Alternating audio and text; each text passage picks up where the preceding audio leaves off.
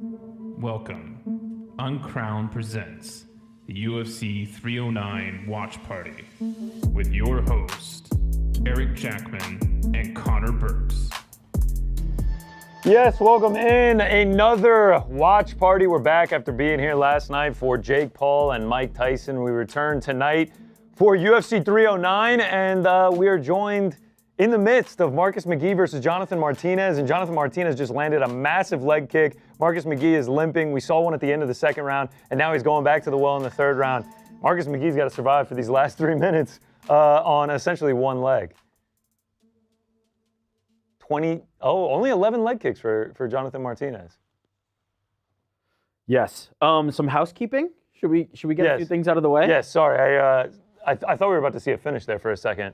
Yes, UFC 309, watch party. Here we are in beautiful New York, New York. We are actually in New York, Madison Square Garden, just a few blocks away. I mean, there's Empire State Building right out of our windows. Wait, that's the old ESB? That's old ESB, baby. That means Madison Square Garden is not far away. So these fights, I almost feel like I can hear them. If I listen closely, I feel like I can actually hear Madison Square Garden. Down the road. Yeah, listen carefully. Yeah, there it is. There it is. Statue of Liberty behind me as well. We actually were able to borrow that from the island for the evening. That's the actual Statue of Liberty. I Heart New York. I mean, playing tourists, Yankees. I got this fire-ass Knicks jacket on, repping for the city. It is pretty good. I think Ariel will appreciate that one. I think he will as well. You know, let's get the full fit check again like it's Cowboy Connor over here. We're looking good, man. Now that we've done that, can you unzip it for us? Yeah, you want me to, for real? Yeah. Like, it's actually that bad. You really want me to lose it? I hate it. Leave it on, but just unzip it. We're sure? We're holding here. Please. Oh, look at that. I love it. That means I'm just going to lose it. That reveals. means I'm just going to lose it, period. I was going to wait till the co-main event, but Frank doesn't want me to have swag, I guess. Frank doesn't want me to look good. He sounds so much I would better. argue, actually, he wants you to look more swagged out the whole time because of how great that is. No, actually, you know what? Marcus McGhee and Jonathan Martinez are in an absolute war right now. Now I got to go over here. Connor's doing a fit check. While we do that, I think it's worth updating. Chris Weidman versus Eric Anders off UFC 309. Weidman took to social media, just announced that something was going on with Anders, and I believe he got sick, and unfortunately, he's not going to be fighting tonight. Unfortunate news. You have to expect that Chris Weidman would have loved to fight. You know, tri-state area boy, Long Island guy, would have loved to fight at MSG and could have had a special moment there. Unfortunate news. I'm sure he'll be back. Hopefully the best for Eric Anders, but we lost that one tonight. Yeah, and if you watch the video on Chris Weidman's social media, it was devastating to hear. Yeah. Yeah, Well, you can imagine he's got friends, family, fans in town, and it's just... And him getting to fight at Madison Square Garden. It would be a massive moment for him. Speaking of massive moments, if you just want to throw that cable for your headphone behind your back, it'd be great. Yeah, let's do it. I mean... Frank's getting a little lippy today, I feel like. Blip. We were really committed to that jacket there, and now you've just completely, We tried, man. We efforted it. We've just thrown a whole wrench into the situation. And now here we go. And we're about to see the end of McGhee and 10 seconds here. left, though. Jonathan Martinez, Marcus McGhee. It feels like Marcus McGhee banked the first 2 rounds and like he's going to be good. I mean, was just like severely outstriking Jonathan Martinez in the first 2 rounds. Yeah. But Jonathan Martinez, man, the dragon, those leg kicks are dangerous Yeah, but hell. to the point that I believe it was either DC or Rogan said at the beginning of round 3, go to it more. Yeah. Let's see more. Go to it from the beginning of the fight. It's the same thing that somehow randomly kind of happened with Jose Aldo, where it was like leg kick, devastating. This is how I win, and then all of a sudden it just wasn't a part of the diet anymore. Yeah. Odd, but and it feels like throughout his entire UFC career that has been his that has bread and been butter. his thing. Just yes, like, dude, I'm just gonna leg kick the shit. I think he has 2 leg kick TKOs. KOs on his record, which is like hard to come by. that might be Chris Gutierrez that you're thinking of because there is somebody who has those, but he is known for the leg kicks. He injured Marcus McGhee in the second round with the leg kicks. Go to the leg kicks feels like something to do, but I digress. He's in there, not us. But dicey third, there for Marcus McGhee, but he survives, and you have to think he won the first 2 here. Yeah, actually, that's a great call by you on the Chris Gutierrez, Jonathan Martinez. I feel like they're just cut from the exact same cloth, Yeah. and like I just get them confused all the time. Because I was thinking it too. I was like, doesn't he have like 1 or 2? And I know there's somebody with 2, and I think it was Chris. But what? Oh, judges are taking their time here. Cowboy hat looks great. Yeah, I like the. Cowboy But yes, here we go. We're about to get the scorecards. It's not quite Cowboy GC, but it's pretty. Yeah, good. I mean, we'll give him a pass. No one can be Cowboy GC. Not Logan Paul, not Jonathan Martinez. We're getting the official scores here. Purple now. shorts and the cowboy hat. I got to say, Jonathan Martinez, that is my style right Swag, there. yeah. Purple favorite color, shout out. 29-28, Marcus 29-28, McGee. We're gonna have to think it's Marcus, yeah. Marcus, the Maniac McGee. That's a big win for Marcus. Dude, huge win. Stays undefeated in the UFC. Now 4-0, I believe. That's the first time he doesn't get a finish. Obviously, we're going to have to see the rest of the fights. Likely won't get a performance bonus. He was 3 for 3 so far. 3 50G bonuses in his bank account to start his UFC career. Don't know if that performance was enough to keep the streak going, especially when you got guys like Oban Elliott with a massive performance, Jim Miller with a great performance. The old gloves are back, and it feels like it's going to be tough to. The finishes are on. You have to wonder what's next for Jonathan Martinez now. You know that he dropped 2 in a row now. 6-fight win streak. Loses to Jose Aldo. And now loses to McGee. Tough competition, but he is somebody who felt like a prospect on the rise, and now he's kind of hit a little bit of a stumbling block. So we'll see where he goes from here. And now Marcus McGee. McGee is on fire. Likely going to be in the top 15. Yeah.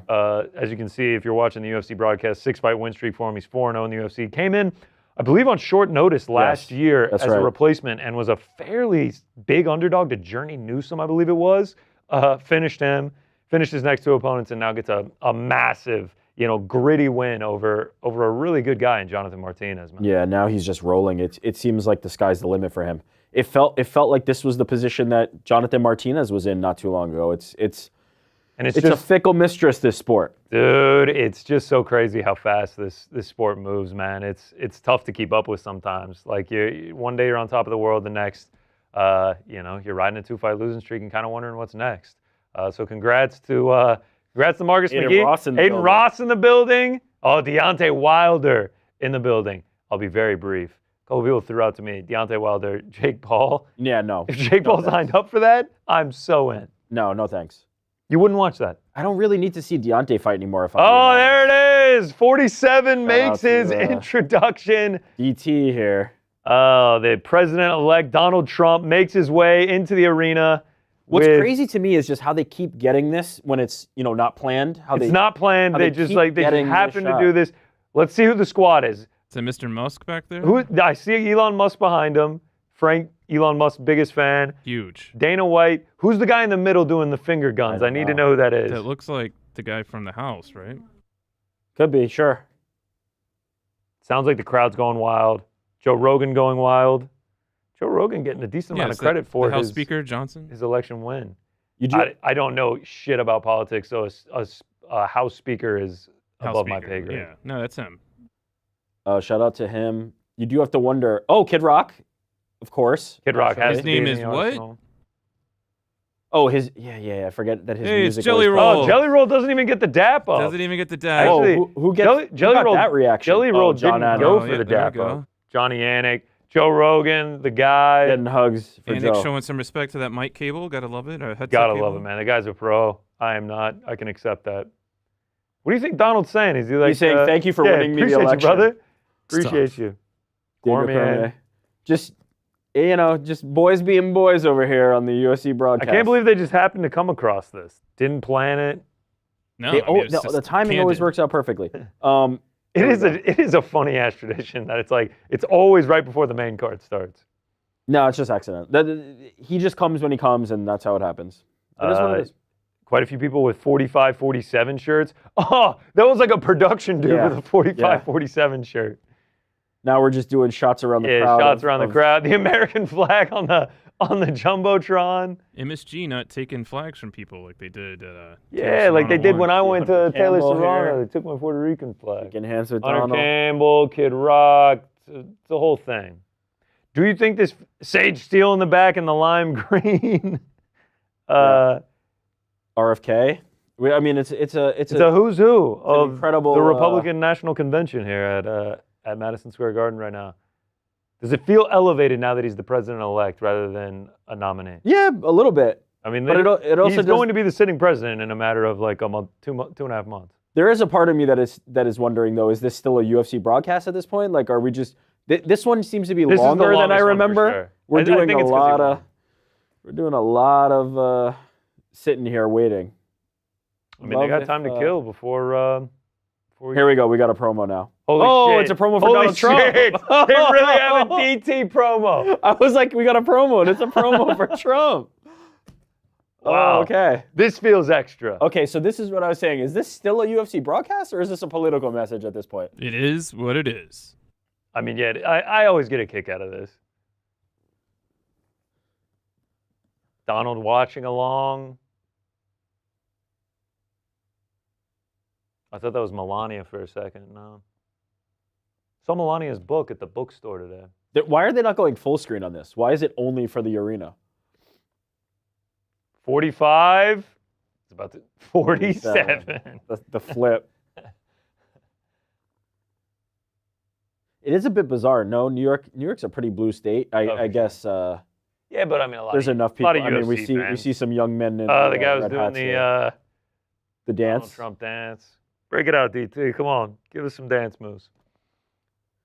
Yeah, this is. Are they playing taking care of Longest business DT now? walkout This ever. This is by the far the longest most one by far, extended- dude. extended Now version of he's this looking in thing, the yeah. camera. Thank you. Aiden Ross just smiling, Thank ear you. to ear in the back there. Couple nods. Dana White. Now we're getting a drone shot. This is actually a pretty cool shot around Madison Square Garden. Drone shot, taking care of business. Is this the main event at this point? This is the most prolonged one for sure. I love the taking care of business. Yeah, like if you're just like a casual fan tuning into this and like you're not a political person, like And also don't know that they do this every time. yeah, Like you're just like you would be what- like, whoa, this what is like This is turned up. Here we go. Oh, for sure. I mean, he won the election. He did win. They know what they're He doing. did win. All right, but we are about to the go to the president main elect. card. We kick it off. Mauricio Ruffy, James Llontop, Viviane Araújo, Karine Silva, Bo Nickal, Paul Craig, Oliveira, Chandler, and then finish it off. Jon Jones, Stipe Miocic.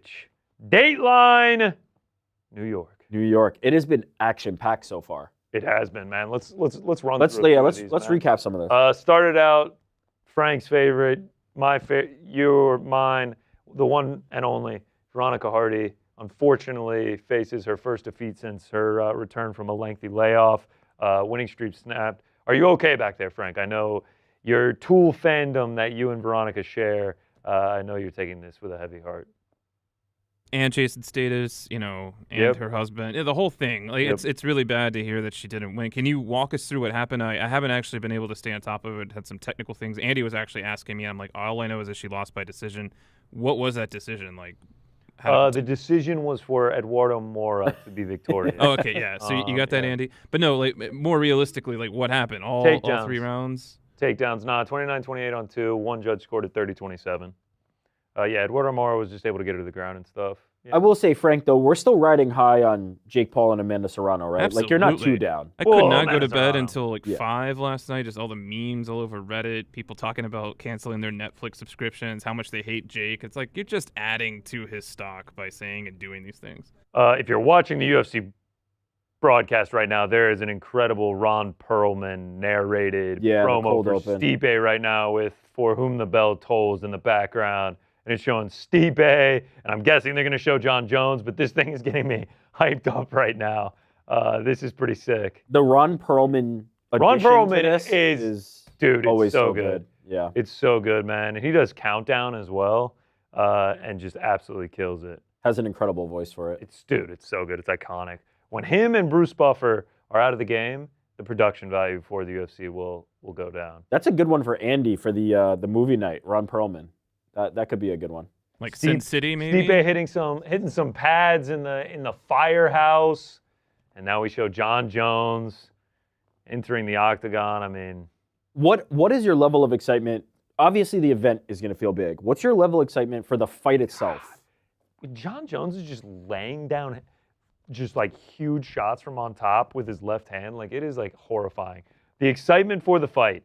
I am under the belief that it's going to be more competitive than people are giving Stipe credit for. Yeah. And therefore, my excitement is like a 10. You and Ariel Helwani both. Yeah. I am not as far in as Helwani being like 50-50 fight. Like this is a coin flip fight. I'm at the point of like, I think Stipe is going to come in ready and it's going to be more competitive. And I think we're going to see more of heavyweight Jon Jones tonight. So like, I am really excited. Plus like, I do have a respect for like, Jon Jones is arguably the greatest fighter of all time. And we get to watch him fight tonight. Like it's always a special evening when we get to see him in the octagon. Totally. And also, we know that those are going to come to an end relatively soon. Of course, man. Like it is limited supply on Jon Jones fights at this point. And we're getting to see him tonight. Last time he fought was March of 2023. And I'll never forget, man.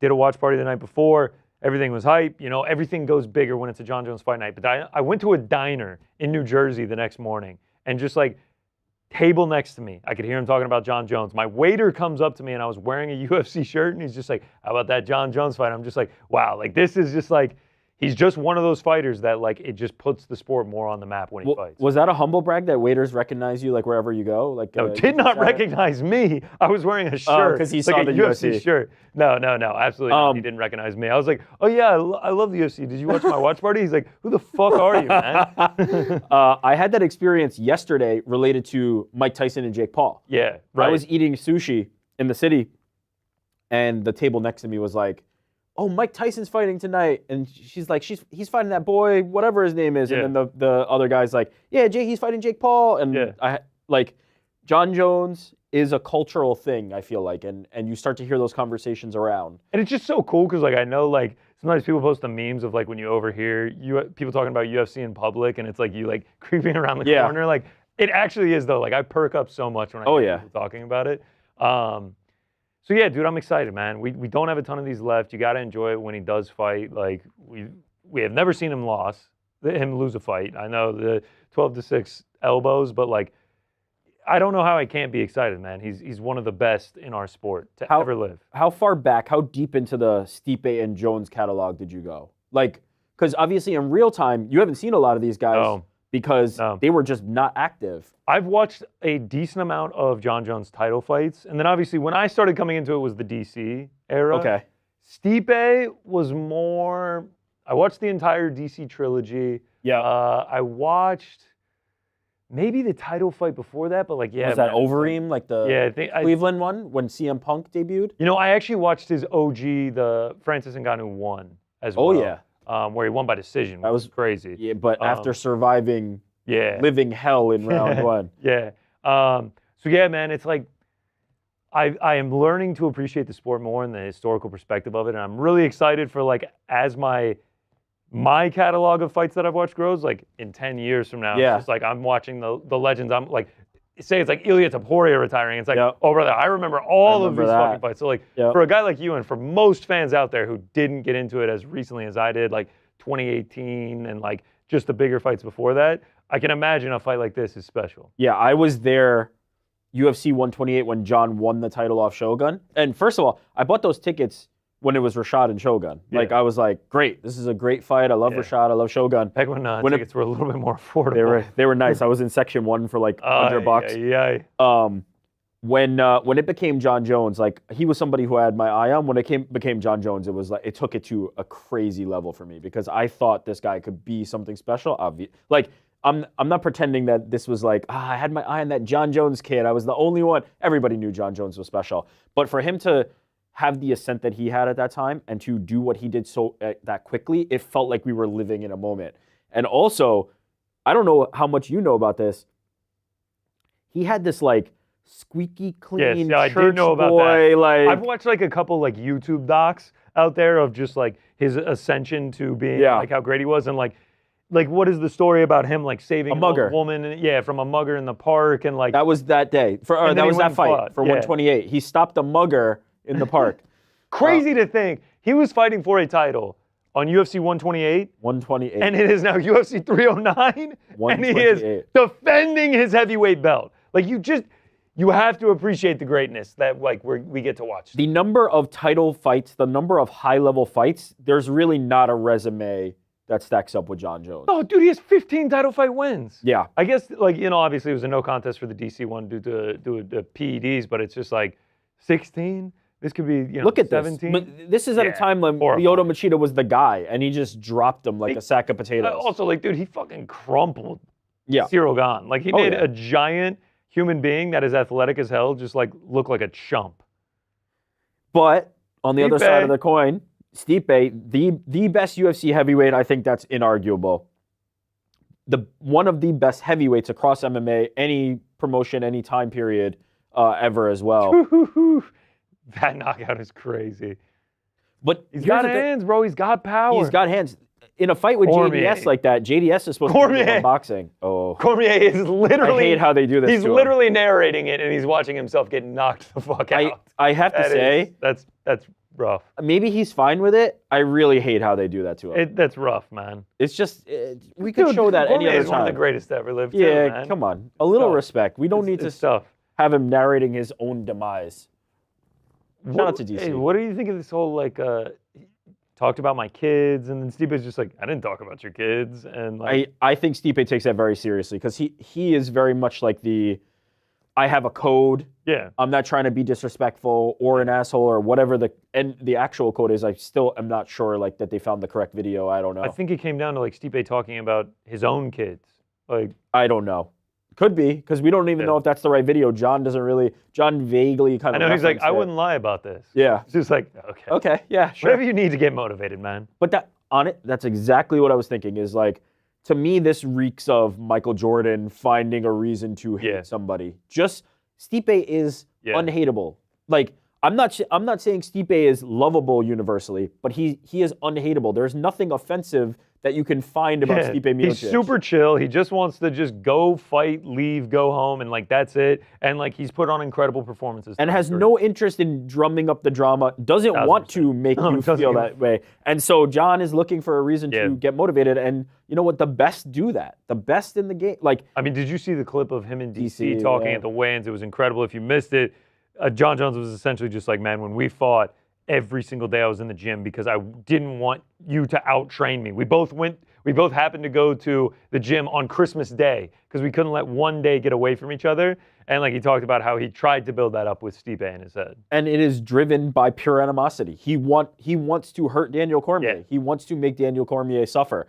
It's also funny, like he's talking to Daniel Cormier. He's just like, it's a lot easier when you don't like the guy, Daniel. Yeah. It's just like, I did not like you. John and Daniel, I mean, they have a very specific relationship. I can't tell if John genuinely likes him or is doing like I beat you, so I'm being nice to you. They're going to have one day, it's going to be incredible. It's going to go on the UFC YouTube channel. They're going to have the Magic Johnson, Isaiah Thomas sit down, the Shaq, Kobe sit down. They're going to have that moment. It's going to go mega viral. It's going to be incredible. They're going to put their differences aside. The problem is that they've kind of already given a few glimpses of it. So it doesn't feel like Kobe the first. and Shaq did the same. Yeah, maybe you're right. Maybe you're right. Because but, we really got get everything that. out. Like Daniel being like, man, you fucked me, dude. Like you Yeah. were on PEDs when we were fighting. Like, yeah, you're right. yeah. You know what? It would be better if it was on Cormier's channel than on UFC. Yeah, for sure. Because when it's UFC, there's all these like things that are wrapped into it. Now you have to have a conversation about the fights, but you don't really want to say, What is it John, called? you're on PEDs. Sit down with Daniel Cormier, our Tom Aspinall doll falling here, crocheted. Shout out to the Tom Aspinall, trying to have him right next to Johnny. big Johnny Jones, just stalking him all the time. I don't know how, I feel like I get these on the first try when I'm setting up the set. And then you can't And then if they replicate. fall, they never. All right, Tom's just going to have to sit here. I'm giving up. Poor Tommy. I'm officially giving up. But yes, that would be magical. You know what I saw today? Tom Aspinall has a toothpick sponsorship. I did not know this. And it's like flavored toothpicks.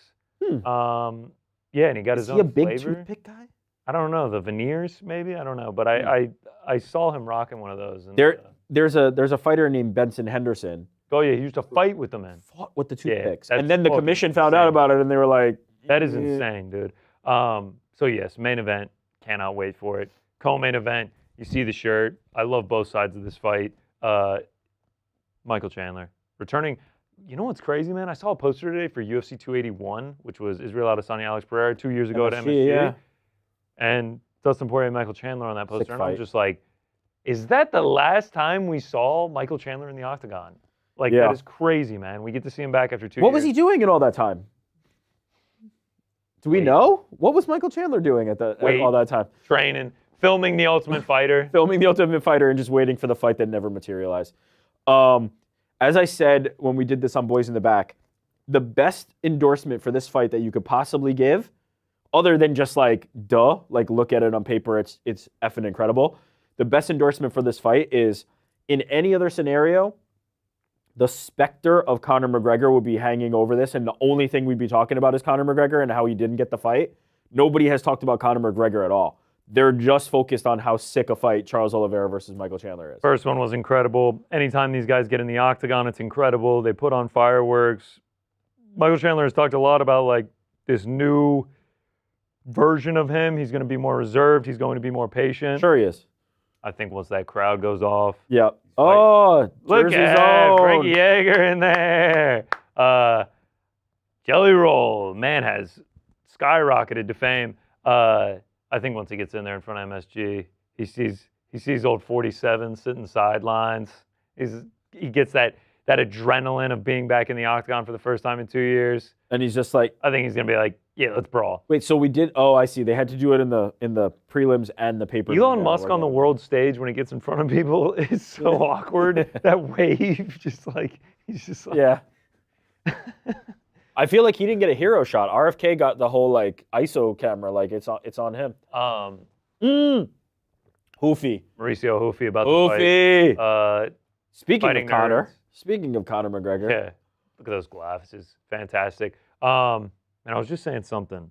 Oh, also, this whole, like, I'm going to be reserved, he's not really going against a guy that's going to allow you to be reserved. 100%. It's not like Oliveira is going to be like, yeah, let's point fight, man. Let's just kickbox and just chill. Or even, like, I'm just going to stand here while you get your stuff off. Yeah, nah, that's like, not happening with Charles. No, Charles Oliveira is going to force the fight, and it's going to be incredible. Here's how I'm laying out the evening. Hoofy's going to come out here, put on a show. Yeah. Karine Silva undefeated in the UFC. Viviane Araújo, you know. I like that fight. It's good. It's well matched. I feel like it could have probably been Jim Miller, but I mean, who's to say? Maybe Marcus Maniac McGee. It is what it is. Shout out Jim Miller. Big win on the prelims. Huge. We'll go through a couple of these while we wait for Hoofy to walk. We get through that fight. It is what it is. Bo Nickal gets a big win. Oh, Bo Nickal, I just beat Paul Craig. This is so amazing. 47, what's up, big guy? We golf together. Yeah, that is going to be the story of the night, isn't it? Yeah, dude. Especially because, like, Bo's cool with him. Michael's cool with him. Chandler's cool with him, yeah. I feel like... John probably. I feel like John is cool with him. I don't know. I feel like Stipe doesn't give a shit. But, like, Bo's going to come out, yeah, this is crazy. Then Oliveira, Chandler put on absolute fireworks. The arena is at a peak. And then Stipe and John walk out, put on a war. It's much more competitive than people think it is, and it's a fantastic night in Madison Square Garden. Underrated. The Jon Jones Champ is Here walkout is a classic top tier. And as a lover of Bruce Buffer, the one, the only gives it for Jon Jones, only gives it for Conor McGregor. Can't wait to hear it. Madison Square Garden is going to be on 10, and that's my layout for it. Love that. I think that's how it's going to flow. Love the Empire State of Mind. Empire State of Mind. Yeah, walkout. James Llontop walking out to that right now. Sick camera shot going over it. MSG. I like it. You know, it's not like you hear that enough walking around New York City, especially in the touristy areas. She's like, I need more of it. You see the guy on the pedal bike going by. It's like in New York. It's just like that's a tourist. Can we just? I feel like we don't talk about it enough. GC's got some pipes, man. Like yesterday, I was impressed. I was impressed yesterday. Today, again. Rode in a car today. I had the aux, and I was just blaring sing-alongs. It was a great ride in. Yeah, nice choice, but this is a tough task for James Llontop. Yeah, Hoofy's a special seeming dude. The whole fighting nerds. They're so sick. They're so sick. So on fire. I want to see if anyone from the team came out with them, or if it's just Hoofy rolling. I'm sure. We learned over the last few days that they had some big. Kevin Ioli did an interview with Dana White. They had some big plans for Carlos Prates. Yeah, but he's out. But he's injured. But I wonder what that could have been. I mean, naturally, my mind goes to UFC 310. You know, welterweight. Were they willing to throw Prates in there with Shavkat right off rip? That would have been something special, but unfortunately he's hurt right now. Okay, did I miss this? Oh no, it's from a crowd shot. Oh, Donald Trump hit his like his signature dance and then dapped up Triple H. Triple H? Oh, Triple H in the building. Yeah, wow. It is a who's who down there at Madison Square Garden. The only thing they're missing is Big NYRic and Connor GC in the building. Look again in the crowd. There you are. Oh, there we are. This is a tough one for Llontop, man. Yeah. -1,000 for Hoofy. Fighting Nord's got the aura right now. This tells you though, the placement of this on the card tells you what they think of him. Yo, You know. dude, for sure. This is the spot where Bo Nickal used to I be. was just about you to know? say, this actually just tells you what they think of the entire gym. Carlos Prates main eventing 100%. last week. Kyle Bajalio getting high in the rankings at middleweight. Jon Silva getting great fights. I feel like Kaio is the least like wild man of the whole bunch, Yeah. and he's still a fucking awesome He's fighter. got some great promos. Yeah. The one where he's just like, anointed by God, chosen from the best gym in the world, fighting nerds. Like, he cuts a good promo, man. And the performances are starting to match, which He's is kind of the reason for the glasses, too. Like, he Yeah. has astigmatism, so he's had to rock the glasses his whole life. Here we go. Hoofy coming out. I love this dude, man. This I feel like is that's great. been made clear this week, but Yeah. I love watching this dude fight. I mean, you never know. James Llontop play a little spoiler. What are the actual odds? I'll tell you right now, the odds as of this very moment, -900 Hoofy, +600 Llontop. Yeah. It's tough. It is, as they say, tough. It's tough. Love when Brazilians rock the yellow and green. It's just it's the biggest layup. Like, it's just such a great combo. I did like a big long shot parlay today. All decisions. Marcus McGee by decision, Okay, that hit. Hoofy by decision, and Jon Jones by decision. It's a long shot, but it's like +5,400. If you clear this Shout out to one, my guy Jay Singh. if you clear this one, maybe we're in good shape. All right, so there's a dude on. Finished all 10 wins by knockout, but Great, sweet. Sweet. There's a dude on Twitter, Jay Singh. Shout out. He posts like takedown over under parlays. that's like his bread and butter. That is like his. I mean, UFC betting period is his bread and butter. No nonsense Twitter account. Just post slips. That's it. Wow, love that. For free. No nonsense. But yeah, we're pretty deep into some takedown over under parlays, and everything hinges on Viviane Araújo under 1.5 takedowns. So we're gonna have some juice in that fight, whether we like it or not. I love that. Why is this such a delayed process getting him in the cage right now? Oh, he has rocks in his gloves. Spoiler for you guys out there, that's not true. Just kidding. Just kidding. What is There it? is something in his glove. Oh, there was something in his glove. No, he was clipping his nails. Oh. I thought he pulled the clippers out. I of his didn't glove. see it, and I don't know if you heard it, but in the Martinez and McGee fight, they had to like clip his toenails or something. Wow. What is this, spot treatment? We're giving Manny Petties on the canvas. Here They're at just UFC concerned about 309? you know what it is? It's the new gloves that don't. I mean, the old gloves that you're not preventing the eye pokes anymore. So now they're like, we don't want people getting poked by the nails. Hoofy with the chest tattoo. You never want to fight a guy with a chest tattoo, you know, like a full chest cross. piece. Yeah. Here we go. Our tail of the tape. Hoofy 10-1. All 10 wins by knockout.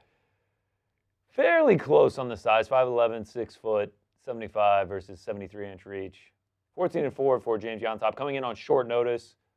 This was originally supposed to be, I don't know why I keep wanting to say Lucas Alexander or like Lucas Almeida or someone, but I know that wasn't it. It was supposed Hoofy to be, is just so. supposed to be a banger. Charlie Campbell is who it was Oh supposed yeah, to be. God. Yes.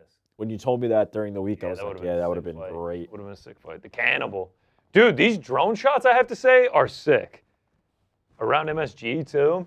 What we need is a ref cam like PFL. Nah. Nah, come on. Leave that to the smart cage, you know? What we do need is like, if Hoofy styles on him and gets the energy up, and then we Yeah. start rolling. Yeah.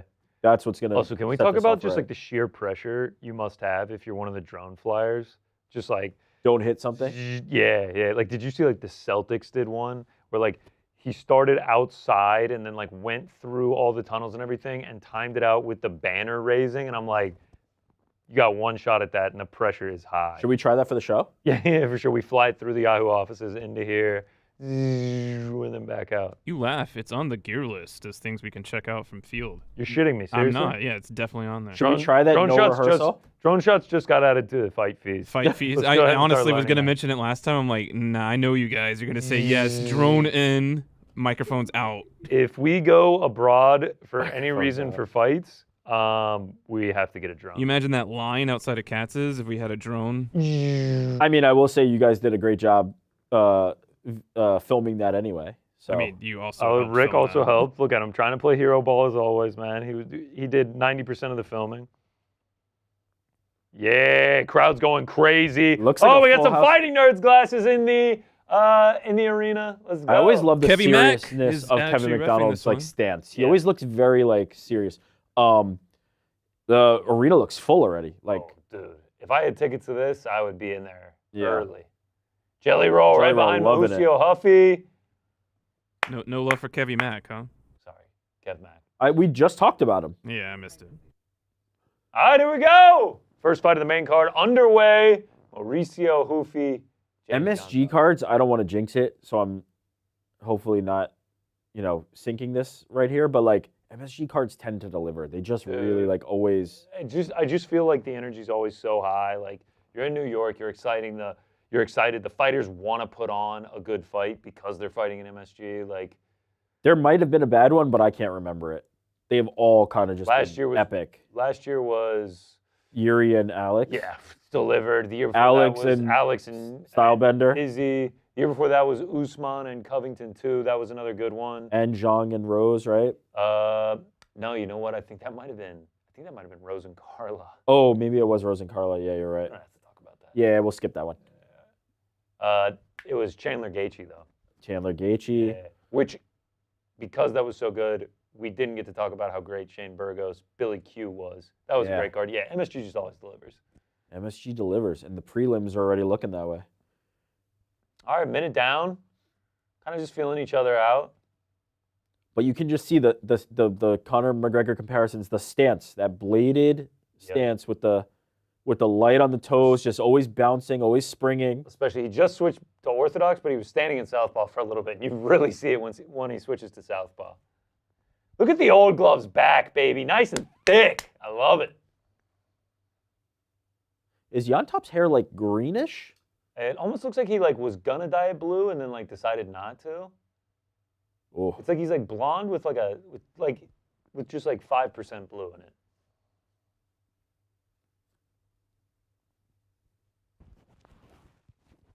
whoa! Big swing and a miss by Ruffy there, but if that lands, you might be saying goodnight to James Llontop. Nice jab.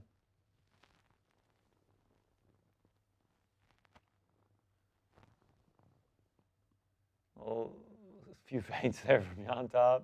Nice leg kick from Ruffy. I like the patience here. He's not rushing into anything. Sure. Not a ton of action so far. I feel like with guys like this, though, you can get action quick. He's seeing every shot. His eyes are so good. Oh, nice left hand there. Oh, Ooh, nice body shot there. Oh, nice leg kick, too, from Llontop. Yeah. Rogan saying Llontop's fighting smart. He's right. Trying to stay defensive, not getting over-aggressive. Don't really want to open yourself up against a guy 10 for 10 on wins by knockout. The thing about the Ruffy style and the bounciness. Oh, nice combo from Llontop there. Nice jab from Ruffy.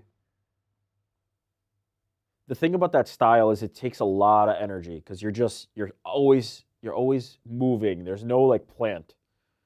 Springy, gotta keep the feet moving. Yeah, calf kick's nice for Ruffy. Yeah, he just switched stance. Oh man, dude, couple nice shots from Llontop there again. Yeah, Llontop looks prepared for this moment. Yeah, It's dude. great. Oh, left hand almost lands. Looks like it just kind of grazed his shoulder area. He's trying to hit that pivot. He's going offline and then just trying to See, he keeps doing that same. He must see something where like Llontop is charging forward, where he's just trying to get off center and then blast. They both just threw big left hooks. Neither of them landed, but bad intentions behind both of them. I will say it's been a good round for Llontop, but he is coming forward in a way that is going to open up opportunities for Hoofy. Yeah. Like that. Step off and then just throw the hook. That was nice. Oh, nice right hand. Oh, Llontop's hurt a little bit. Wow. Oh, he goes to some weird spinning shit. He was just like, let me put the highlight reel. Kick. Yeah. Nice body shot from Llontop. Llontop got him up against the fence now. Oh, crazy elbow there. Up elbow. Doesn't land, but man. How fun is this? Hoofy will just throw some shit out there. He's like, let me just throw some shit, man. How fun is he?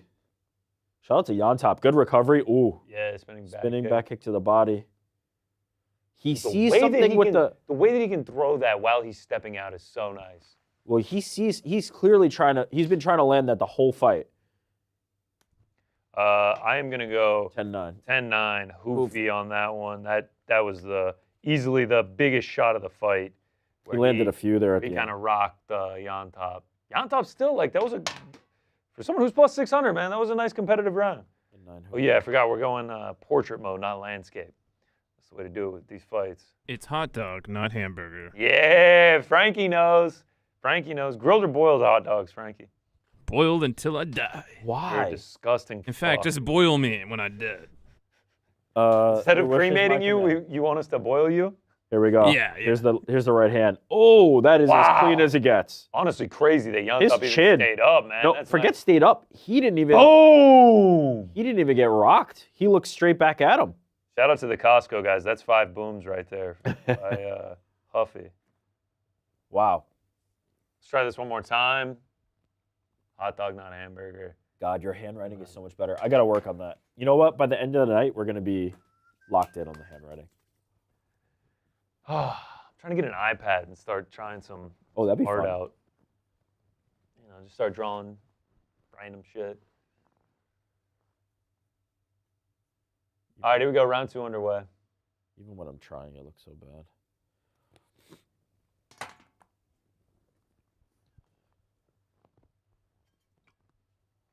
Okay, so Anik saying Ruffy. Previously it was Hoofy. I guess he's Ruffy. I know, honestly, anytime it's Brazilian, I just drop the R. Make it an H. Respect. Respect. Yeah, he's saying Ruffy. Jab is there. Wow. Ooh, spinning back fist.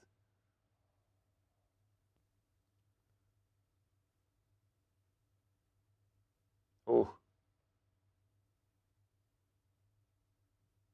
Llontop got him up against the cage. Dean Thomas saying he felt Ruffy looked tense and didn't open up. Interesting. By the end. By the end, he did. Yeah.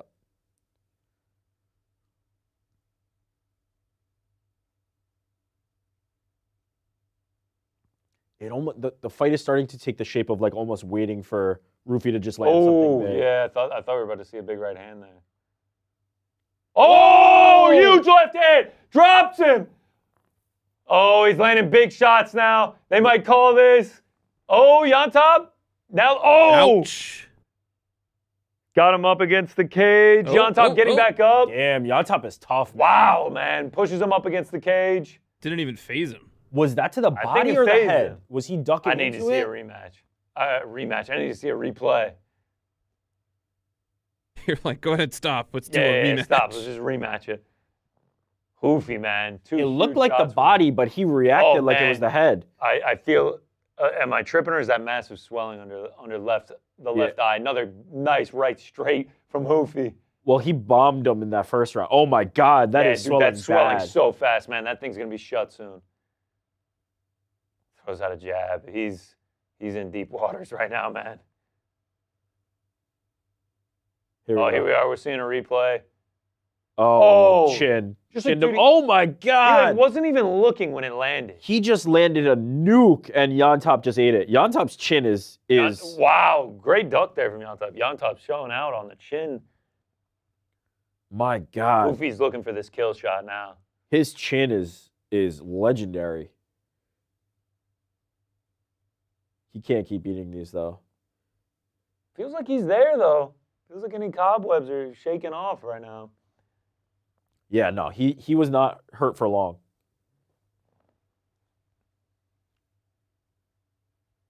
Nice little left hand. Man, Llontop's a gamer. I love this. Ooh.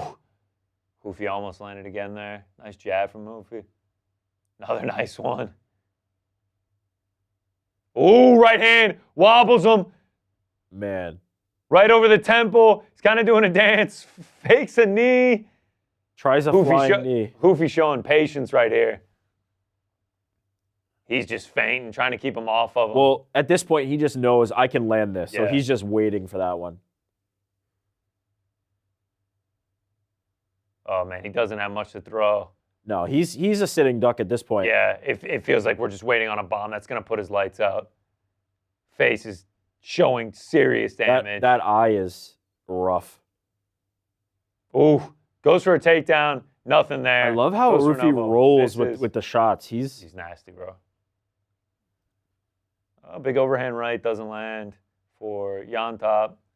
We'll see if we can make it to the end of this round. 54 seconds. Oh, big swing. He sees by Llontop. his eyes are so good. Yeah, he sees just everything. stepped right out of the way of that. He's just like, nah, not today, man. He sees everything coming. He's right at the right distance. There's a couple of these shots, man, where Llontop's dropping these hands, dude. Butt shot there for Llontop. Oh, he gets a takedown, gets in on a single, and Ruffy immediately out of it. Ooh. He is just Both loading. exchange there in the center. Ruffy. Oh, man. Throws a big right, doesn't land. Some of these are glancing, too. If he hits it clean. Oh, for sure. I think it's one more might put Llontop out. Hands on the hips for Ruffy. All right. It looks like Llontop going to make it to the end of this round. Rogan saying what I was saying in the beginning. This is a very draining style for energy. Yeah. Because you're always moving, you're always loading shots. Yo, that was a sick camera, dude. Yeah, UFC's bringing the out ghost some new cam. ones here. Yeah, Here's the one, the shovel. Dude! Oh my God. Literally, like, bro, that was going straight into his gut and then just changes it at the last second. But this one, he nuked them with the right hand and he didn't even Llontop feel it. ate that shit. The toughness from Llontop He is. here, man. He's a gamer. 10-9. Yeah, 10-9. Like, you could make an argument maybe for a 10-8. No. 10-9 OP, 2018. I think Llontop needs a finish. Yeah, the eyes swelled up. Bad. Yeah, he's gonna have a hard time seeing this round 3. Does he have an Uzi on his cheek? Is that what that tattoo? Yeah.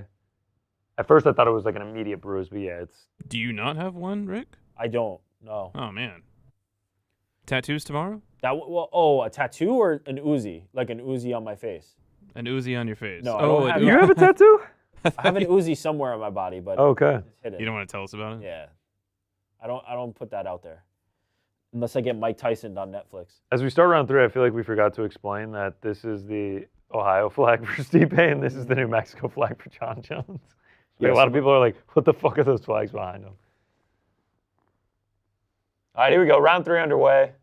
Third and final. Shout out to Llontop. He's been a great Toughness foil is crazy. for Ruffy here. I can't get over that The the shovel. last minute, the shovel, the dig to the body, last minute just goes up to the chin and just absolutely wailed on him. All right, Llontop trying to get a takedown. Doesn't have the hands locked. Pressing Ruffy up against the cage. Ian O'Neal, Duffy is fun to watch. A little autocorrect there. Duffy's good. Back in the center of the cage. Right there on the Monster Energy can. He keeps doing that. Stand switch, pivot, just looking for something. Yeah, Llontop moves that head a lot.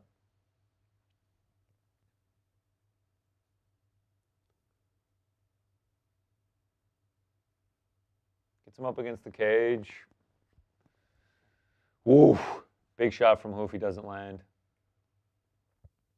I think the problem for Llontop is he needs a finish, not just sure. to win the round. He just has to be aggressive, which is difficult to be aggressive against a guy like this. The corner for Llontop screaming the go, go, go.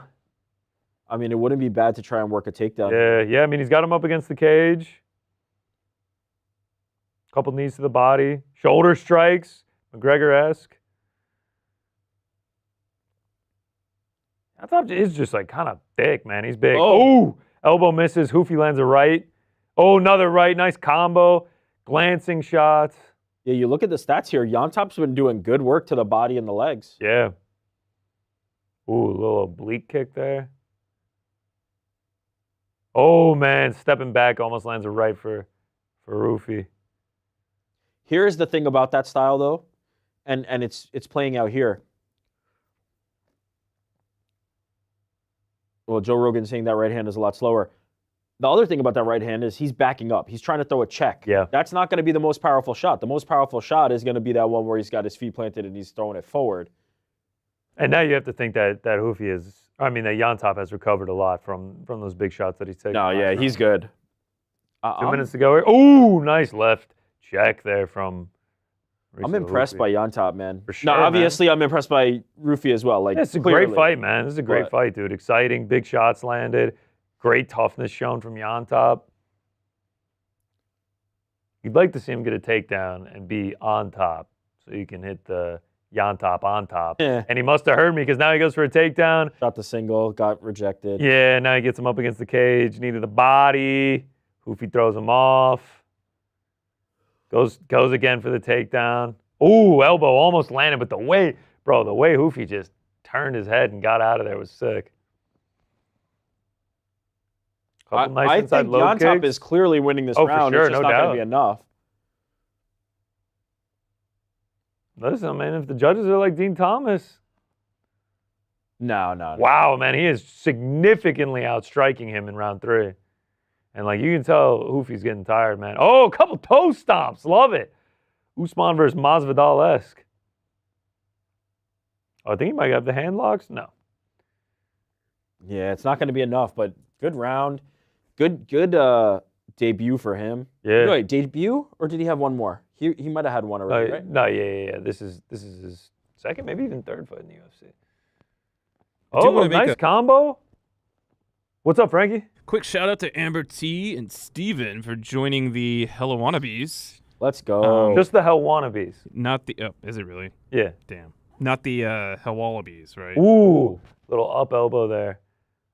All right, 40 seconds to go. Llontop having a really good round here.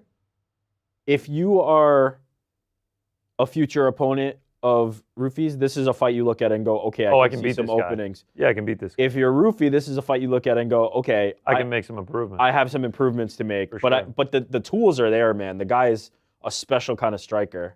The power is really there. that. Big left hook, man. Wow. That was nice, man. Llontop, 10 seconds to survive. You also have to think that most guys don't eat these shots the way Llontop was able to. No way. The toughness from Llontop is incredible. Boom. Yeah, Llontop wins that round. All right, so Great fight. That plus 5,500 parlay. Looks like it's going to the final leg.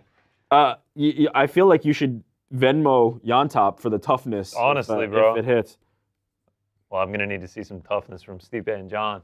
All right, that means my final score is 29-28. Whoopee. Same. Oh, I was hoping we could maybe take a picture here. Nice. Connor and his Very scorecard. photogenic. Have you seen that meme where they're Trump and Ruffy having a moment here. Over under 4.5. Oh, and Elon Musk. We got the Elon cam here. Over under 4.5 on fighters going over to talk. I'm coming in there. Trump and Over. Elon. Over. Frankie's about to come in here Away. and fix me up. Whoa, look at this. Dude, these camera angles are unbelievable from the UFC. If you're not watching right now, it's like a camera like low down and it like stops and goes.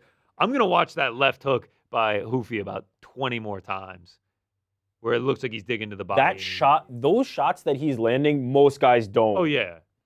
Because the thing is, Llontop's coming forward. Your momentum's all in that. Most of those are kill shots, and he just somehow ate them. Dude, these cameras are sick where it freeze frames and just rotates around. These are badass. I'm truly impressed by both guys out of this fight. Even though it's kind of like a comfortable 29-28 for Ruffy, like I leave impressed by both of these guys. Honestly, I mean, when you he outstruck him in terms of the numbers. I mean, a lot of that came in that third round, but a nice performance from James Llontop. Frank coming in to fix my microphone. Fix Conor's mic here. And it was Frank who demanded that you take off the Knicks jacket, and then it doesn't even work once you do. We were scrambling last minute. I wanted to have the reveal of the shirt for the co-main. Conor making excuses for Frank. Off mic. Ruffy's got the glasses on. Decision being read. 29-28.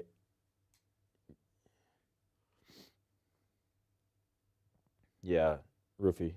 Very clear kind of scoring on that fight. First two for Ruffy, last one for Llontop. Great fight, though. For a guy who was coming in on short notice and was that big a dog, impressive performance. And you also just see why Ruffy is, special.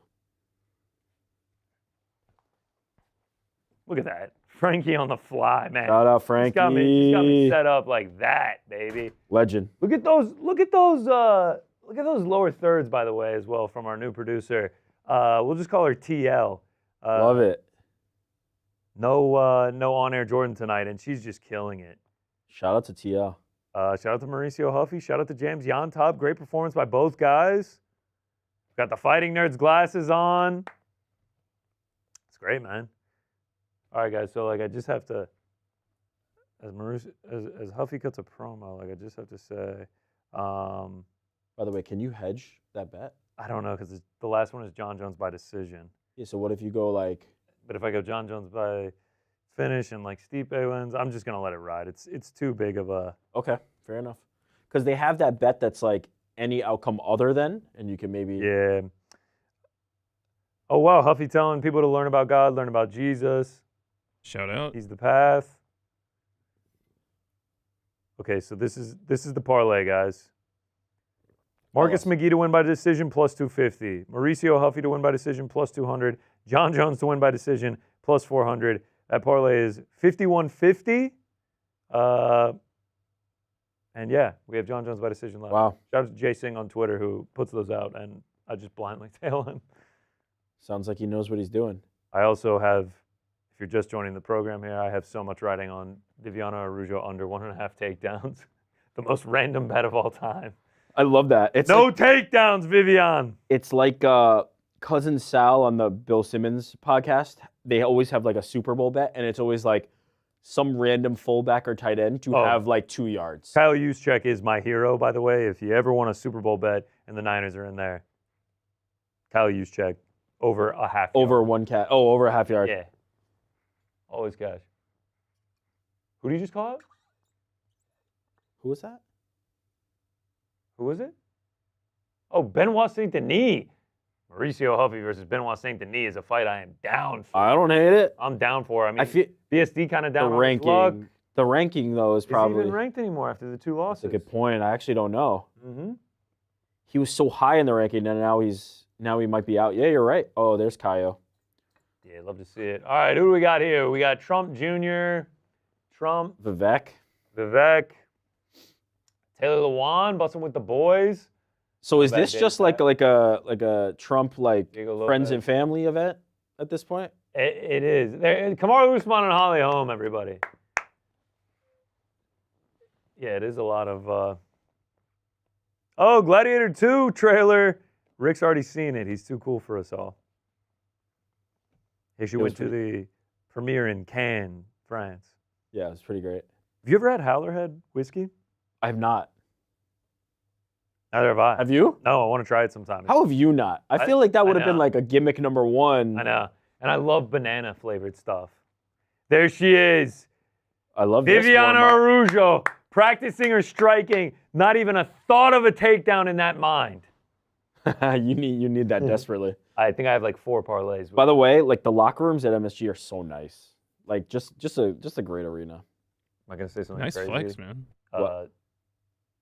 MSG itself not that nice. Whoa. The behind the scenes, great. The fan experience, I gotta admit, The allure of it, Yeah. the iconicness of it, but like when you go, you're just like, oh, all right. Forgot to come in with this. Got the old Lady Statue of Liberty. Liberty, great tourist attraction if you ever come. Concerts at MSG, you ever been? I've been to several. All right, compare it to Post Malone, Barclays. How does it? Drake. Barclays shits on it, I have to say. All right, yeah. I feel the same way. Post Malone, Drake, Future at MSG, Billy Joel. He's done, yeah. Little Billy J, huh? But I saw Tame Impala at Barclays, and it was one of the Tame Impala at Barclays. one of the best nights. Sick of my invite, man. One of the best nights of my life. No, I actually purposely didn't invite you, or it wouldn't have been one of the best nights of my life. Wow.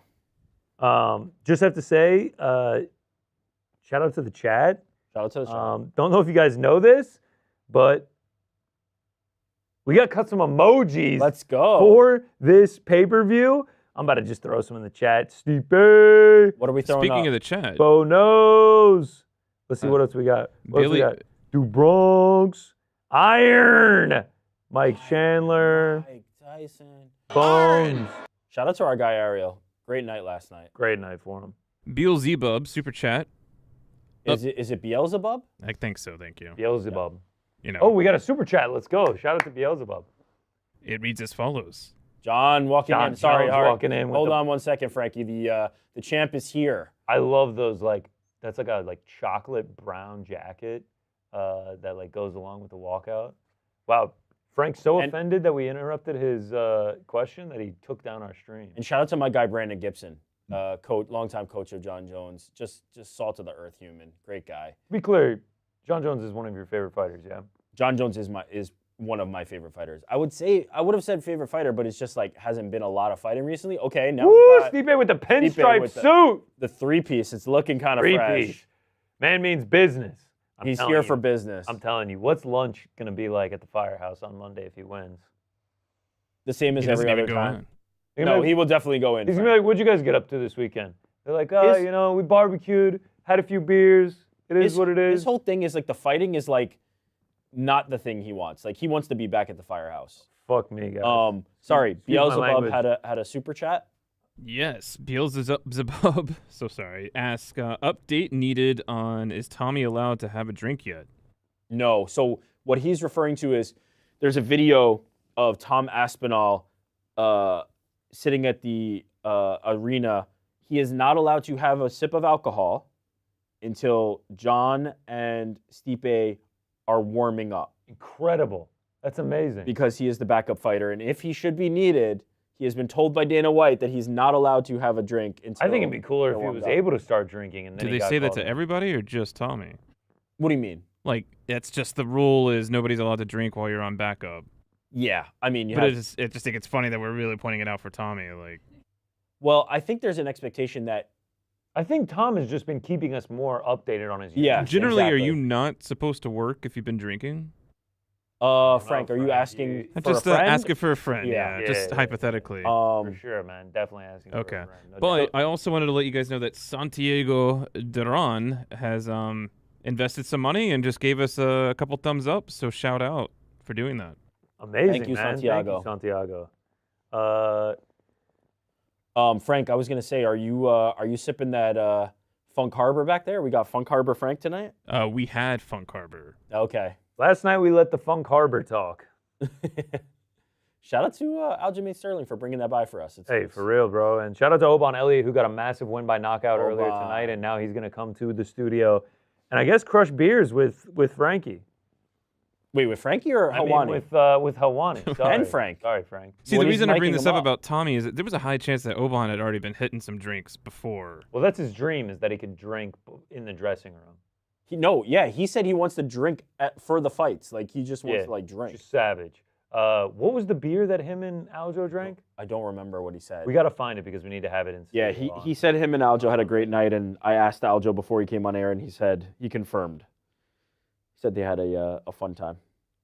Karine Silva about to come up against Viviane Araújo, undefeated so far in the UFC. Karine Silva, if I'm not mistaken, the 11th ranked UFC flyweight. Is Viviane Araújo still ranked? I think she is, right? Got to be, right? She makes her way to the octagon.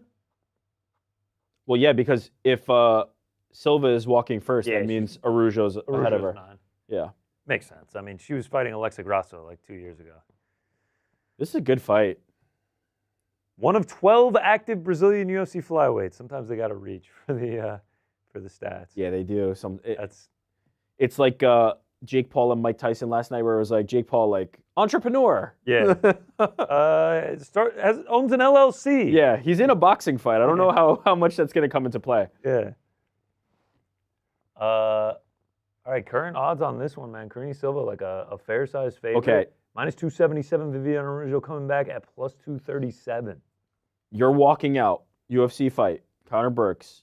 What would be your nickname, by the way? Would it just be GC, or would we have something like more It definitely would. intimidating by then? No disrespect to Ariel and Jedi Goodman, who also coined it.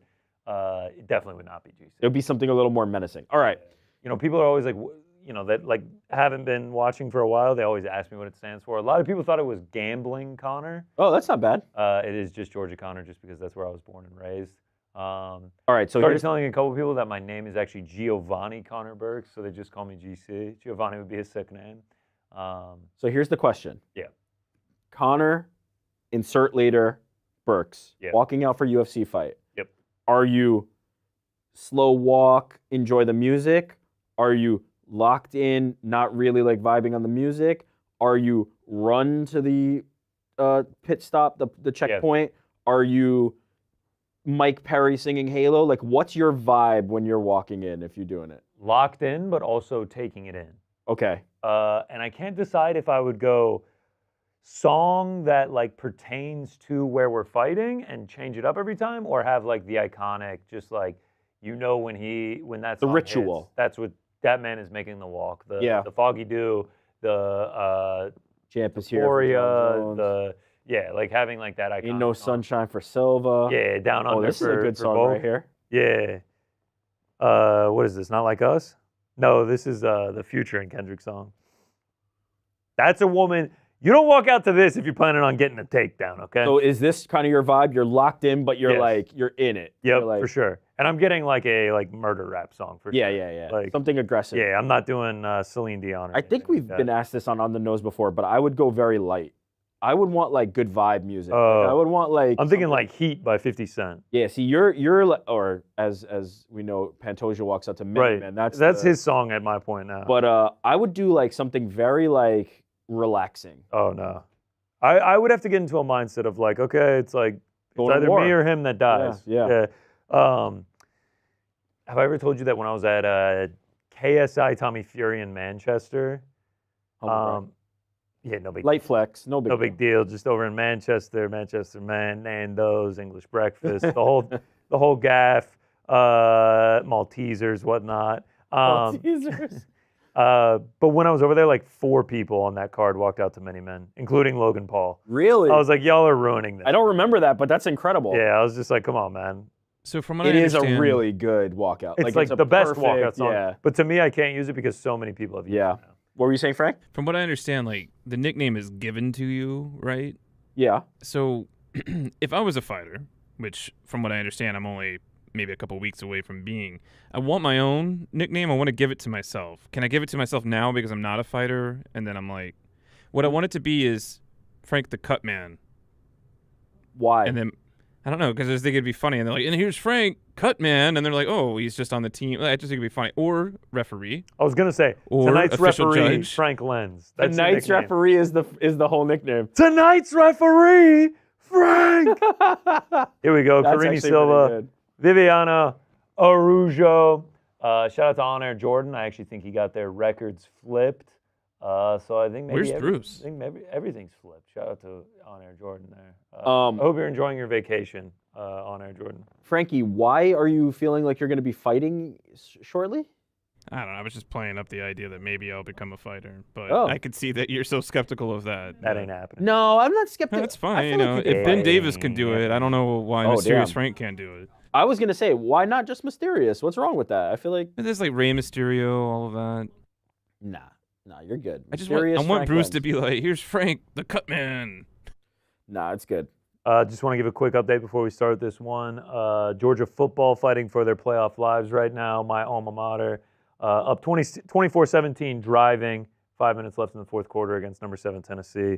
Really need this win. Sacrificing being able to watch that just for you guys. Just want to throw that out there. Someone just paid You're welcome. $1.99. Gabriel John. Shout out to Gabe. Basically, they're saying best watch party out. We need Cowboy Hat GC ASAP. Cowboy so, Listen, I'm is it thinking still about here. It's not still here, but I'm thinking about adding it to the repertoire, and it'd actually go great with the Oliveira shirt. But yeah, I mean the amount of compliments I got on that was jarring. It was touching to my heart.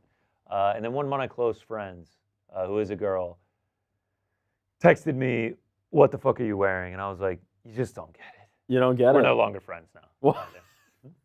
All right. If you don't know, I have like 4 parlays finishing with Viviane Araújo under 1.5 takedowns. So no takedowns, please, VA. It's actually in parlays, just like Yeah, like the 4 anchor parlays. piece. Yeah. Okay. Yeah. All right. There were several anchors, but they all have already hit. It was like Jim Miller under 1.5 takedowns, Oban under 2.5 or something. Does jumping the ghillie count as a No. takedown? No, can't be. I'd love an early finish here. Our very own Drake Riggs making the broadcast. Yeah, shout out Drake. And Karine Silva is the real deal. Uncrowned's own Drake Riggs.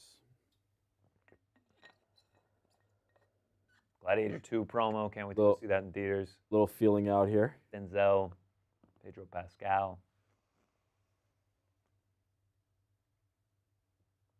Big Gladiator 1 fan? Big Gladiator. Yeah, it is. Great An movie. iconic film. Great soundtrack. Russell Crowe in his prime. Oh, yeah. I went to Rome, Italy, and on the day that I got back, I just was like, let's just rip some Gladiator. Oh, nice shot from Araújo there. Is Gladiator 2 out? Comes out on Friday. Hmm. Can't wait. Anybody seeing Wicked? I'll probably see Two it. very different films. I'll go see it. It'll be good. Moana 2 also coming out. A lot of good movies. As Viviane Araújo and Moana. Moana? You should watch it with the kids. They'll love it. They've seen it. I've not seen it. It's great. Big animated movie guy. Nice shot from What's the other one they watched recently? Fear and Loathing in Las Vegas, I think. Yeah, that was it. Raising Arizona, I think it was. Oh, Requiem that's right. for a Dream. Right. The toddler set. It was actually Fargo. Event Horizon. It was. Oh yeah, that was. Schindler's List. Yeah, I showed my 4-year-old Shout that. out. She was quite touched. All right. Oh, nice shot from Araújo again. Frankie had an idea of something about that. Have your kids seen Coco? I don't think so. All-time movie. What is that one? That is like Day of the Dead Pixar. Oh, they might have actually. Oh, it's so good. Favorite animated movie I've ever seen. They might have. Shout out to Coco. As Araújo and Silva are locked into a barn burner. 1 round in. Oh, nice right hand there from Silva. Oh, Nice shot from Araújo. nice uppercut. Am I crazy or could you hear a pin drop in Madison Square Garden? Yeah. What's the blue prime on the canvas? I didn't see. Striking affair. Yeah, that's what Just we a little like. bit That's of a what we feeling like. out. Striking affair. No need the level change. Barry Freeze prime. That's what it is. I feel like Mark is kind of keeping his distance. Yeah, he doesn't feel the need. Don't to think rush there's in a there yet. huge threat of the fight finishing at the current Oh, juncture. there we go. There we go. He's running. He's just getting out. Little of the way. hop Making there. sure he's out of the way.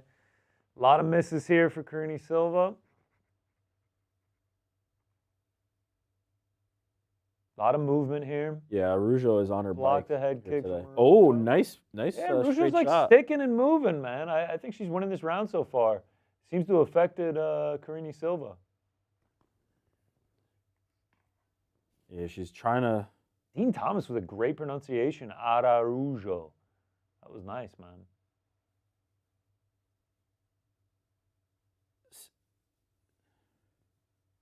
Ooh, nice little combo there. Dean Thomas with some great insight. What's also happening is like Silva's kind of chasing her. She's not really cutting off the cage. Yeah. She's just like following her around. She's got to do a better job cutting it off. She's missing, man. This is riveting content. You guys just erasing your boards. I mean, dude, do you want some paper towels in there? Oh, nice left hand from Karine Silva. Yeah, that'd be great. But we're prisoners to the fight, man. I mean, Are you taking requests, Frank? There's a few things I could use. Do you need something for real? Maybe some gummy bears. You know, we're still waiting. The little Weggy Land is downstairs. Frank, you a big GB guy? Huge. Actually, more of a GW. I'm talking about the president. Oh. No, gummy worms. Oh, I wasn't talking about gummy bears. Oh, nice shot from Karine Silva. Oh, another nice shot. She's got it. Whoa, she's clubbing with that. Yeah, just like it's like she's just like throwing a football or something. Oh, she's trying to lock up something here? Nice body kick. Honestly, is that enough to win her the round? I actually think so. She is going they're back both to just like throwing it. But she is going back to this club punch that she must see something here. Front kicks, though. Is that enough? No, you know what? No, just whoa. What happened there at the end of the round? It looks like Silva. Her face is bleeding bad from the nose now. Araújo, I mean, is bleeding bad from the nose. I think I'm gonna score it for Silva. Did I say Natalia Silva at one point during that round? No, I think you were on the money, but I think I'm gonna go Silva. I'm going Araújo, so we can disagree. Just as long as one of us has the right scorecards, that's all that matters. I mean, we did pretty good yesterday. I'm gonna start a scrapbook just with all my different scorecards. It'll be great. But yeah, we were talking about GBs. 10-9 Silva. They are good. I think. You a Black Forest GB guy or? I'm not talking about gummy bears. If you know, you know. Then what are you talking? I like Black Forest. Sounds like you don't know, Frank. I like Black Forest, but Haribo. Haribo's the one with the you guys A are on the Haribo stomach. Guys? The A on the stomach. Yeah, like if you look, they have the little A written on the stomach. Why No, would it's they? the gold bag. The gold bag. Yeah, they're the ones on the. I'm actually not a huge gummy bear guy. Okay, you know. I don't love the texture. Where's Black the Forest? exit at this place? Here's the Can thing we about show Black Connor? Forest. Black Forest. Really tasty, good gummies. They stink. They smell bad. When you open the bag, You smell your food. All right, here we go. Round 2 underway. aren't you like a big? Maybe I'm making. I Man, don't have a sense of smell. next week, 3 a.m. start, UFC Macau. We head back to China. Jan versus Figueiredo. That's a sick fight. A sick fight. It's kind of shitty that it's on so early, but Let's see if Silva goes back to that club. be there no matter what. They're like hammer. Yeah, they're starting to overhand. scrap a little bit here, man. Ooh, nice low kick there for Araújo. She's doing it again. She really loves that punch. Oh, now she's going for a takedown. Got her up against the fence. Araújo. She has clearly found something that just started working, and now she is just spamming it. Good for her. El Torito 94 has sent over $10 saying, "Get Rick his gummy bears." Get It's Rick on his me." gummy bears. El Torito, you are the man. Thank you. Thank you. Our runner is currently doing the time. Oh, card, yeah. so- It's good. I'm glad that we got the runner. Post show, gummy bears. Thank you, El Torito. Post-show Funk Harbor. Funk Harbor and gummies. Mm-hmm. Sounds like a good night to me. Do you like to Yeah, swap Araújo's the heads? Of starting to bleed a lot. Swap the No. heads of the gummy bears? No, I'm not a sicko. Frank, I feel like you play with your food a lot. I was about feel to like ask. You rip the head off of one, put it on the other one to have like a little mixed bag, mixed fruit experience. Candy is Ooh, nice shot from Araújo. in the mouth. It's just food for me. It is not a. Oh, the clubbing. Silva's clubbing again. Oh, another big shot. Oh, nice right hand. She goes for a takedown. She has clearly been able to track. Oh, her down she gets now. a takedown. Now she's on top. Araújo trying to get back up.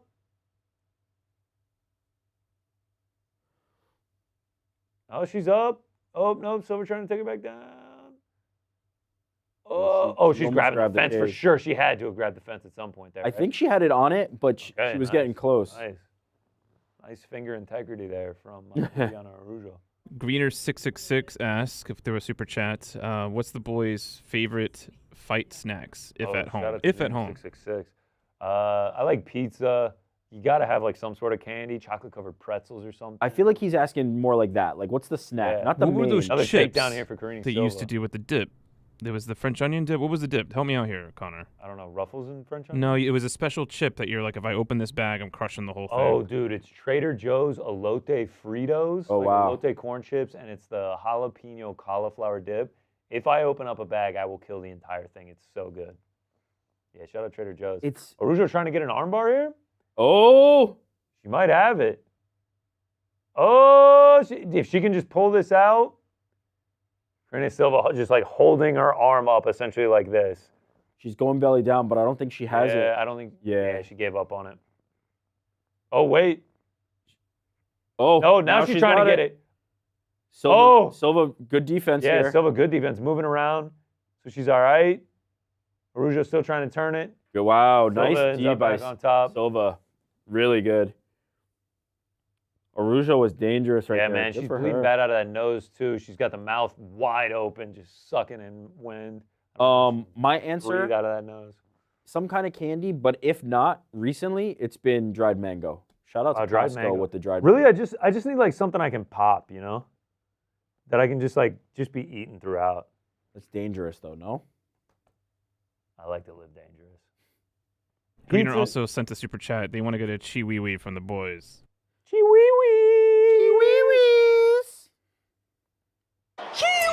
Yeah.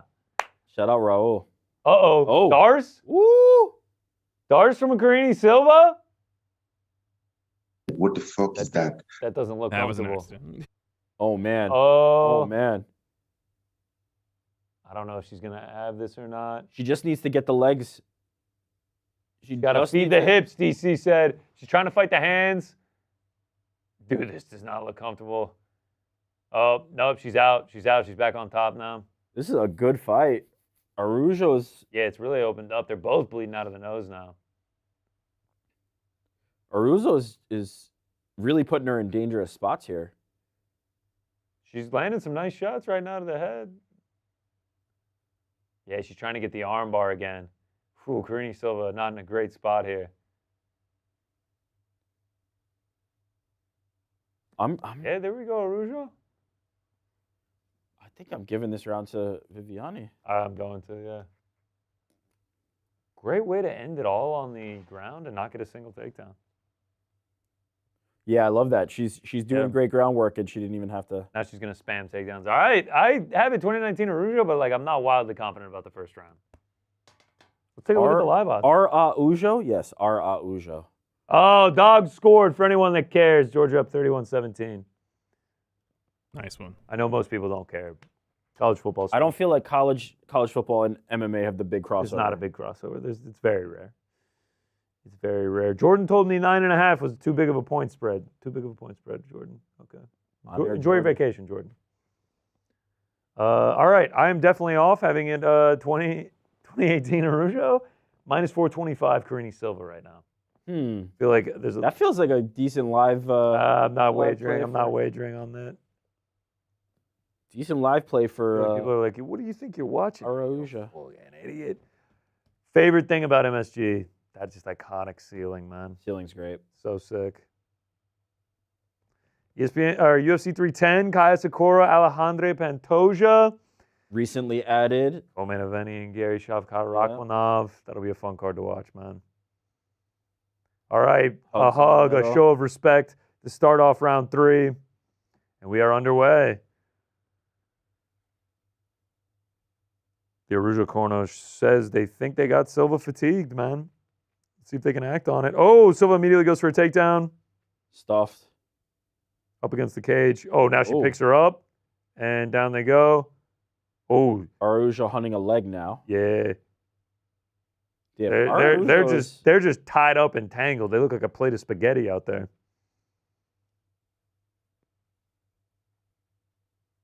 Yeah.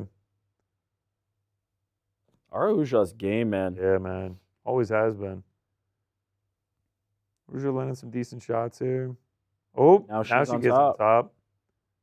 Goes into her guard, stands up. Okay, and she's letting her up. oh, I think she's calling for glove grabbing on Karine Silva.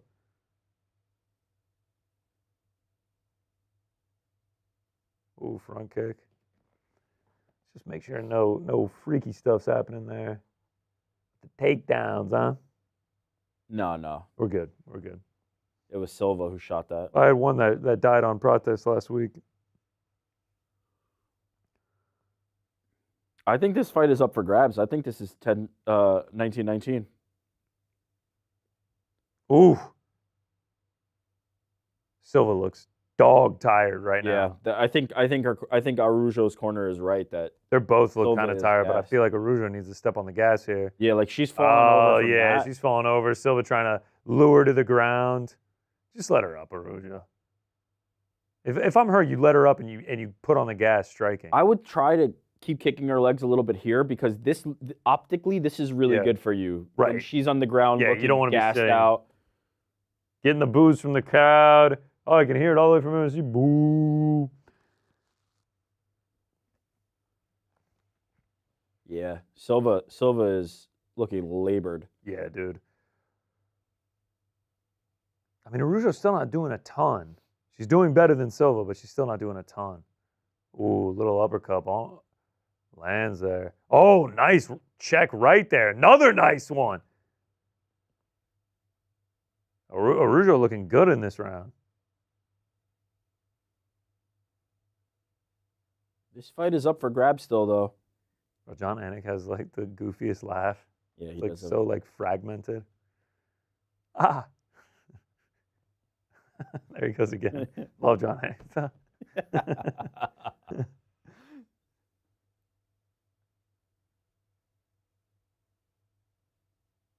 Man, Silva's got nothing. Minus 195 on the live line still for Silva. Obviously come down a lot. Araujo, I don't plus know. 150. This feels like. I guess the bookmakers think that she won the first two rounds, but I'm not so confident Sometimes, on man, the that. live I mean, odds, Silva's just sitting there just like this, dude. This is a clear Araujo round.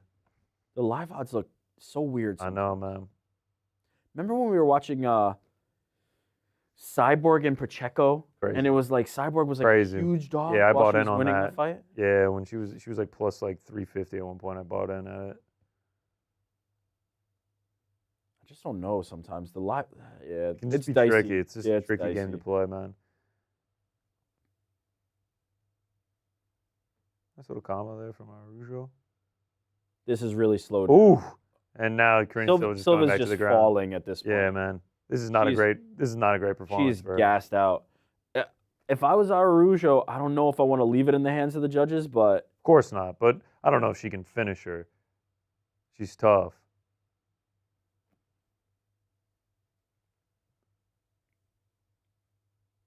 I mean, yeah, Karine, she needs to hope that she banked those first two. Nice little elbow there. from Silva.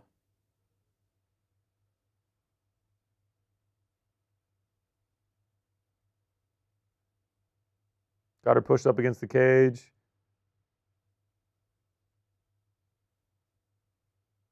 Wow, the striking stats are closer than I thought they were going to Yeah, me too. Could be 30-27 Silva at the end of this thing. Who knows? I doubt No, it. I think Araujo's got this round. I don't care about the striking numbers. She's landing the much more significant shots. And just falling 20 seconds to over. go. Yeah, optically too. That's just a horrible look. She's fallen like 4 times and just put her hands behind her Here, head. she has nothing Oh left. no! That's only one, though. That's These- only one. The stats are saying she has 3. No. I don't think that's right. Is that right? That was one. 10-9. I got it. 10-9 Araujo. There's no way. I don't think it's gonna be 30-27, but 29. I have 30-27. But I Ara- don't feel confident. I don't feel confident about this.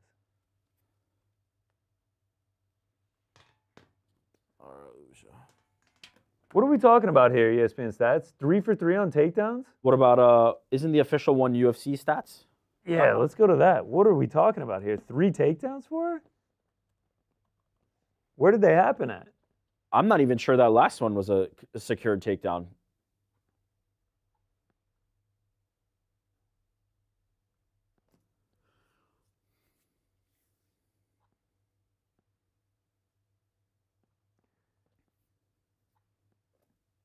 That's right.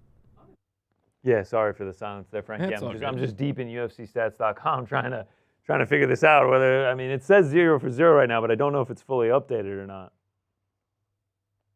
We're gonna see. Maybe we'll get a look on a comparison here. Araújo landed all 3 of her takedown attempts. Where? Can I see a replay of those takedown attempts? Oof. What are we talking about here? What takedown attempts did she get? All right, here we go. Official judges' scorecards.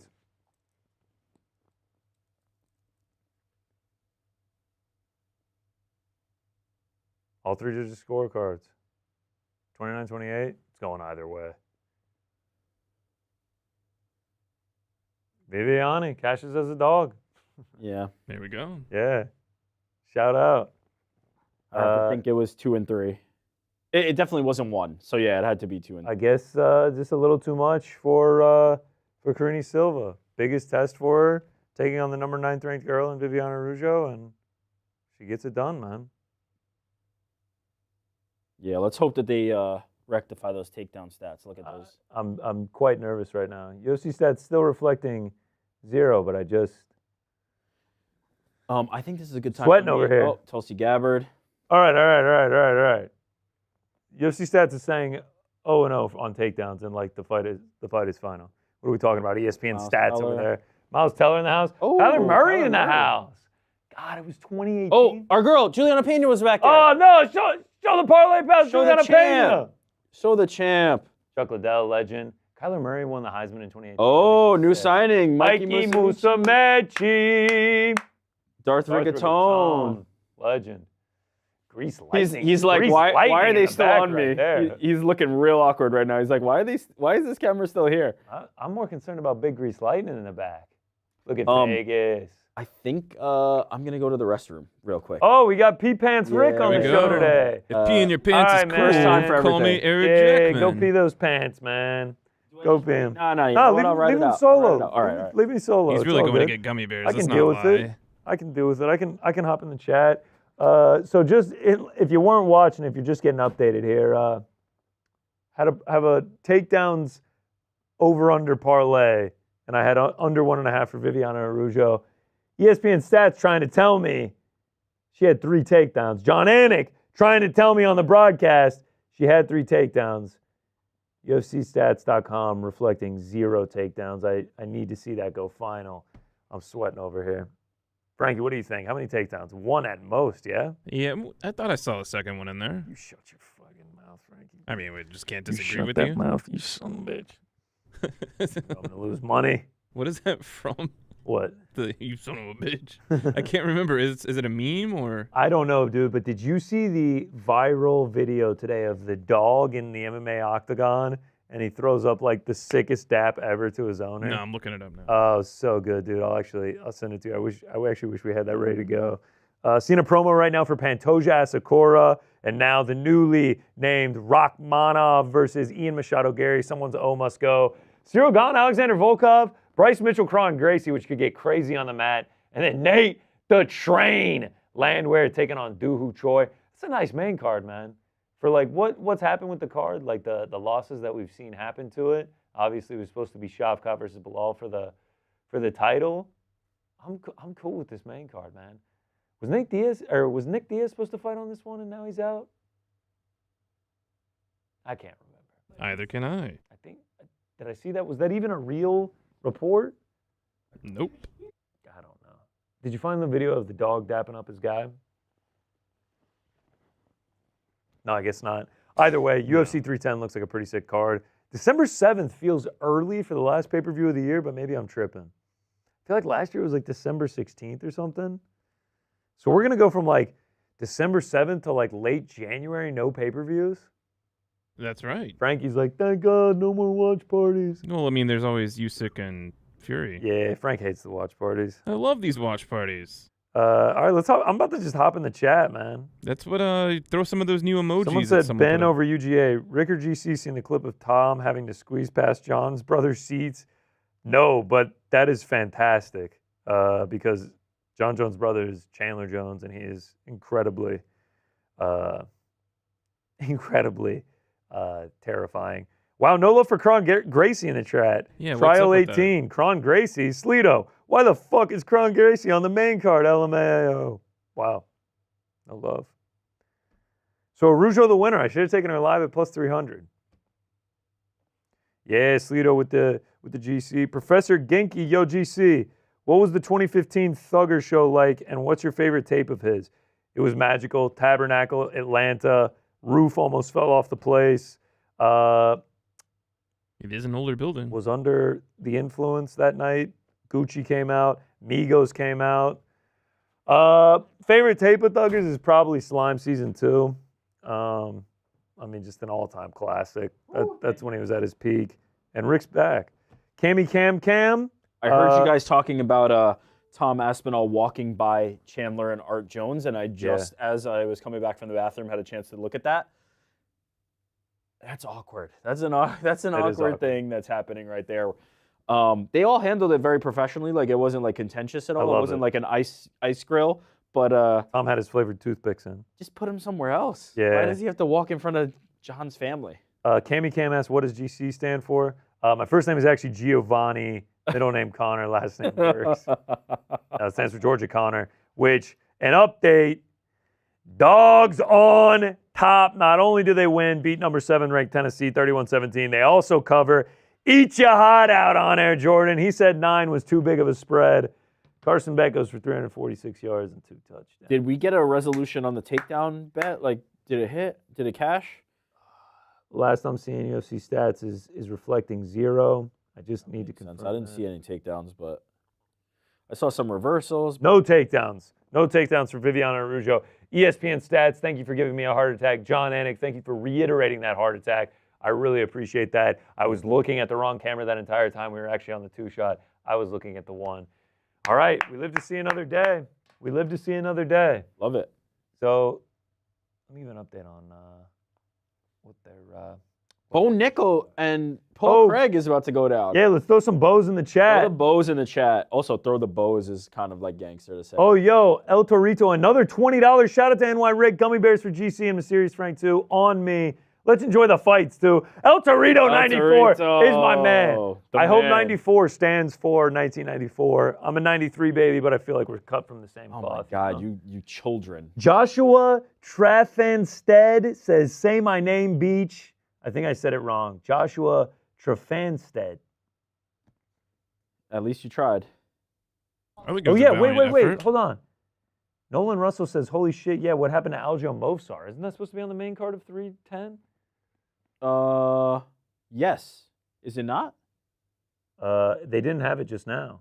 Huh. Professor Ginky, not going to lie, I missed the pack openings. Me too. We're working out the budgets here. People are really missing the packs. I'm telling you, man, we got to tell the budget department. I'm just spamming with Bo Knows. By the way, Paul Craig seemingly walking out to Hanson Mbop. Oh, that's a great walkout. Aaron YT says, oil your head. I'm not opposed to it, man. What is the advantage of that? What does the oil do? Nothing. It would just make me real shiny. Is that a good thing? Oh, someone said Aljo Mosar got canceled like a week ago? Didn't Aljo pull out? No, but that was that was for the 307 one. Yeah, for the previous one. Aljo was in studio on Tuesday talking about the fight. What's going on here? No, that fight. I mean, yeah. El Torito, another $5, please, my man. Stop giving us money. You're the man already. GC Yep Horner 94. Shout out. Don't stop. I know we need more gummy. No, but Aljo and Mosar was moved to 310 and should still be there. I don't know what would have happened there. And fucking shout out to Hanson, honestly. I was bumping this in studio the other day. Yeah, you were. Yeah, it's a great song. It's an all-time classic. I think I asked you how old were you when you realized that was a boy. Yeah. And not a little girl. No, it looks like they just messed up the main card. Like it's there, right? Wait, what? Yeah, it is way different than what they just advertised, at least on Tapology. They have Vicente Luque Thimba Garimbo, which may get taken off. Yeah, I would have to imagine. They have Mosar Aljamain on there. I would have to imagine. By the way, we should say Vicente Luque is supposed to be fighting Nick Diaz, but we learn that it will be Thimba Garimbo stepping in on short-ish notice, I guess. Derek Gold, best and worst walkout songs of the night. Best is by Paul Craig because he is absolutely jamming out to this shit as like a +800 underdog, which is just badass. Worst one? I don't know. Mine, right? A little played. Yeah, State of Mind, a little played out. My goodness, gents, both of you looking dapper as fuck under the studio lights. You're right, Craters. We are looking dapper. We're looking great. Here comes Bo Nickal. Paul Craig, in Bo we trust. I'm going to say in Bo we trust in the... Throw some bows. Throw some bow emojis in the chat for us. Aljo featured prelim, maybe? Yeah, maybe. I doubt it.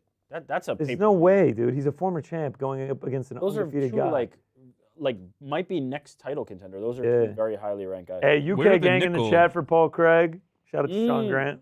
Where's the Nickal emoji? That's right. Me? I made one. We don't have enough room. We need more members before we can add more emojis. All right, work on it, people. Tell your friends. Let's get more members so we can get more emojis in there.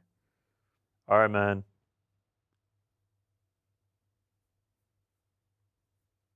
By the way, at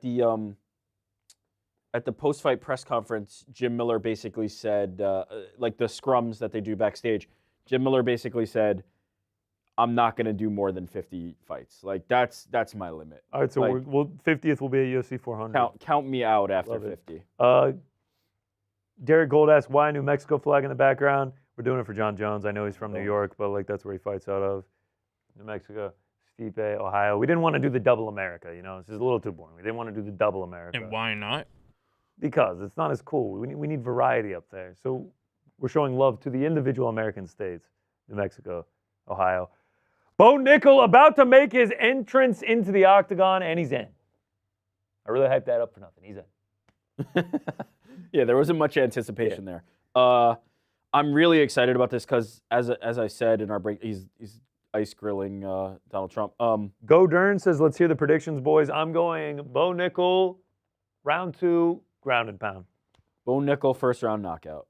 First round knockout. I think... Miles says, what's the Streamlink website? The ESPNplus.com/UFC 309. Streamy. All right, we've got our tail of the tape. 6-0 for Bo. 17-8-1 for Craig. 4 knockouts. 13 submissions for the Scotland. For the Scott. For the Scott? Scott, yeah. Shout out to Scott. Shout out to Scott. Just random Scott. What do we got on Bruce's jacket? Looks like dragons. I'm really excited to see Bo Nickal's development. That's kind of what the Bo show is for me at this point. It's not like, can he finish Paul Craig? I don't give a shit. What did Bruce just say? He said, go to someone's Instagram and comment UFC 309 for a free something. Oh, I missed that. I was talking. Paul Craig, Coatbridge, Scotland. Plus 750. I don't. If anyone's not afraid to be an underdog, it's Paul Craig. 6-8 as a dog. Not bad. Not a bad hit rate when you're a dog. Not bad at all, man. It's no Brian Ortega, though. It feels like every time Brian Ortega's a dog, that dude's cashing that ticket. It's one of my Over Easy Egg says MMA feels like it's losing steam. No. I think these next 3 fights are going to pick us right back up. Well, I feel like the sport's been hot as it's ever been. The president is literally sitting front row right now. Abdi Yusuf says Paul Craig. Thank you, Frank. Decision. Correct. President. I love it. I love it. I love it. Big college Bofo show. Minus 1,200. Right now, State College. Shout out Penn State. Maybe Georgia will play Penn State in the college football playoff, and me and Bo can do a little battle. Here. Yeah, we'll bring him in. I'm sure he'd be so down for that. Hey, Bo, you want to watch a football game with some guy you have no idea who he is? All right, clear off the scorecard. Is Elon Musk wearing the Fight Nerd glasses? I don't know, but that'd be cool. That'd be huge for the Fight Nerds. All right, we're underway. Round 1. Bo Nickal, Paul Craig. Bo going with the blue shorts. Do you think he got the choice? I feel like Paul wanted to go with the blue for Scotland.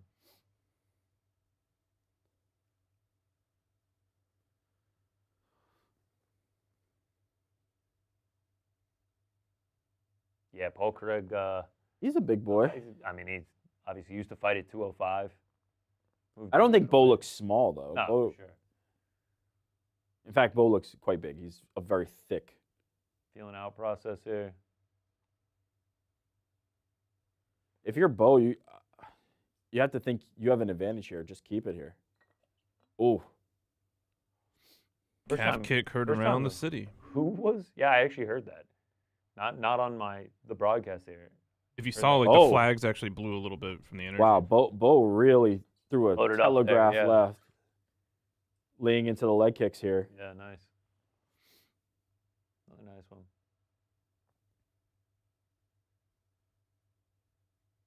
Craig with a high kick. It really is crazy, like, the optics here. Like, this is just, like, a grown... Like, it almost Bo is throwing fastballs trying to take him out of here. Ooh. Leg kick, Nice leg kick got by Bo. Craig. Straightening up. Switch stance for Bo. What? Ooh. Left Nice hand counter. almost looked like it landed. What I always find interesting is, you know, the wrestlers when they start to be able to mix the striking and the wrestling together. That's when it really gets dangerous for. Yeah, I mean, I'm not surprised that Bo isn't going to the wrestling here. Obviously, just because of the danger that Paul Craig presents on the ground, and like, I feel like always with wrestlers, they want to test the striking. Well, also that's Craig's world, right? You don't want to go to the ground with Paul Craig. That's what I was saying. Keep it here. Yeah, that's what I just said. Don't go to the danger and test your striking. It's a win-win. Hopefully, you can get a dub. I wonder though if, to the point I was trying to make before, sometimes the wrestlers I'm in striking mode now and I'm going to show my striking. Sure. And they won't mix it and they won't when they mix need it. to. Right. Once you become like a guy like DC where it just became I use all of it. Ooh, that was a nice left. Stuck there. That's when it becomes nice the body kick for Paul Craig. Inside leg kick's working well too.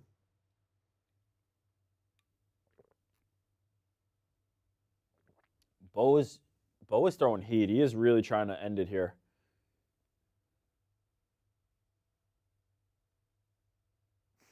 John Anning telling TC to hit the live line on Paul Craig. Left also misses again for Bo.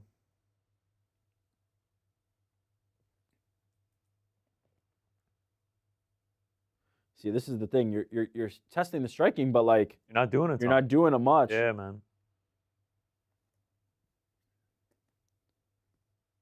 At the same time, it's not like Craig is really pressuring him either. Yeah, for sure. It's a tough round to score here.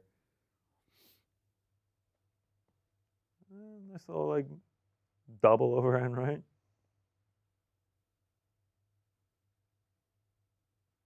Trying to exit. Paul Craig starting to talk to him a little bit. I mean, this isn't really the energy I thought Bo was going to start off with, right? What were you expecting? This to me, 300. This to me feels like a guy who is trying to strike for this entire fight. Yeah. And is trying not to get caught and really being defensively sound, as opposed to just I'm coming to finish this fight right off jump. Ooh, Paul Craig landed a nice right hand there. Nickal whiffed on something. Yeah, man. Well, Craig's starting to get a little confidence in the striking here. Oh, he clipped him there. Yeah, nice left hand from Bo. He got him with that left hand. Starting to open up another nice left hand from Bo. They're starting to open up a little bit. 40 seconds to go in the round. Nickal's definitely picked up on something. Ooh, short elbow from Paul Craig there. Nickal ate that well. Yeah, for sure. Ant Evans chiming in on the chat saying this guy thinks he beats Hamzat. No. To his credit, he said he's not ready for that yet. For sure. But no, he does not. Yeah, Hamzat. This version of Hamzat would dummy this version. Gotta go into the game. Wow, 15 and 15 on the significant strikes, both very close round. By the way, that's no shame. Hamzat would pretty much slice everybody like a hot knife through butter. All right, that's round one. I think Nickal. I don't know. What do you think? I don't know that. I think so Nickal, because I think those. I give that one to Craig. You think so? I might go Craig too. Actually, he landed a couple nice shots in there, man. For the simple fact that this had good leg kicks early. I don't know, man. But Bo's not dominating that round, so. Did Paul? Did Craig dominate that round? Who did I say? I said Bo. Oh, you said Bo. Yeah. No, you said Bo didn't dominate that round, but that does not mean you give it to Paul Craig. Yes, it does. I'm going Craig, but I'm not confident. I'm going Bo, but I am also not confident. 10-9 Bo. 10-9 Craig. 10-9 Bo. Bo don't know Boars. Yeah, a lot of people saying Defo Craig. But yeah, I feel like Paul's got some confidence in that corner right now, man. Paul He's in his just like, corner was just basically like, we need to have some fun. I'm too tense. Like, I Yeah. think he's just trying to loosen up. I think he's also just kind of like, all right, man, we've seen 5 minutes of him. Yeah. I just make some adjustments here. Don't mind me. Yeah. Wow. Craig is really like animated. Cozy, loosening up. All right, sit back down now. Oh. Nice body kick from Craig right I off will the say, rip. between the two of them, Craig definitely looks like the looser fighter. Yeah. Bo is very tense. There's always a lot of pressure, man, when you're this undefeated fighter, all this like, you have set to a high standard, fighting in front of 47, your close friend, golfing buddy. It looks like he's having trouble. Aaron Bronstetter says 10-9 Nickal. I think so, but I mean. Oh, look at him. Paul Craig's taunting him a little bit, talking some shit. I like this from Paul. A lot of disparity in the scorecards from the tweets on the screen. That was as close around as it gets. It was just nothing to Flip a score. coin, man. Flip a nickel. I like it. See, this is the thing. I think even if this performance goes the rest of this way, this is going to be one of those that people are going to be like, Bo sucks. Yeah. Very Bo underwhelming sucks. performance. This is a guy who's so young in his career. You need fights like this. Back in the day, this wasn't happening on a UFC pay-per-view. Yeah. This was happening in a regional promotion somewhere. Exactly, yeah. I mean, he's very young into his career. But yeah, man, it feels like he kind of just waiting to get going. It's this thing. He is committed to the striking, and he is. Oh, exchange there. Kind of a glancing shot. I like how Craig's fighting, man. He's. Yeah, dude. I actually kind of feel like he expected Bo to not go for the wrestling. Because I guess Paul's just like, yeah, if he goes for the wrestling, then we'll just have the thing is, fun down on the Craig mat. is also not busy enough. They're kind of both. I just... agree. I think Bo's doing well this round. Oh, wow. Nice overhand Yeah, right from Bo. Craig ate it well, but that was a nice punch. Yeah, really nice. See, here's the thing. Craig's punches and kicks are just not, they don't have the pop. Yeah.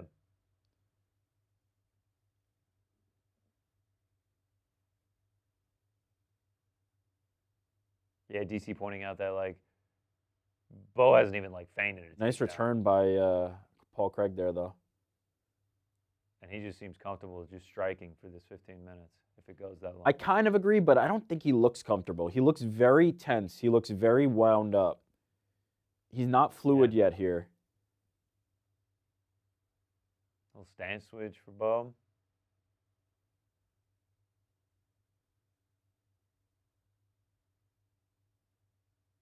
Yeah, DC saying it's loud. It sounds like we're getting some boo birds a little bit.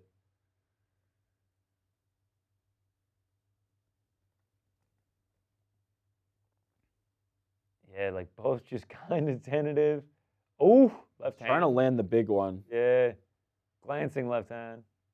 Partial land for Bo. Couple good body kicks from Paul Craig. Yeah, Craig's been really punishing the arms. He's really been putting a lot of stuff that you have to block. Oh, nice little elbow. Kind of landed there. Yeah, that's the second time Paul went for that short elbow. Side leg kick. Paul Craig checks it. Again, this is such an even fight.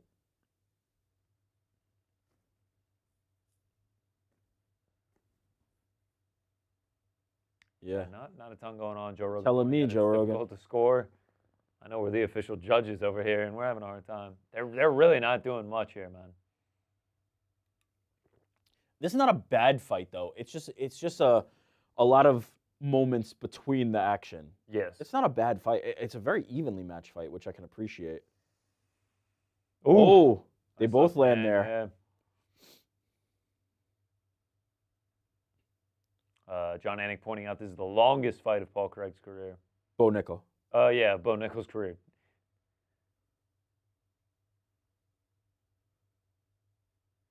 What do we Striking got? numbers, Yeah. razor close, man. Bo being more efficient. Wow. but they're pretty much I'm the surprised same. Craig has thrown that much, but okay. Yeah.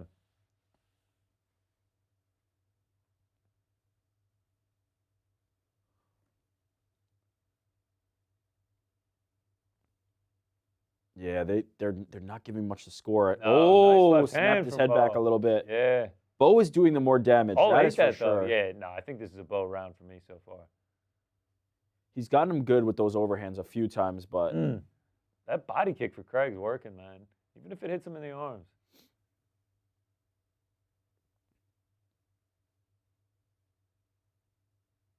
Seconds to go. Got a couple extra claps there. Ooh, nice right hand. Little uppercut from Paul Craig there. oh, Nice head Bo move with a from little Bo. bit of that's Yeah, another I'm gonna Bo go round. Bo. I got a 19-19 heading around three. Heading around three here. Let's take a look at the live odds just for the hell of it. Bo. Minus 425, Bo Nickal. That's the smallest you're gonna see him. I got a 19-19. Whistling good for the audio, Frank? It's perfect, actually. I've had Like a Prayer stuck in my head all day.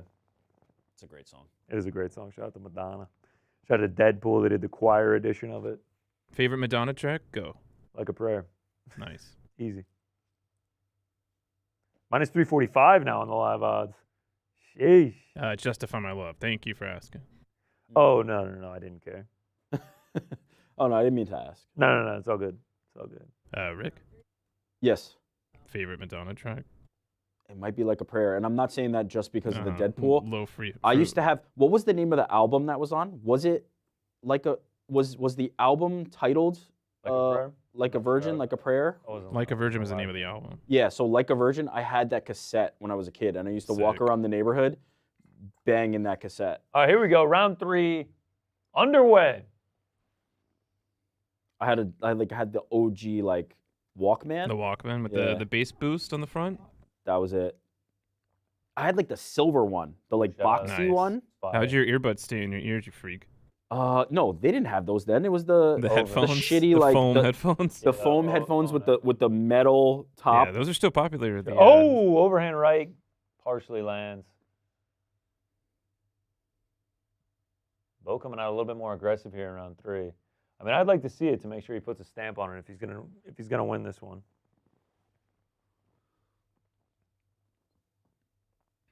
This is a big step up in competition and experience, and sometimes it isn't just a finished product.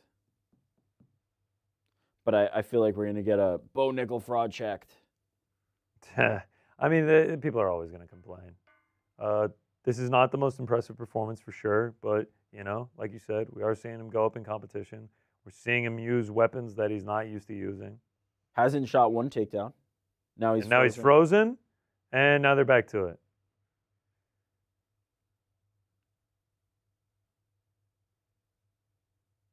I will say it is a unique situation, right? Because he's not somebody you want to have on their back. Against somebody else, his next opponent, they might be somebody he's willing to take down. For sure. And looks more impressive. I would like to see him fight a ranked guy next, maybe. I think that's what he called for. What flavor is this monster can? It reminds me of Arizona tea. Dude, I've been thinking that all fight card. I keep thinking it's Arizona. Shout out. What if it is an Arizona tea flavored monster? Oh, that'd be horrible. I would always get Arizona over Arizona flavored monster. Is that not how the monster always looks? No. He's talking about the one right by Paul Craig's head right now. Like the teal okay. one. Have you ever had any of the monster teas, the Arnold Palmer's? No, Wow. not a big monster guy. I love. Wait, the monster or the Arizona? Well, both. But I'm an Monster Arizona makes tea a guy. half tea, half lemonade that's actually really good called I don't Rehab. do energy drinks, I'm not big. Ooh, nice left hand for Bo. but I'm a big fan of the Arizona. Love Arizona. Just like Still $1. Shout out to them. tastes like nostalgia. Halfway through the round now. Yeah, not much to score here. These scorecards, there's a chance these things get kind of dicey. No one's pulled away in this round at all. Oh, that was a very big left. Oh, Craig is hurt. Bo got him up against the cage now. Not throwing anything. You can see the swelling right away. Not throwing anything. I wouldn't be surprised if Bo did some real damage with that overhand Bo left. just not throwing anything here. What is he waiting for? I don't know what he's doing. We're just not throwing anything. There's a right. That's bizarre. I mean, he went like 25, 30 seconds after hurting him without throwing anything. Shot to the body. Yeah, I mean, Paul Craig clearly got stung and hurt. And big shot by Bo, and then really didn't have the follow-up there already. At all. He's thrown like 4 strikes since doing that. Again, 6-0, unfinished product. You know, got to learn some of these lessons. Just keep growing, keep advancing. Big left though. That was a that was nice. I mean, enough to secure the round for sure to this point. Paul Craig bleeding now. Juliana's gonna be pissed, man. About what? Oh, Said Bo Nickal to win, and we changed it to inside the distance. Oh no. She's gonna be pissed at us. Yeah, Wasn't back Thursday, Juliana Pena maybe. Yeah, because we shouldn't have done that. last week she cost us. Yeah, and now like, we I didn't want we that. actually cost us.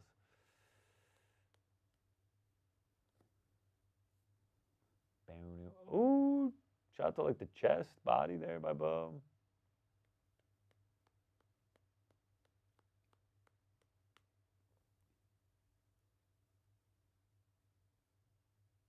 Oh, overrated chance raining down. I mean, if you're Paul Craig, I get that you're taunting him, but like, there's nothing to write home about here from this performance either. For sure. I guess Paul Craig also, like the losses in the UFC have started to pile up a bit.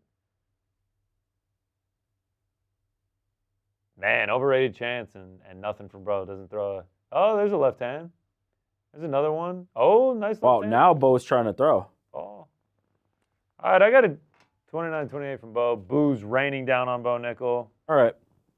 Not the... Is this the first? Bo's doing the... Wow, we get a... I mean, no, he took a full swing. Wow, we get a golf celebration off of a potential 29-28 decision victory. Is this his first decision victory? Yeah. Yeah, this is... Potentially. Once we passed like the halfway mark, it was his longest fight ever in the UFC. Talking to Donald Trump here. Goes over, talks to Trump and Elon. Why does Elon look like he's just like along for the ride? He's just like a he kid looks at the... very the same thing you said about Zuckerberg before. Hands tucked in at the table, breathing deeply. Got the lime prime in front of him. Comes over. Back.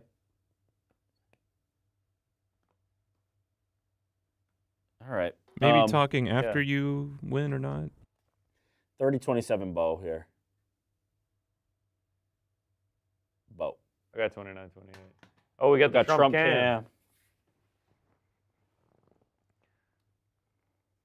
Pro debut June 2022. Man, seems like So this is why when I'm like, we got to pump the brakes a little bit on the expectation. Yeah, for sure. Hitting the E mode after a underwhelming decision win as a -1,000 favorite is questionable, but can I just say my level of appreciation for Charles Oliveira and Michael Chandler has never been higher because they're about to put on a war. In before Michael Chandler grinding takedowns on Charles Oliveira. Tonight's Fighter Stats brought to you by UFCstats.com. 21 significant head strikes, 13 to the body, 16 leg kicks for both, 57% significant strike accuracy. Paul Craig, a little bit less. The accuracy. Why are we breaking these up nowadays, Paul Craig. Official decision, here we go. Give me a split. Yeah, right. Give me a split. Come on. Like a prayer, I'm gonna take you there. Man, they are booing hard there. Yeah, I get it. Paid a lot of money. 3 decisions so far. 30-27, all 3. I was wrong. Okay. I've been on fire lately. Yeah, Scorecards have been... We'll accept it. We'll accept it. Oh. You raised the wrong hand. No, he Congrats, didn't. Bo Nickal. He if he raised keeps the hand winning, early is, I think, the problem. If he keeps winning, we're probably not really going to remember this one. And That's the okay. thing. That's the thing. That's okay. Big booze. Come on, man. You beat Paul Craig. It's not that bad. No Bickle, baby.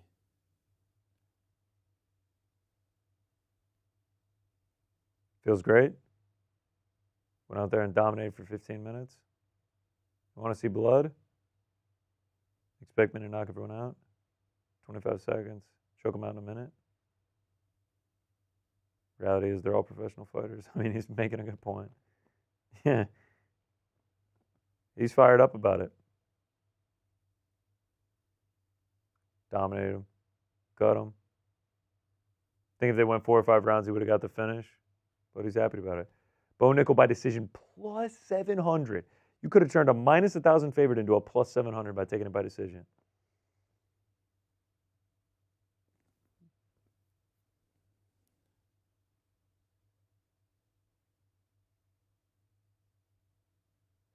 He's giving credit to Paul Craig's accolades, talking about how he only has 6 professional fights. Also seeing that John, GSP, Mighty Mouse, they all won decisions along the way. Again, that era, this fight for Bo Nickal wouldn't have been on a UFC pay-per-view. Now it is. The expectations get ramped up. It was fine. It was a good performance. Oh, Kate Hudson. Kate Hudson. Shout out. The GOAT. And Evans. Oh, Jordan Knight. I have no idea who that is. New You ever Kids on the seen Block. 200 Cigarettes, Rick? I think so. Kate Hudson. I think so. Oh, Hey, Corey Sandman. Hagen. Go over to Sheriff. Oh. Raul Rosas. Chihuahuas. Cat. Hey, Carl Anthony Towns in the house. Best player on the Knicks. Burn Potato says Hamzat eats him alive. Yeah, Can we put that to bed now? Eric Bolden, Whoopton, stop. Iwana. Sean Grant says boo for Bo. Not dominant, didn't whoop him. That's from Trial 18. Where's the fraud check? Give me a fraud check in there. Billy Tang loves him some Glover. Me too, Billy Tang. Also, if Billy Tang is your real name, that is a that is an epic name. Shout out to BT. We're seeing the promo for Gladiator. Bo Nickal, Michel Pereira next from Craters. I don't mind that. El Pupacabra's back. Rick glazes too much. What pills are you on? Who am I may glazing? need them. Are you on gout pills? I'm on my sleep apnea pills. Rick the Glazer in the house. Who am I glazing? Bo? Who am I glazing? Yeah, right, like glazing him. Like it was a fine performance. Hey, man. you could see us right now. There we are. Oh, there we were. It was an aerial shot. It was a. You want a champ too? Got some chiwiwis in the chat. Hamzat to Troy's Bo. Can we put the end of that talk? Burn Potato, we already acknowledged you. No, nobody really. Goldface says 2-1 Craig. UFC judges are corrupt. Yeah, no, not buying that. Nobody really thought Bo Nickal was going to beat Hamzat. Wow, Ed says Rick does glaze a lot. You know, we were gonna bring up you're a bit of a glazer. Is that how you got your gout? Or Oh, Pupa Cabra says bro's related to Nikki Glazer. nice. Shut up. Professor Genki, big glazer guy, Rick.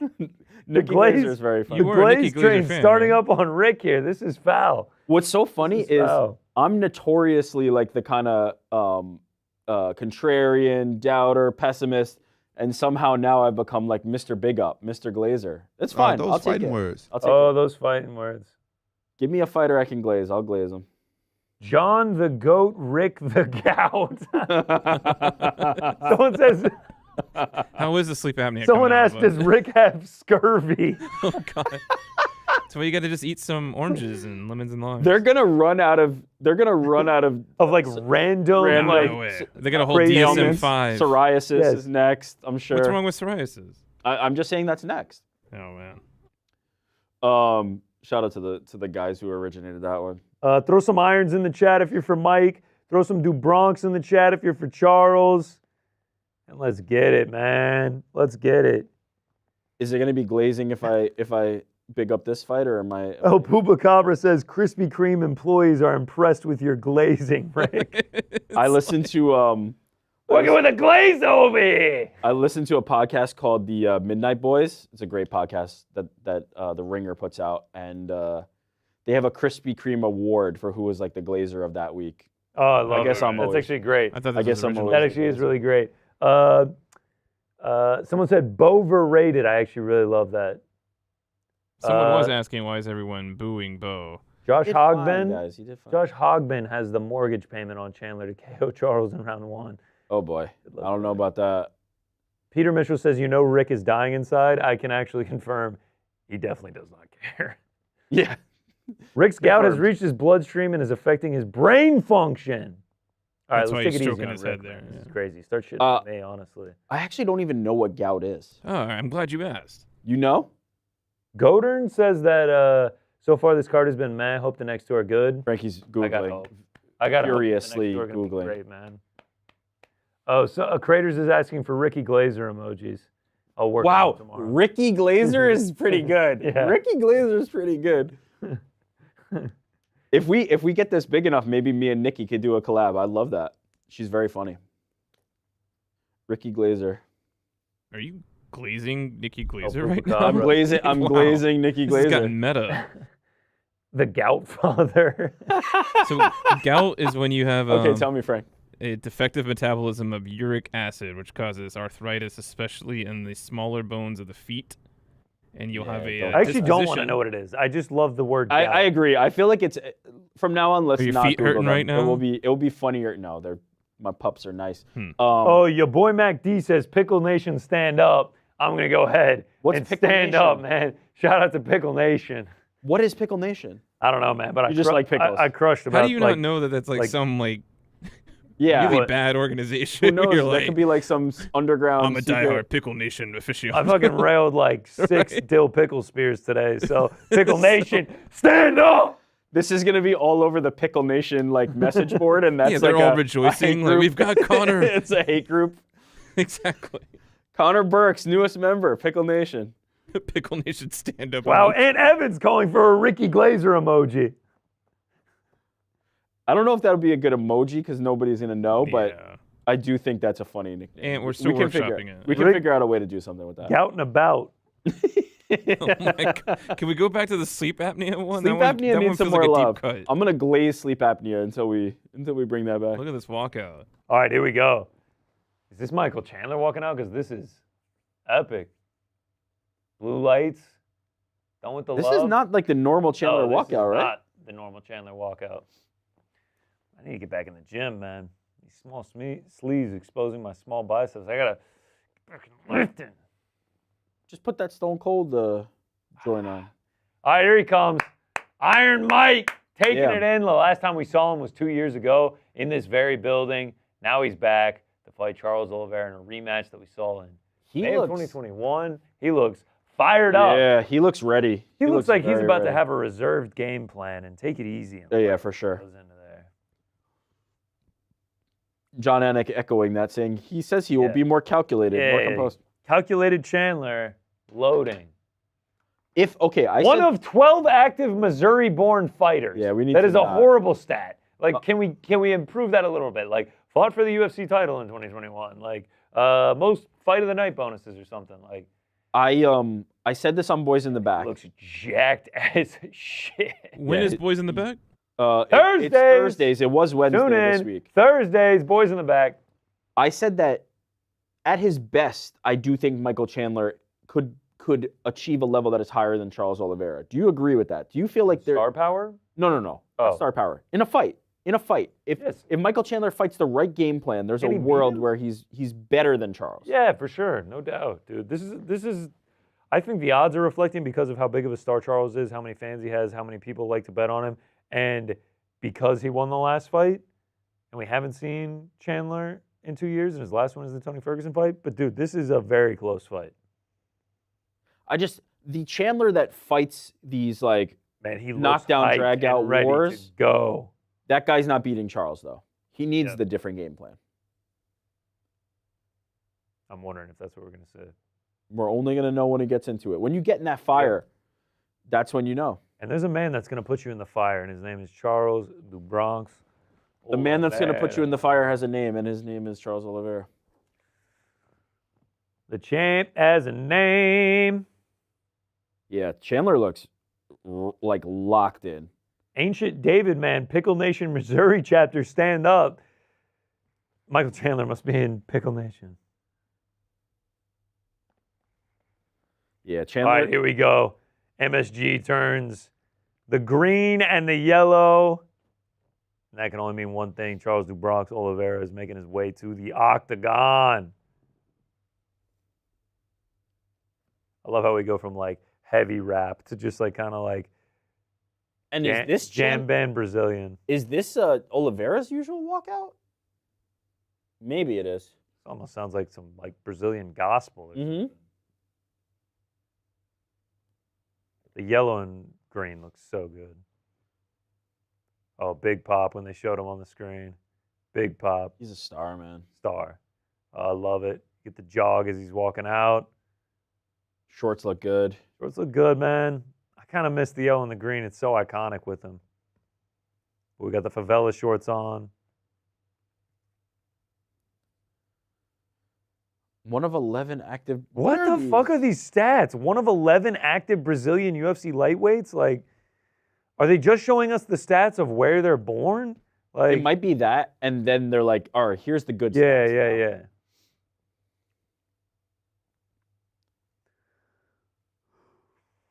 Oh, coach has got the blonde too. Whole team's got the blonde. It's like the white. I was going to too. say, It's coach like- almost looks white. I love whole team singing along with it. See, one coach is like blonde. Yeah, Diego. Oliveira has like the like bleach. Oh, he's giving Tate some love. Well, they're boys. They have such a good relationship. Him and Cutman Tate. If you've never seen it on social, they are very wholesome.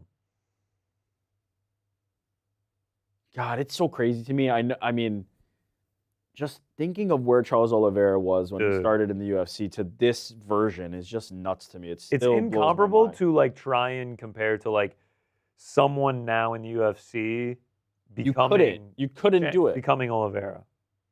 There he is. Crowd going nuts for him. Crowd going nuts for him, dude.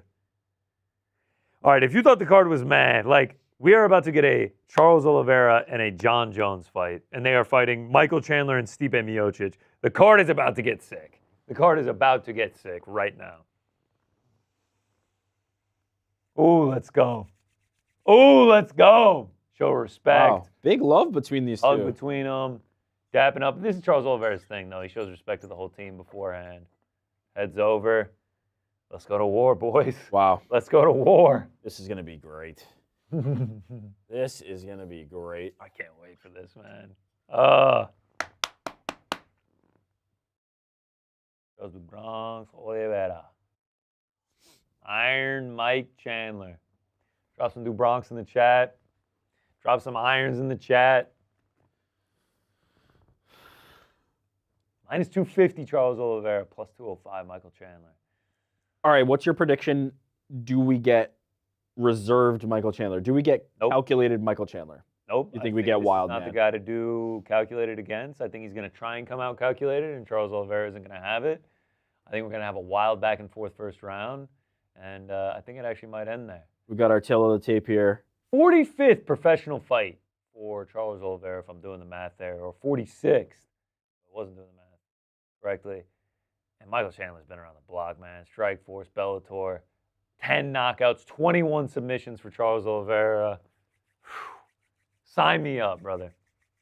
Oscar Willis of the Mac Life was telling me this. I believe Charles Oliveira has 19 post-fight bonuses. Motherfucker's gotten paid. What is that? Which would mean he's about to, if he gets one more, it's $1 million. Like 50K times 20 is $1 million.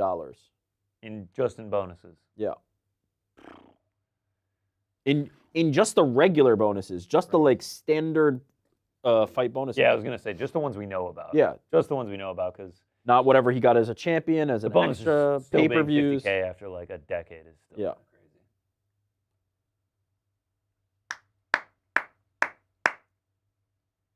I'm gonna come out and say it. Yeah. I wish we had yellow and green shorts for Charles. Man, you love the yellow and green shorts. I feel like it's iconic with him, man. It just looks good. I feel like we should just talk about how Chandler and Stipe got the opportunity to make custom shorts, and they just made plain-ass black shorts. With, like, faded Croatian and American flag on it. Yeah. Like, you can't even see it. I mean, I guess I'm a guy who wears a black shirt every day, so I can't really. Shout out to Nashville, though. Great city. Broad Street. Broadway. Sorry. Nashville Predators. Tennessee Titans. Shout out to Nashville. All right. Here we Iron go, Chandler. Mike. Nice little crowd pop for him.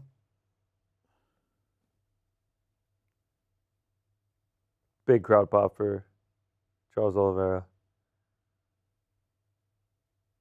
Steps to the center of the octagon.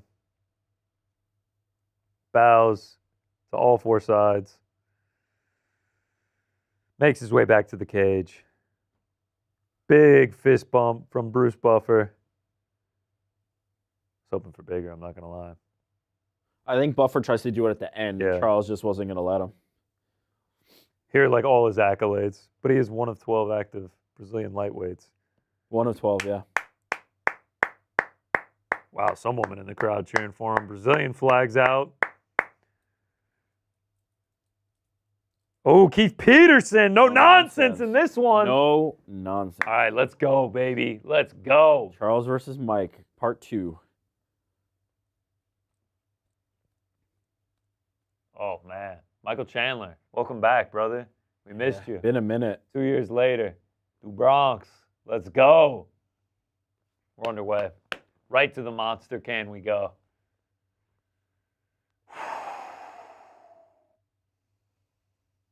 Front kick, Charles. Heart's beating right now, I'm not going to lie to you. Yeah, this feels like one of those coiled spring ones. You know? It feels like I can't look away.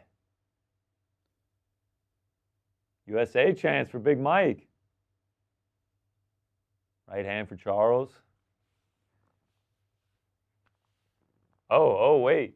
Something going on with Charles Oliveira's eye. Uh-oh. Keith Pearson not stopping it. What happened? Yeah, I don't know. He looked at the ref, and I don't know what's going on, but Keith says no. No nonsense. Did Chandler even strike him? I don't know. Could it be like a contact's out of place or something? Yeah, because he is a glasses wearer, so Yeah. maybe his contact. Yeah, Keith was just like, nah, man. So, yeah, maybe it wasn't Chandler initiated. Could you imagine? We got. Oh man. Just to lose the contact. Oh wait, we're seeing Replay? Oh yeah. Oh, yeah, he might have got him. Mike Okay. poked him. All right. Good job, old gloves. Yeah. Nice. Old gloves. Nice job, Keith. Gonna lose Charles Oliveira for the freaking old gloves. All right, actually, now that I'm seeing him in action, Chandler shorts are growing seems- on me. Oh, the Oliveira shorts? Yeah. Oliveira shorts are growing on me. All right, boys are starting to open up a little bit. Oh, takedown for Charles Oh. Oliveira. Gets him Oh. down. Chandler fights it back up. Okay, Charles. Oh, sweeps him. Whoa, now we're reversed. Oh, he's Oh, got no. a leg. Oh. He's got a leg. I don't know what's going on here, but I know Charles Oliveira does if they're going for a submission. Charles is They're tangled up like spaghetti. right Charles now. is tangled around one of Yeah. Chandler's legs, and he's trying. Chandler basically has like a body lock on Oliveira's thigh, so like he can't do anything here. Oliveira's like on top of him. I mean, they're knotted up like a pretzel right now. I can't. I'm not a practicer. This is a spot where neither guy really wants to give Yeah. up the position because Chandler's got his leg wrapped around Charles's. Oliveira is sitting on his stomach though. Yeah, he can just rain down some blows here. Chandler tried to do like one of those strikes. Man, that looked dangerous, and now it's kind of settled in. The lift of the leg and the Yeah. sweep was nasty. Didn't really get the greatest position out of it, but I mean, this is better than Chandler's position. This is a weird spot because they really neither wants to give up the position.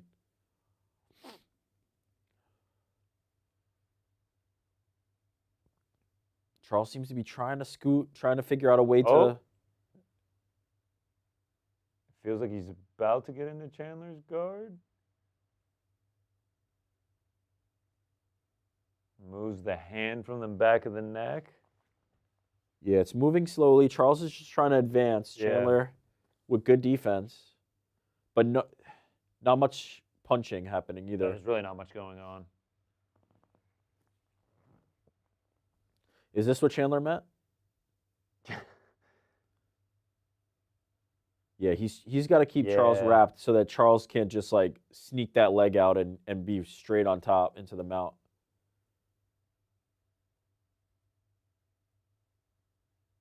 He's like hopping on one leg, trying to get it out. Trying to shake it. Yeah, but he would just get into side control at this point now. Oh, fingers, 4 fingers locked in the cage.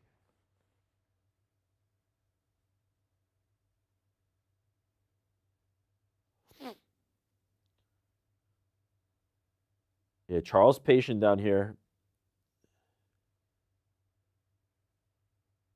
I mean, Mike's got his legs locked up. He's not looking to go anywhere either. Yeah, for sure. I think he may have just like accepted. Yeah, I'm stuck here. I'm the stuck. End of the round.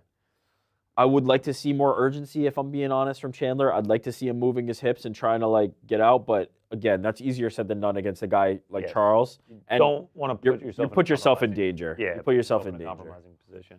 Charles is so good. You don't want to. I guess it's better to just ride out the round. He lost this round though. I mean. Yeah.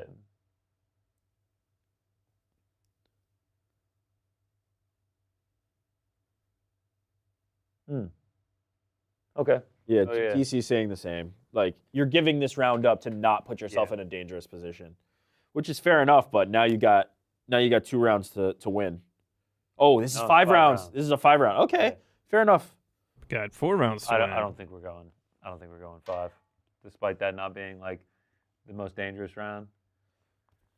10-9 Charles. Nice. All right, 10-9 Olives remain. 10-9 Charles. All right, Mike, you're down around. It's time to let the beast out. I mean, we really don't know. Once it hit the mat, we spent so much time there. I think it was like 3.5 minutes. Yeah, we were there most of the round.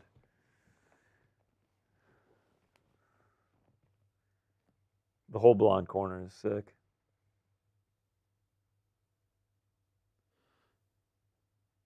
His pace is going to run down, they're saying? Yeah, Chandler's team. I mean, Oliveira's team is saying Chandler's going to gas out. Doesn't it kind of look like Slim Shady vibes up in here? Already desperate. I love it. Shout out Slim Shady. It's like the real one stand up, and he just stood up. Yeah. Nailed it. That wasn't like the barn burner round you expect, but they've got 5. Yeah. You know? UFC 309 presented by Wingstop. Shout out Wingstop. I've only been once. It's hit or miss. It was okay when I went. Yeah, it's hit or miss. I've had some great experiences. I've had some subpar. Here we go. Round 2 underway. B-dubs for the win. Yeah, shout out B-dubs. Great shit. Local wing joints usually better, though. All right, let's see if Chandler has some urgency now. Nice leg kick. Heard that one down the hall. Yeah, me too, man. It. That one echoed off the buildings in NYC. Man, the like height disparity. I know Chandler's thick, but man, just really getting another glimpse at this. Oh, Chandler coming in aggressive. He's 5'7", right? Charles? No, Michael. Yeah. Charles is like 5'10". Oh, nice combo. Oh, he drops Chandler. Oh, left hand. I think it was a slip. Oh, okay, all right. Sorry. I don't think he was himself, rocked, though. but he did land clean. I scared DC off the. Yeah, Chandler looks all right. Sorry. Oh, big right hand. Another left hand. Chandler running now. That one got him. Smiles, has him up against the cage, lands again. Oh, Chandler throws big, misses. Chandler's a wounded animal right now. Yeah, he legitimately sprinted across the cage. It was like kind of reminiscent of their last fight a little bit, where he landed the left as they were running. See, this is the thing. I was talking about it in the Karine Silva fight. Charles is cutting off the cage. He has nowhere to go. Also, Oliveira showing patience here. Oh, another nice right hand for Charles. He rocked him twice. He knows. Oh, little uppercut there. Nice return by Chandler, but leg kick. Oh. Charles almost catches it. Got him up, his back up against the cage. Mike just showing defense. Man, Charles is a... Oh, uppercut for Charles. Partially lands. Right hand for Charles. Knee to the head. Nasty knee by Charles. God, Chandler is... Oh, nice shot by Chandler. Oh, nice left hand. Grazes off the forehead of Charles Oliveira. They kind of reset now on the monster can. Got nice left hook there from Chandler. Cold calculated Chandler looks exactly like the other Chandler. Yeah. This looks very similar to let's just fucking brawl, man. Oh, Oliveira goes for a takedown, gets it. Oh no. Man, now he's on this top. Is a bad spot. Oh, now he's on top. He's got him fully mounted now. Charles Oliveira's got him mounted. Oh, man. Goes down. Chandler's got to be patient here. Wrist control. Oh, that is not good. Man, show us that cam that's locked on Charles. Yeah, right. 2.5 minutes to work here for Charles Oliveira. A little short elbow. Over 1.5 hits. God damn it. Man, Charles is being very patient in these spots. Yeah, dude. Oh, nice elbow there.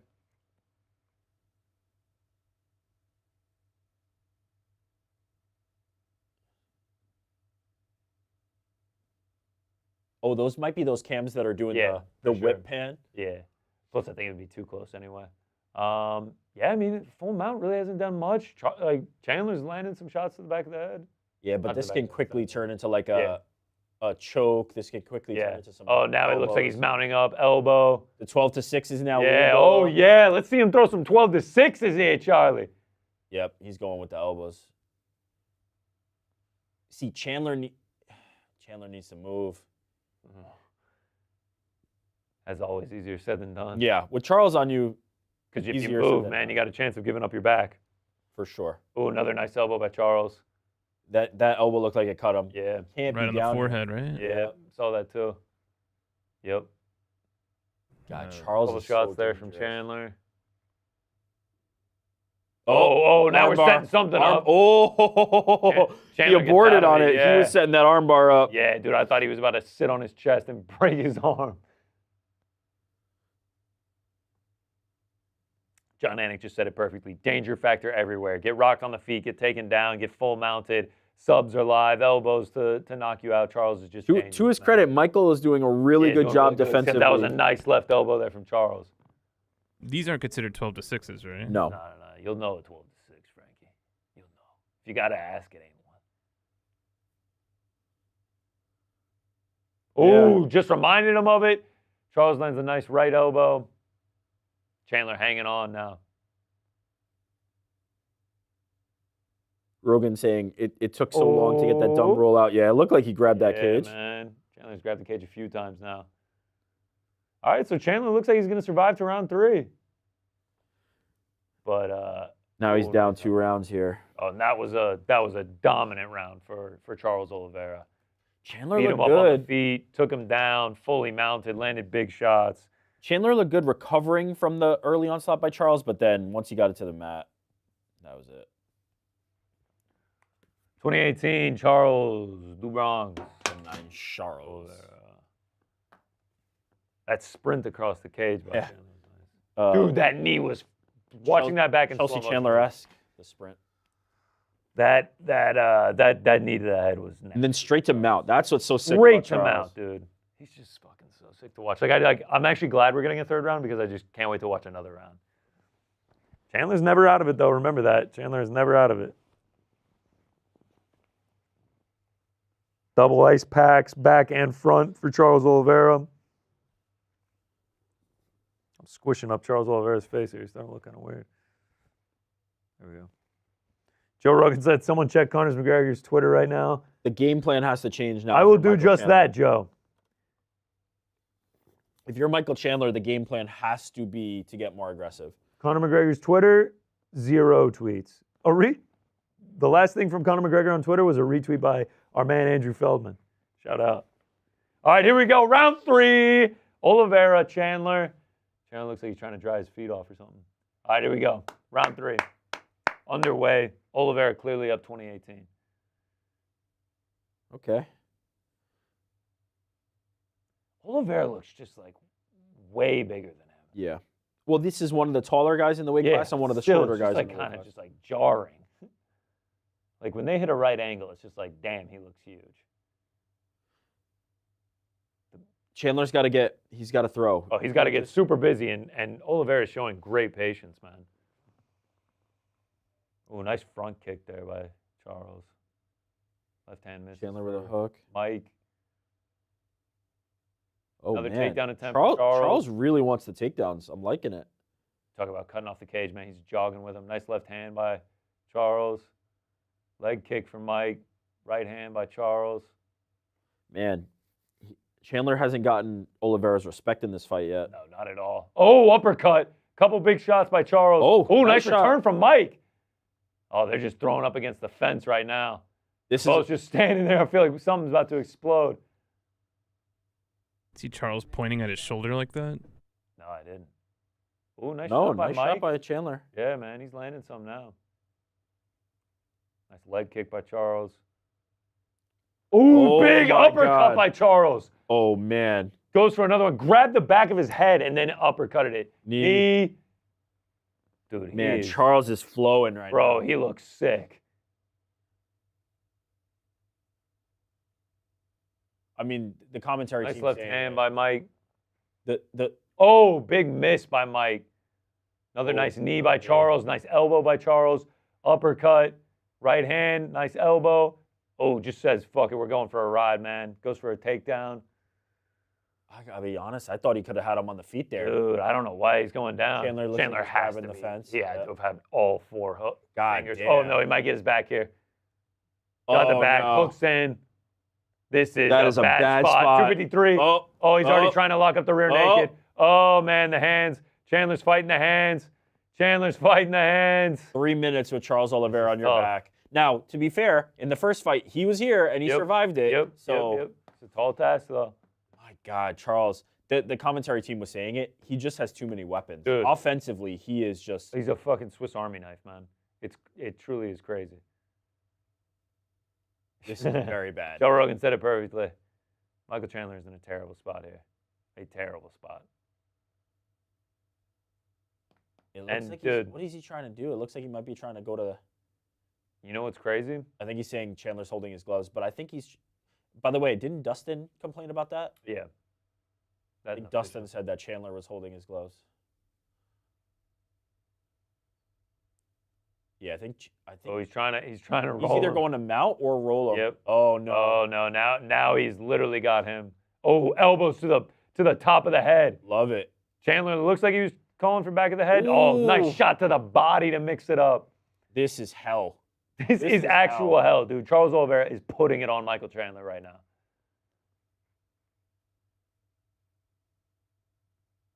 Oh, the body shots. Oh, dude, he's just ripping to the ribs right now of Michael Chandler, but Michael Chandler just doesn't want to let go of fighting the hands because he knows the choke's coming. He's just flowing with the hands, looking for one little bit of space to sneak that arm under. And bro, even if Chandler survives this round, he's down a heavy 30-27. He needs a finish. Nice shots here for Oliveira.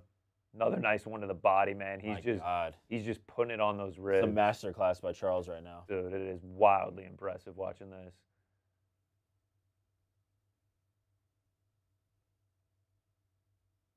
Again, though, Michael Chandler surviving in an incredibly bad spot. Oh, dude. Most guys are out of this quickly.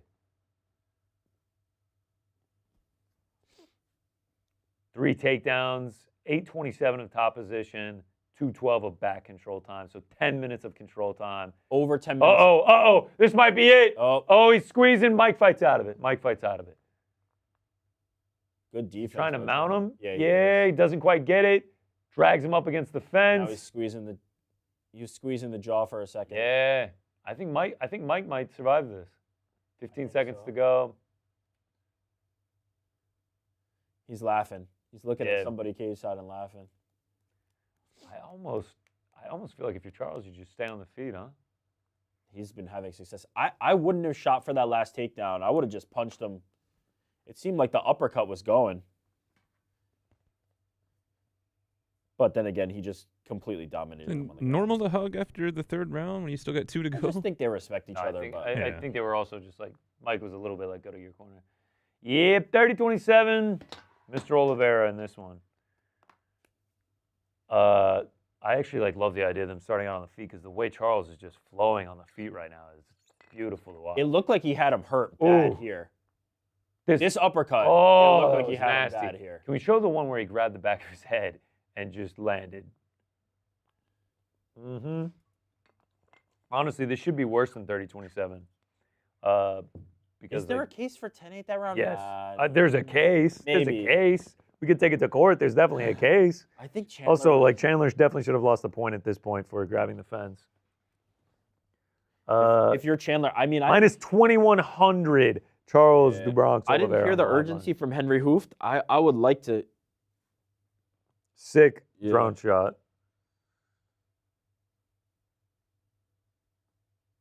Robbie Barstool behind Michael Chandler there. Shout out. He needs Elon Musk behind Charles Oliveira. And here we go. Round 4 underway. You need something to finish. It can't just be... Chandler has to drop the being stagnant and go for broke, man. Because this fight's over if it goes to a decision. Ooh, nice overhand left from Mike. He must have heard you. I have a direct line to the... Straight to his ear.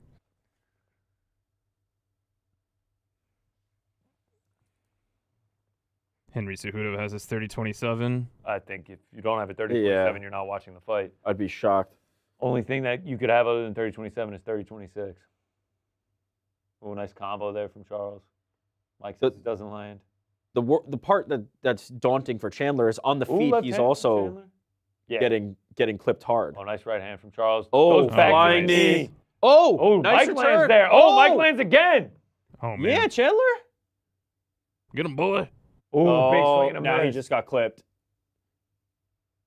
It seems like Chandler throws up the defense again. They're just right back in the stage, and it's like a repeat of the round. Now Charles goes for the takedown. Oh, rolls it. I think Charles can finish this fight if he stops going for the takedowns. That's what I think too. Like just finish it on the feet now. But and then he gets him in this bad spot, and I'm like, what do I know? But right, like you're just trying to win the fight and get the title shot. The shots that Oliveira is throwing clearly rock Chandler, and the shots that Chandler's throwing just don't have the effect it's just like Charles anymore.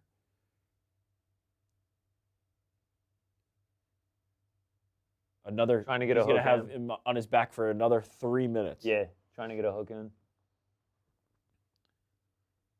There's something to be said about how defensively sound Chandler is, but he can't win this fight this way. It is.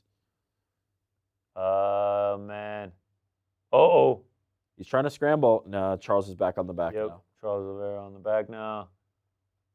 Oh, he's trying to lock up the choke. Oh, This is the arms are under. This is daunting for Michael Chandler. 3 minutes again, and you now have Charles Oliveira, the best submission artist in UFC history, on your back. He's trying to get him rolled over. Yep. Gets the body lock in. Scraping his feet off the cage. And now they're just hand fighting again.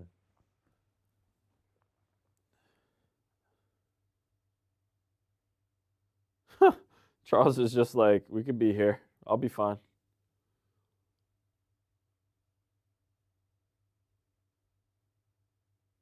Oh, yeah, Joe Rogan saying it could potentially turn into an arm triangle.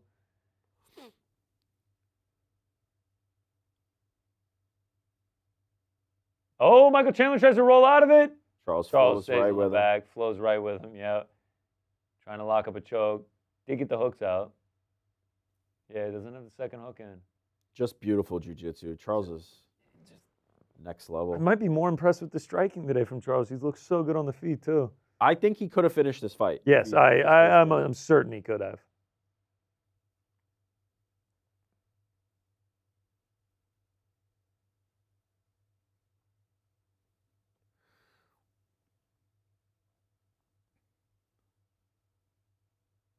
Uh-oh. Oh, I thought he got under the chin there for a second. He's trying to separate this left arm. Well, he's just trying to peel him back so he can.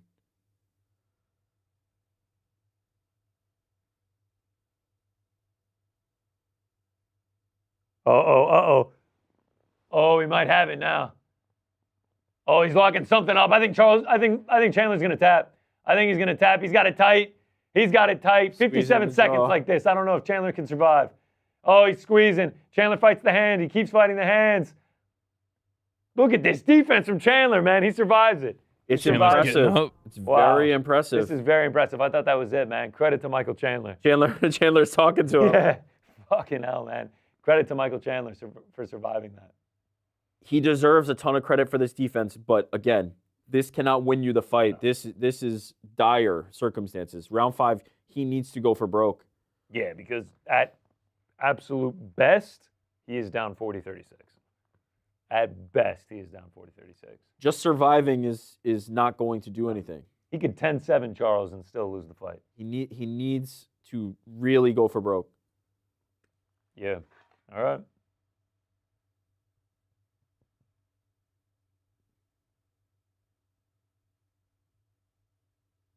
Yeah. 40-36. Charles Oliveira. Charles could do this all day. He could do this 10 rounds. Can we also talk about how the jinx is in? I said, no way this thing goes to a fight. Did say that. I said, was it the biggest blunder of the UFC promotional history for making this 5 rounds? I do remember you saying that. What a waste of time. What the fuck do I know? Charles so far, 40-36.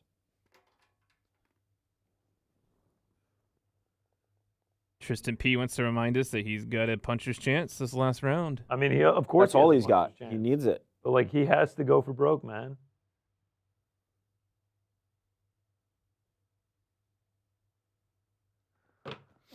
All right. Charles asking to have his arm shaken out. Charles minus 4,800.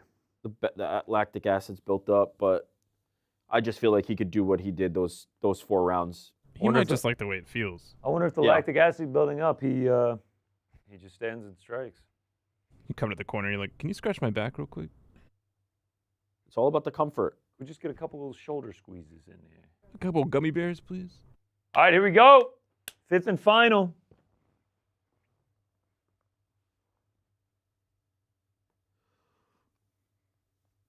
All right, here comes Chandler. He's going to try. Oh, he's trying to give him respect. They give him respect, and here we go. Chandler, brother. Go, man. Jon Anik saying, if you're Chandler, you don't have 5 seconds to share a prayer with Charles Oliveira. Yeah, you have to get on him. Like, now. Ooh, knee right to the chin. He just missed. Ooh, left hand for Chandler. Shot to the body for Chandler. Oh, man. Ouch. Shot to the leg, just like stuns Chandler. And Charles goes for the takedown. This time doesn't get it. Stuffed by Chandler. Yeah. He's so dangerous here, though. Chandler goes right to the fence, man. He needs to stay off of that because Charles can just mix it up however he wants. Well, it's also just at Charles's range. Yeah, for sure. Like, he's short on that. It's just too far. Yeah. Ooh, right Nice hand right. for Chandler. Nice left hand. Oh, big right for Mike Chandler. Nice. Oh, hits him in the eye. Oh, Chandler swings and misses, and he gets a takedown. Oh. Oh, he's on top, though. Chandler on top. Chandler on Lands top. a shot. Oliveira trying to roll it. Chandler's man. still on top. Chandler landed big shots. Chandler landed big shots. Oh, my God. Chandler landed huge shots. Keith Peterson right there. Chandler landed big shots. Wow, he almost got it there. Oh, my gosh. Chandler pushing him up against the fence. Charles Oliveira holding on for dear life. Trying to posture up Michael Chandler. Oliveira holding on for dear life here, man. High drama at the Mecca. Yeah, high drama at the Mecca. Jon Anik is not kidding, man. Plus 1,800 going into the 5th round. Chandler needs big to elbow. unload this now. Oh, another big shot. Charles Oliveira's recovered guard, so he's in a better spot. Oh, man. Oh, nice elbow for Michael Chandler. Oh, another big shot He for is Mike not Chandler. out of danger here. No, no way. Chandler smelling blood. What a turn of fortune. Dude, Chandler's got to keep going, though, man. Like I said, he could fucking 10-7 him, and it wouldn't matter. Got to get the finish. 239, man. You got to keep going, Mike. Yeah, Oliveira stalled him out now. He's got to let it go. Yeah, honestly, DC saying I would let him up. Oh, no. Oliveira trying to set up an armbar, nothing doing. Chandler's got to get up, man. He can't stay down here. Yeah, he's just posturing. 212. Chandler's got to do something, man. Fingers out of the glove from Keith Peterson. Did you see fingers out of the glove? Yeah. All right, Chandler. Don't grab him. Okay. All right, they're back to the feet now. 151 to go. Chandler's stalking him now. He knows he can hurt him. Yeah.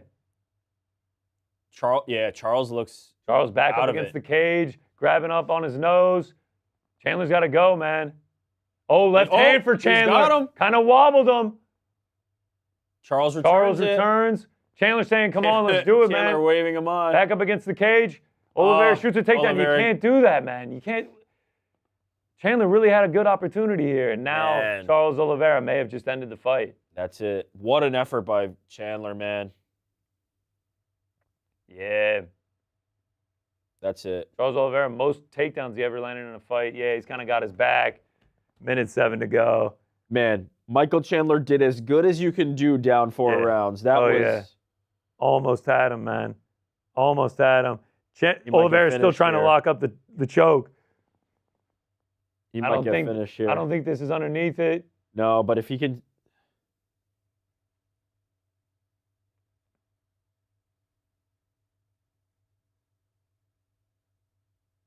No, I don't think he has that. Joe Rogan calling for him to explode.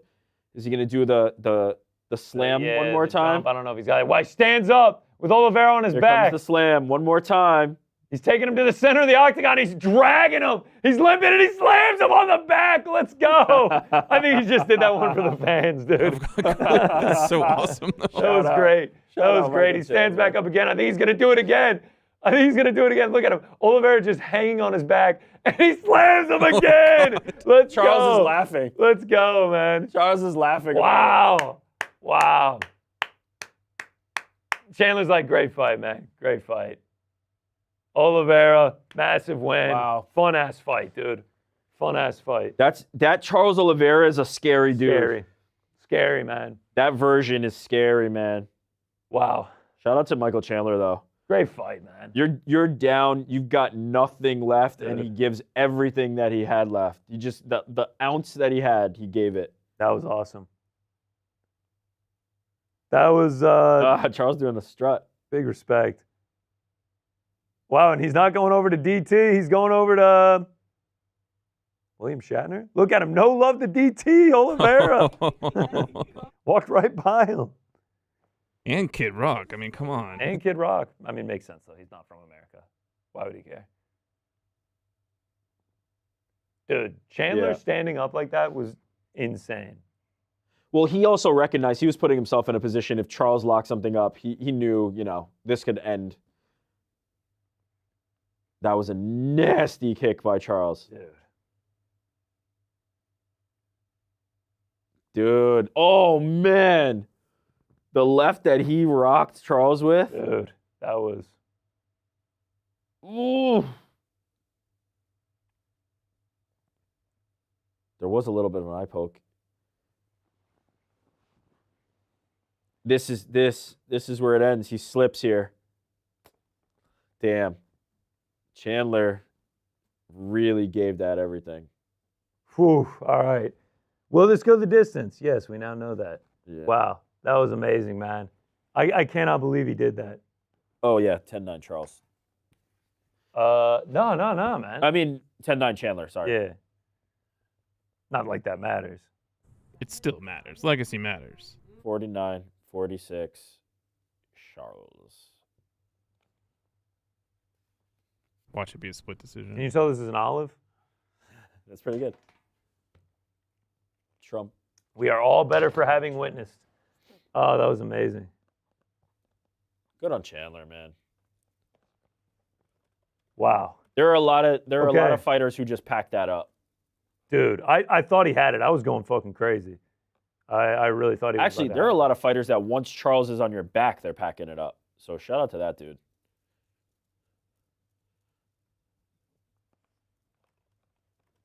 Ant wants to make sure that you guys know that he was going to Reed Harris. Yes, Reed Harris. What was it? 50? There was a 50-45? Was there? I heard 45. I didn't hear what the first score was. Was it? Oh, it could have been 49-45 if if there was one of them was a 10-8. I mean, relatively easy work for Charles for 4 rounds, and then yes, for sure. I mean, that was a way to bounce back. Another decision, I can't. What was Charles Oliveira by decision? Charles Oliveira by decision was in a 5-rounder too. Charles Oliveira to win by decision was plus 1,000. Yeah, makes sense, man. He finishes everyone. Yeah, I can't believe that. All right, so after Arman and does he get the winner of Arman and he deserves that. Yeah. I mean, why not? Why not? What a performance.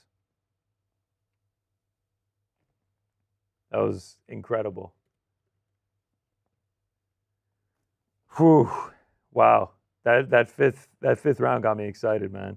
That fifth round got me fired up. And now we get Jon Jones and Stipe Miocic.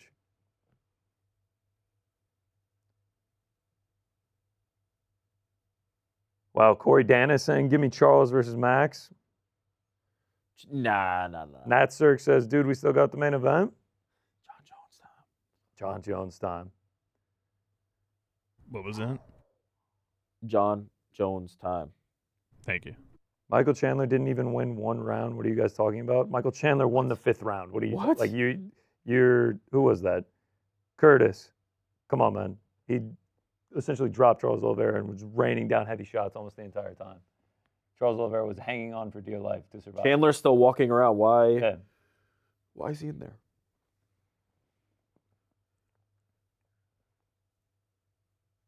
Yeah, he has to be out. Yeah, it has to be.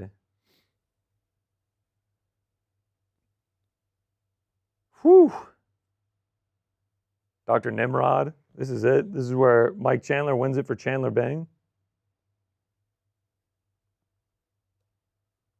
I mean, again, can we put the Charles Oliveira has quit in him shit to bed at this point? Like, how many times do we have to see this guy just like survive the fire? Yeah. Whew. Uh-oh, Michael Chandler getting his interview now. Here we go. Oh, we're going up top camera. There we go.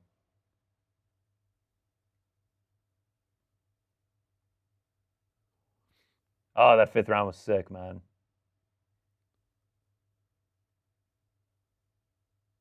Wow, former 3-time Bellator lightweight champion.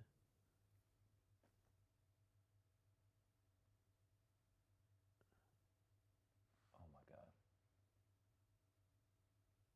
Love that. God. Gladiator reference? Yeah, of course. I think he did that for Gladiator too, being on the. Yeah, he just made some money for saying that.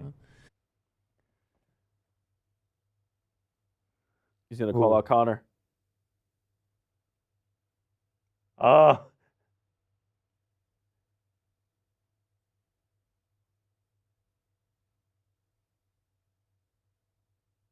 This is a great cut.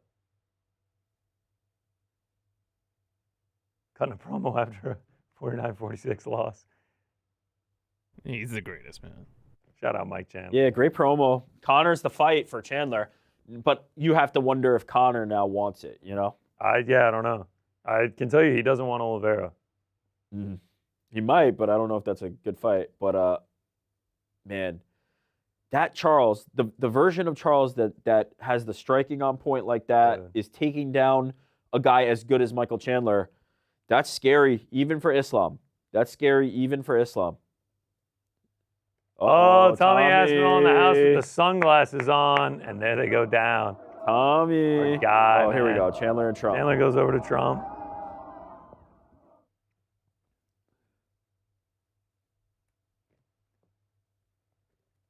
Whew. All right, now we just got the main event. I have a horrible update.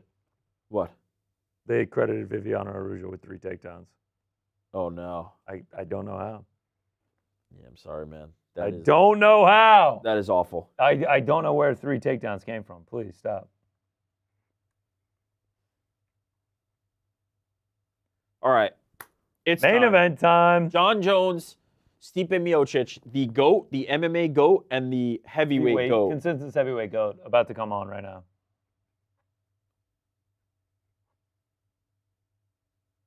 I don't know if he's putting his GOAT status on the line, John Anik. Yeah, I mean, he's kind of far ahead in that race. Whew. All right. That 5th round got me hyped up.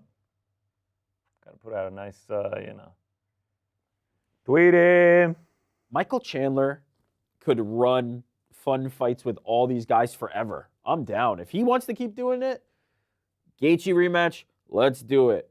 Dustin rematch, let's do it. Like all these guys, Michael Chandler is the perfect action guy to be in there with all these fighters. The championship, I think, the championship thing has now passed. I think so. I think that's it. I think that was the last little. I honestly think the Conor McGregor fight is still like the perfect return for McGregor. I think Conor will want somebody who's coming off a win, and I don't know. Yeah, I guess so. Man. Which bridge is that? Big Brooklyn Bridge, huh? Mm-hmm. All right, do we get a finish in the main event? Yes. I think so. Jones money line. Wait, our parlay boys are dead, right? Nickal inside the distance was. And the under in Oliveira. Okay. I did my part. Just saying. What did I take? Did I take Jon Jones money line? So my part might TBD. Who cares? Who cares? We're Unless we all hit. No. Nobody hit. Oh, all right. I like that New York graphic. Oh, dude, they do this for every city. It's unbelievable. The gold and black graphics. So good. Jon Jones, heavyweight champion Jon Jones. Incredible. Incredible, man. Yeah, and we'll see if we can get a defense. I think it's going to be close. Closer than people think. Tom Aspinall with the IC. Okay, I'm also very curious as to what's prediction. going to happen afterward. Is Tom Aspinall coming in the octagon after? No matter who wins. No. I don't think so either. But it would be incredible if he did. What a swerve. It would be incredible if he did. Just look, as you laid it out on Boys in the Back, every Thursday. Every Thursday, Boys. What is this? DC is in the middle of the octagon, cutting a promo. Spinning in a circle Walk for the no same. apparent reason. Same halls as Muhammad Ali. Careers made with moments. These two men may create. Okay, why are they just spinning around DC though? I get Making him follow the camera as well. the random camera movements just never make Hold on, right now, like Jon Jones is in the back pacing. What is this? So he's all tangled up in the cable. Few minutes. All right, DC, just spin around in a circle. We're gonna go around you. What? This isn't it. These two men will fight for the crown of the baddest man on the planet. Oh, he was just setting up for the promo. Love the little smirk. I love how DC's I cutting. thought he was about to make some crazy announcement. this So kind did of I. promo, and then he smiles at the end. What was that? He's like, Also- they're going to do it next time. We've seen this trailer. This was the trailer for the. Yeah, what Maybe was it's that? the director's cut this time. That was a bit bizarre, but I don't think Tom DC gets in the getting- cage. DC getting dizzy.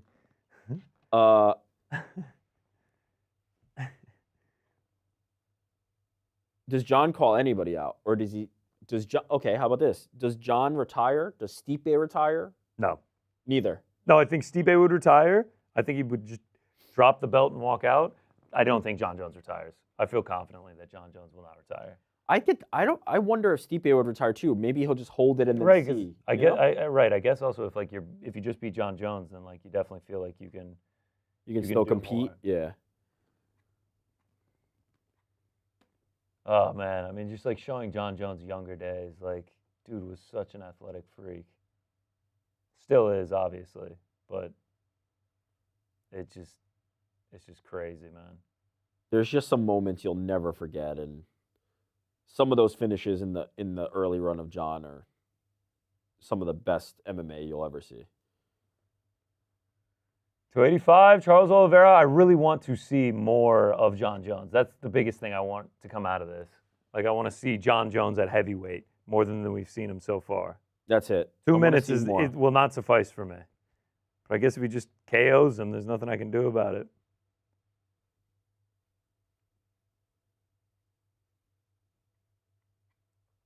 Yeah, I mean, Joe Rogan said it. No one had done that to Cyril Gane before. People were losing their minds.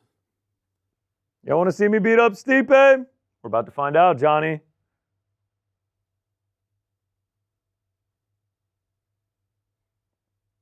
All right, here we go. Now we show Stipe's side. All right. Jon Jones wins. I said Tom doesn't get into the ring. I don't think so. You don't think so either? Yeah. I think just based on the fact that the UFC has not let Tom show up to the press conference, to be anywhere near these events. Wouldn't let him drink it or anything. You don't want a repeat of Izzy DDP. Well, it also just tells me like they're catering to what Jon wants, right? Yes, like, of course. Jon doesn't want him to steal his spotlight. And honestly, like, does he really need to get in there? Because Dana has made it very clear this week that if Jon, if Jon in the fights sport, again, he will be fighting Tom Aspinall. Yeah. The winner, if you don't retire, you will be getting Tom Aspinall.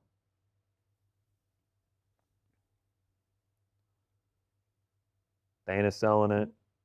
I feel like they're just going to go straight from this to the walks, yeah? I love it. We're about to get to see Jon Jones at heavyweight again. 18 months later? Not even, bro. Longer than that. We're about to get to see 20 months later. Jon Jones with legal 12-6 elbows. Let's see if that comes into play. Oh, could you imagine if that's how he wins it? That made it famous.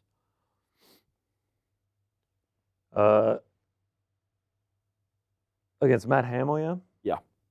What if he does the rematch with Matt Hamill to try and... Yeah, I'm going to pass on that one. To try and... Matt Hamill called for that on social media, but I'm gonna pass on that. Get revenge for his last loss.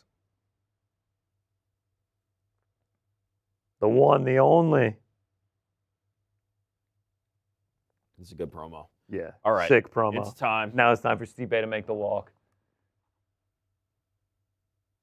What's the walkout song for Stipe?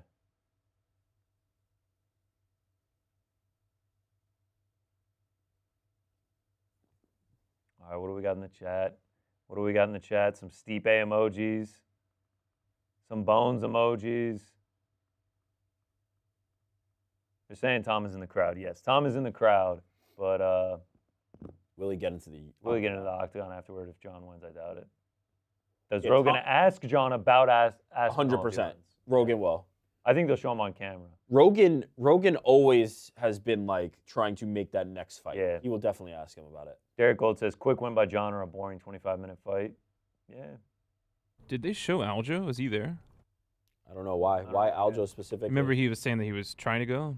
Oh, I don't know. Hayes says, nerver through the roof, boys. Let's go. Same, Hayes. I'm nervous. Now that I'm seeing Stipe actually make the walk, I'm pretty nervous. Wow, Stipe chant. John W. said, I miss Chandler. He could have lost four other exciting fights by now. Yeah, that was some ether by whoever wrote that for Armin. Yes.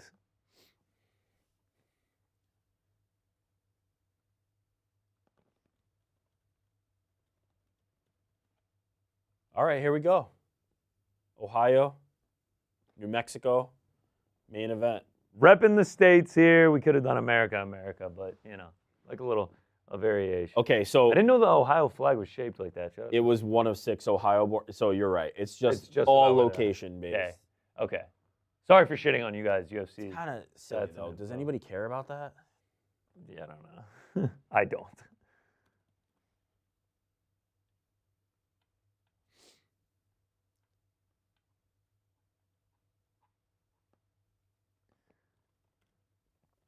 He looks good, man. He looks healthy. He looks ready to go. Yeah, Stipe's corner looks locked in. They look like they are ready for battle as much as he is.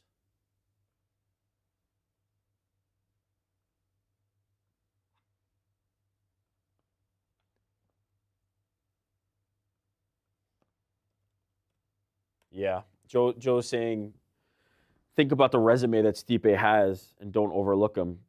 I'm not overlooking him, man. I really think this is going to be closer than people Yeah, expect. it's happened for a bit now. I think the thing you can't avoid, though, is he is getting older and just been inactive, and that is a bad combination. But to the point that you just made, he looks great. He's in very good shape.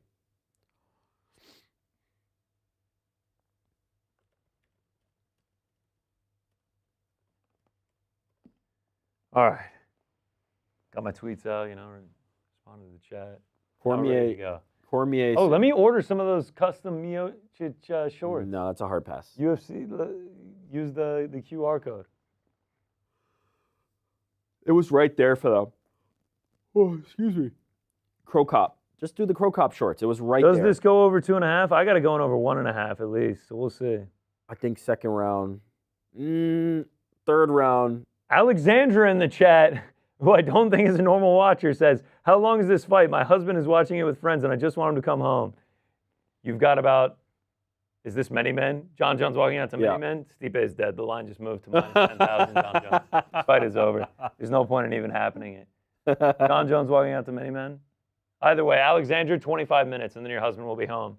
That's incredible that she's in here. All right, we gotta switch now. Derek Gold said Stipe was great. It's over. He has no business in there. I don't know. I don't think. He ain't 58. He's 42. Glover was 42 when he won the title. No. Switch up to more 50 Cent.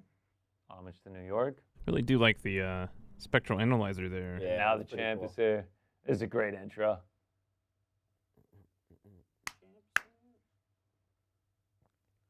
Jon pumped. Man. He does have something. Oh, I know those bowels of MSG quite well. God, that black and gold looks good on him, man. Black and gold looks good on him.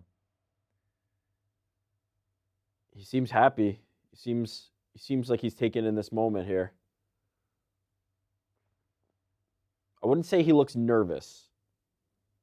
Nah. He's kind of done this a few times, you know? The championship walk. Yeah, done it once or twice. Let's see the shorts. We got the custom shorts. Hugging his brothers. Wait, doesn't that mean like Tom Aspinall's like right there somewhere? Where's Tom? Pan the camera. Turns, he just kisses Tom. Wait, what's going on? He's right there. He's 3 feet away from his family. I love it. He's 3 seats over from Jon Jones' family. I can't lie, dude. I like this Venom black and gold kit. He rolls up the shorts. Gordon Ryan in the corner. I have to say, heavyweight Jon Jones rolls up the shorts, so like we can't really see the like full spectrum of them.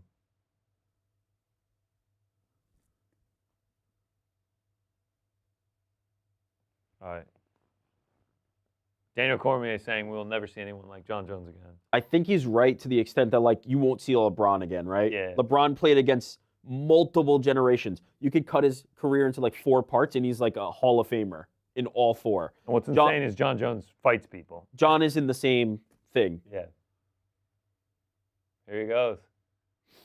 Jon Jones is fighting. Gordon Ryan with some last instructions. I'm feeling sub, man. Wow, Jon Jones submission. I'm feeling sub.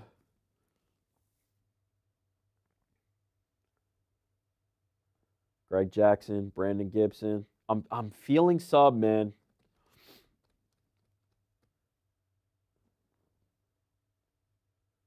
"16 years ago, Jon Jones made his UFC debut." All right, so your final prediction: Jon Jones submission. Sub like 3 or 4, round 3 or 4. Jon Jones decision.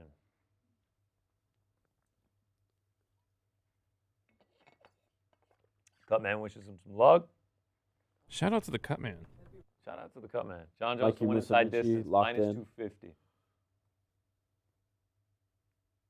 John Anik just said its sample size at heavyweight is small. That is Yeah, true. understatement. Tiny. We know nothing. Wow, he's Ooh. slapping the shit out of himself. Yeah, this physique is way different than the Cyril Gane fight. DC basically saying this right now. Are we going to get a cartwheel? Yeah, we are. There we are. There it is. He looks ready to roll. Champ is here, doing cartwheels. Deep breath. Custom shorts for both. I love the Trump? Is he wearing the shorts right? Says what's up to Trump. He just rolls them up. He likes to roll them. We can't really see him that much. He likes some short shorts. He say 24th, and like 75% of those have been title fights. Yeah, and also like he's taken multiple years off. Yeah. It could have been 50. Here's our tale of the tape: 27-1 and 1 no contest, and that one for Jon Jones was just because he was brutalizing his opponent so bad and used some illegal strikes. He has never actually lost a fight. Stipe Miocic 20-4, 14 knockouts, 10 for Jon, 7 subs. Around the same height, 6'4", longer reach. Jon Jones very long. And here we go. Bruce Buffer getting ready to roar, man. Whew, this feels big now. It's big. Jon Jones is fighting in Madison Square Garden. Yeah, this feels big This now. is big, man. This is big. Has anyone perfected it better than the UFC? That the spotlight, the lights go down when Bruce Buffer drops. Yeah. The spotlights go on. It is great. It's just so good. The whole in-arena production is great for them. So good. Stipe looks good, man. Looks ready to roll. UFC heavyweight title on the line right now. Like, what more can you ask for? No matter what the outcome is here, I feel like there's just so much moving forward. There's just so much to talk about. We can talk about that afterward. Here we go, Bruce. Here we go, Bruce.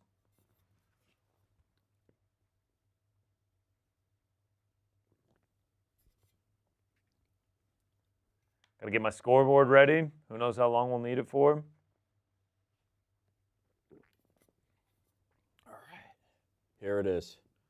Live from the sold-out Madison Square Garden. I hope that UFC photographer is getting that Getty ready with Tom Aspinall looking at Jon as he walked by. Oh, I pray they got it.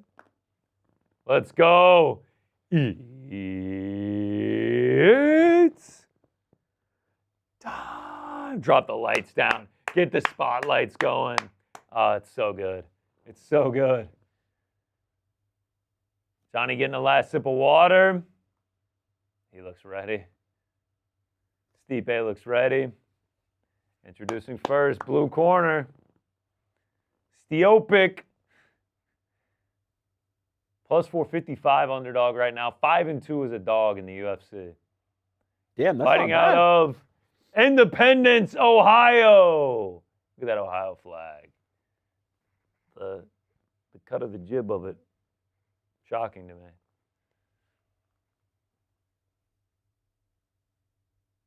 Shorts. How is Stipe still ranked number 8? How's he even ranked? Yeah, I don't know. He's a fun forever. It doesn't matter. Rankings aren't real. They literally are not real. That's exactly right. The fact that they don't have the Croatian and the red and the white is crazy. Drop some Stipes in the chat. Drop some bones in the chat. All right, here we go. The one, the only. Rochester, New York. 19-1. 1 no contest as a UFC favorite. Average line, 469. That's insane. Fighting out of Albuquerque, New Mexico. Look at us. Look at us. Showing love to these guys. I'll give it to me, Bruce. Reign. Oh, Defend. Bruce is giving it to him right now. Undisputed. UFC. Heavyweight. Champion of the world. The one. The only. Johnny Bones Jones. Damn. Let's go. Let's All go. right. It's time. I'm hyped. It is I'm time. hyped. Gotta get comfortable. Gotta shake out a little bit. Gotta get loose. Oh, I feel like I've seen this photoshopped like a million times. We finally 100%. actually get to see the face off. That's exactly right. Let's go. Shake it out. Right, so Jon Pat seems on to the be arm. a lot more cordial with Stipe Yeah. than it was before. All Here right. we go. Wow. MSG 1:05 a.m. Eastern start. for this one. MSG heavyweight GOAT, overall GOAT. Heavyweight title on the line. The UFC heavyweight title on the line. We don't see that very often. This is only the third time since January of 2022. Whoo! Here it goes. All right. We're underway. No gold gloves, by the way. I know these are the old ones, but I The thought old maybe ones. I know, but I thought they might get the special gold ones. They just said, "Fuck it." Oh my Oh, God. left hand for Jon. He's trying to get out of here quick. Okay.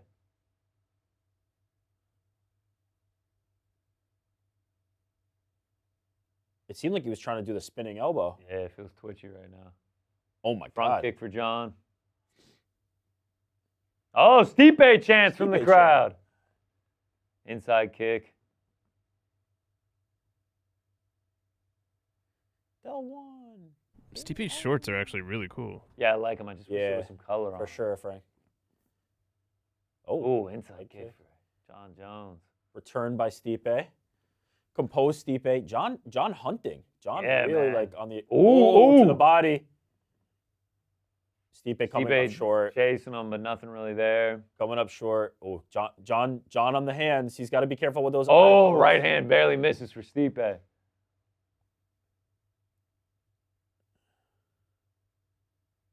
Jon really paused those hands out there. I feel like I can't blink. Contact drying out. Oh, big boy. takedown. Oh boy. Jon Jones gets him to the ground. He just dumped him. Side control, elbow. Uh-oh. This is Jon Jones' world right here. Stipe struggling. Oh, another big man. elbow for Jon Jones. He's made his career doing this. Putting all his weight on him. Stipe trying to wiggle his way out. Jon trying to go to side control. Oh, elbow for Stipe. Yeah, but now he allowed Jon to now get into big shot for Jon Jones. half guard. Another big shot for Jon Jones.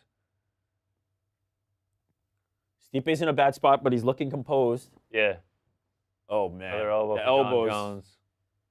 Because he has such a long reach, 3 he minutes, can really man. get the leverage Yeah, on it's crazy. Hey, dude, this is like being down there with Charles Oliveira. Like, you don't 3 minutes. It might honestly be worse. 3 minutes on the ground with Jon Jones is It tough. might honestly be worse.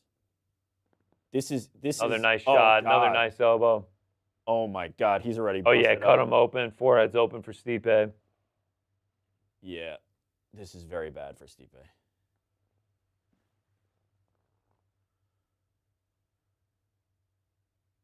He's so good at planting the hands and then just turning that elbow over. Good strike by Stipe from the bottom.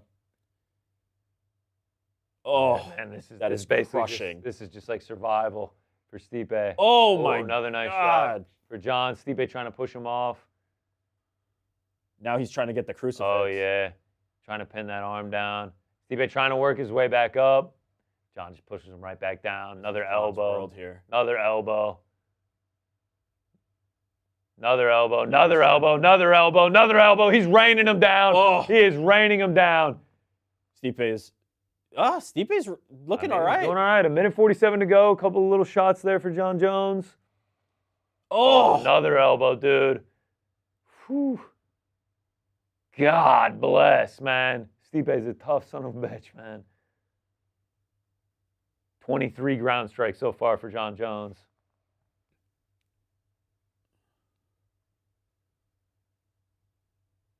He's so good at that. DC saying he's good at creating the space and then dropping the elbows. He's so good. They just feel like they all have impact. Another elbow, yeah. Another elbow. Yeah, I thought he was cut, but he seems they're pretty just clean. like just dropping another elbow on there. Oh, Stipe. Good on Gets the Stipe, guard. recovering guard. Yeah. Minute to go. He can't do this for many more rounds. No. These elbows, No. it's going to just take one that's just going to be 2 points. It was a nice trip by Jon, but Jon would have that to takedown do it was nasty by Jon. Just dumped his ass down. See, this is where he's great too. Oh, good Lord. Yeah. Oh, Stipe trying to... I mean, Stipe doing well now, man. He's like, obviously, Jon dominating the round, but like in terms of surviving.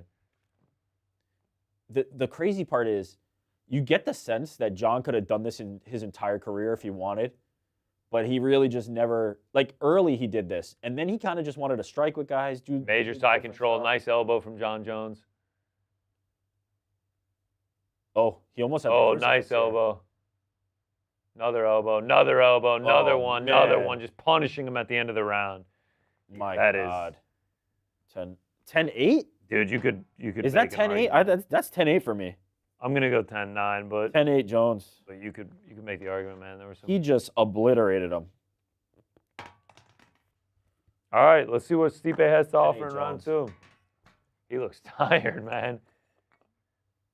Oh man, that grown man. That is gonna get clipped and memed, dude.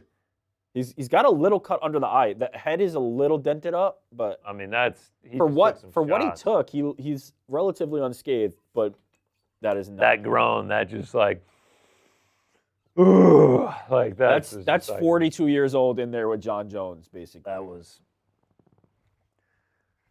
whew. Wow. Good start for Jon.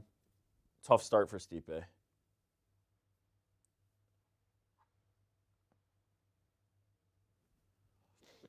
Charles Oliveira already on Twitter. I'm back, and I apologize for your heart rate up in 5th round. LOL. Chandler's tough and hits hard. All respect. Shout out to Chandler. Or shout out to Oliveira, man. All right, here we go. Round 2. Oh, Jon Anik taking the words out of my mouth. Yeah. Let's see if he goes for another one of those quick takedowns, man. Nice little jab there from Stipe. Oh, Jon Anik says certainly. Okay, I don't know wrong. about that, but I shit. thought so. I don't know shit. That was brutal. Sounds like some attempted Stipe chance there. I heard them. Yeah.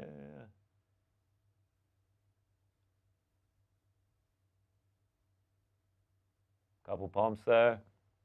Oh, left hand from Stipe. John said, yeah. John's like, all right, man. Yeah, I feel it. Yep. I feel it. You got me. Oh, nice left hand from Jon. John's jab hit him. Oh, nice uppercut from by Stipe. Stipe.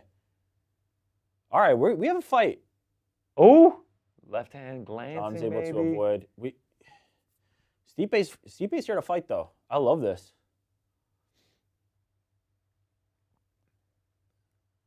Kind of just staying at distance right now. Stipe circles. Oh, boy. Yeah, that was Stipe overreacted to that big time. Yeah, body kick, and then he actually throws it there. Ooh. Nice shot to the body by Stipe. Oh, my gosh. These feints are getting Stipe to jump, man. Stipe's really reacting. I think he just does not want to end up getting taken down again. Oh, body shot lands. Can't follow it up to the head. Stipe's short on the punches. Yeah. The range is. Yeah. A couple nice shots to the body, though. Yeah. John's been sticking that front kick right in the gut. Oh, man. Short elbow for Jon. Tried to hit that elbow. Oh no. Stipe did not like that to the body. Oh, wait. He actually looked like he... No, that wasn't low. No, I know. I think it might have been him looking at the referee like, was that low? Yes.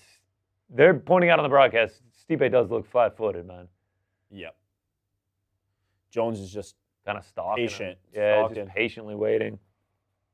I mean, this is how Jones wins. He just breaks you down. It's not the concussive Francis Ngannou kill you. It's right.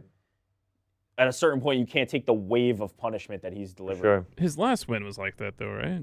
Yeah, the last one, he just blitzed him, and Shogun can't stop a takedown. Right to the body. Yeah, it goes to the body again, man. Swing and a miss for Stipe.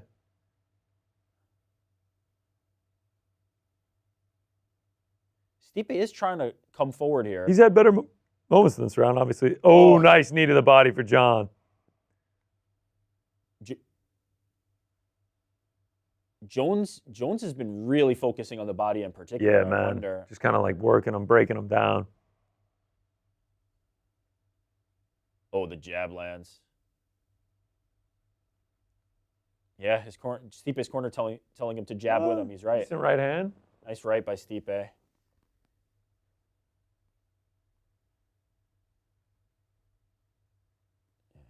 Sort of just threw the leg out there. He's starting to look fatigued. Stipe? Yeah. Jon goes for left hand, misses. Stipe. And he's 42. He's coming off a long way off. Left hand grazes off his Jones' head. I will say, the movement from Jon looks a lot better at this weight than I thought he would probably look at the heavier weight.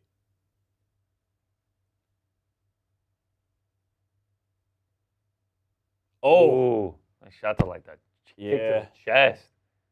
Head kick just off the arms. Oh, nice little right hand, just a little jab. Stipe came in. Stipe needs to get respect. He hasn't really. Inside low kick. Yeah, Joe Rogan just said Stipe just feels a step behind, and that's accurate. That's exactly it. He just can't really get much going. As I say that, a decent combo. Now he's chasing Jon. He can't no really. Real damage though. No. All to the arms. Nothing there. Oh, spinning back kick from Jon. He looks like the light heavyweight Jon in there. Yeah, Jon's left hand from Jon. Stipe just hasn't earned respect yet. He needs to earn respect. Yeah, he needs to land like a big shot or something. Jon is not bothered by anything he's doing. All right, 2 rounds in. 10-9, Jon.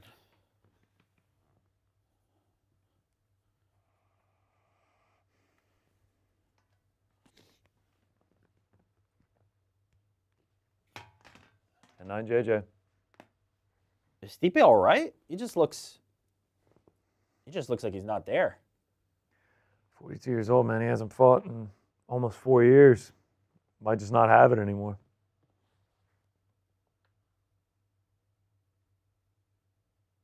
Good corner advice. They're really trying to get him to keep the punches coming.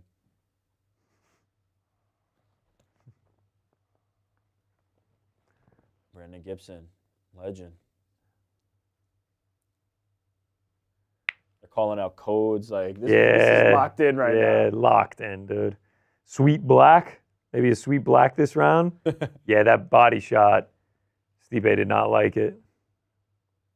Another knee to the body. Someone yelling, use the double jab. Stipe's coach, yeah. He's right. If he's just going to take one shot at a time, Jon is just going to stand there and pick him off all day. He needs. All right, here we go. Round 3. Oh, snap Stipe's head back with that one. Stipe a little bit more urgent here. Stipe chasing. Good for Stipe. Yeah, there we go. Jon Jones able to avoid most of it. He's not just giving in. I like that. Yeah.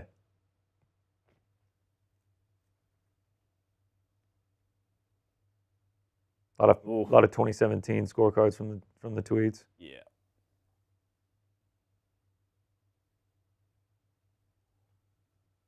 Oh, ooh, nice uppercut by Stipe. There we go. That's been his best punch. Stipe immediately goes for a right hand there as well. Jon's got to be careful on those resets. If Stipe gets after him, he might be able to land something while he's backing up.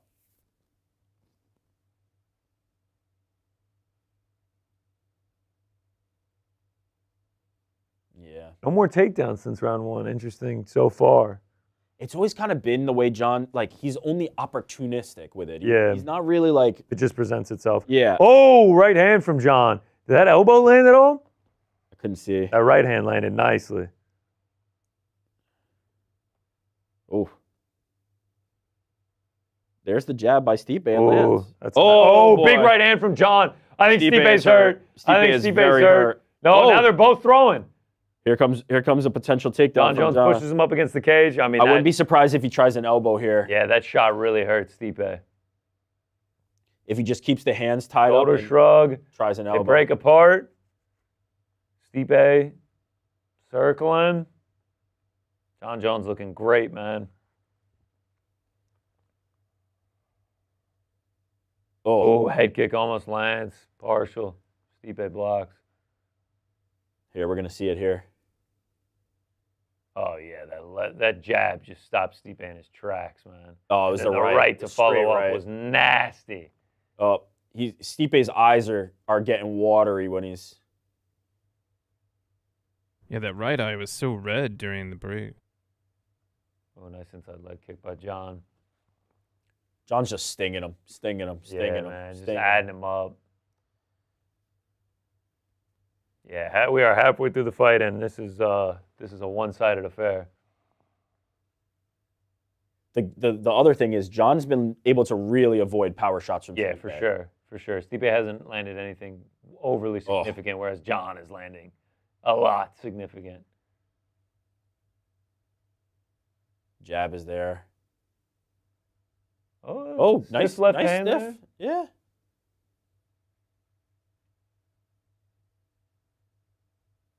Stipe back up against the cage. Jon with a nice left hand. Cormier saying he fought at 41, so he's giving some insight into, like, it can be tough. Yeah, for sure. Uh-oh. Tangle up. Stipe breaks away, circling. Shuck it off. Minute 40 left in this round. Another Jon Jones round. Yeah, that's what it is. Joe Rogan's right. He's saying Stipe just can't get out of the way of Jon's strikes. He's just there. Where Jon is dodging most of what Stipe's putting out there.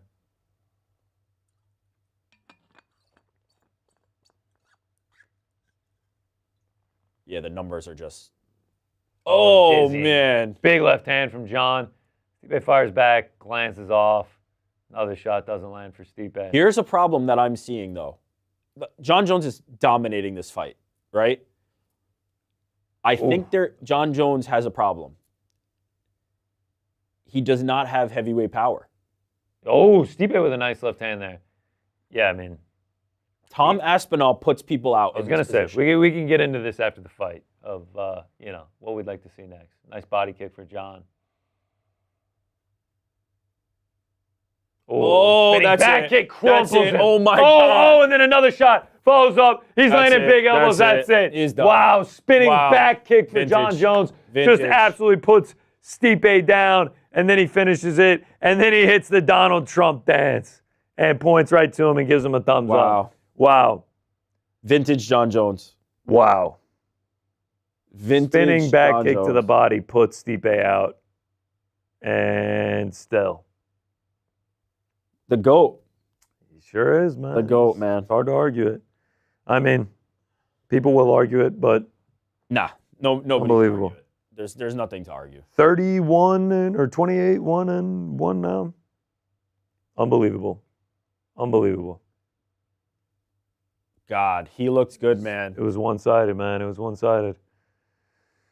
Let's see the Tom Aspinall fight now. Let's see this finish. We're gonna watch this back. Oh Ooh, this that is right. earlier. Yeah, That was straight right was so nasty. All right, here's the finish. Oh no. Just puts Stipe down. Oh man. That was it. And he had loaded up that body work from the previous rounds. Oh, yeah, man. Just hits him with the heel. All heel right there. It's been a while since we saw the whole Jon Jones like arsenal. Yeah, dude. This is what it used to look like. Boom. That was nasty. Man. That was nasty as fuck. The takedown. Spinning back kick lands the heel just right into the ribs. Easy follow-up finish. Hits the Donald Trump dance. The opportunistic trip into the elbows, the spinning back kicks, the teeps. This was exactly Nasty. what prime Jon Jones Amazing. looked It was like. amazing performance by Jon Jones. Feel for Stipe, but he had a tall task against him, man. He had a tall task against him. I think he got a nice payday, and I think that's Seems retirement like for Stipe's him having now. some words with Dana. All right, man. Let's see what happens in this post-fight, huh?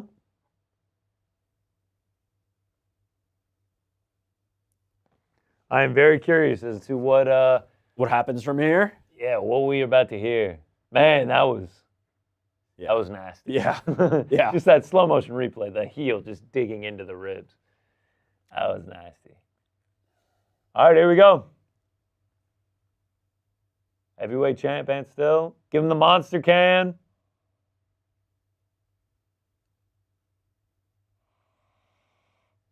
TKO, Jon Jones.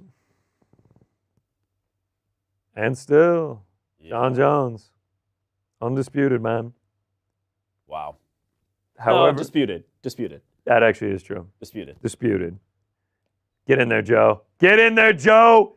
Give us what the people want. This is what we've waited for. Here we go. Greatest of all time. Yeah. Oh, here we go.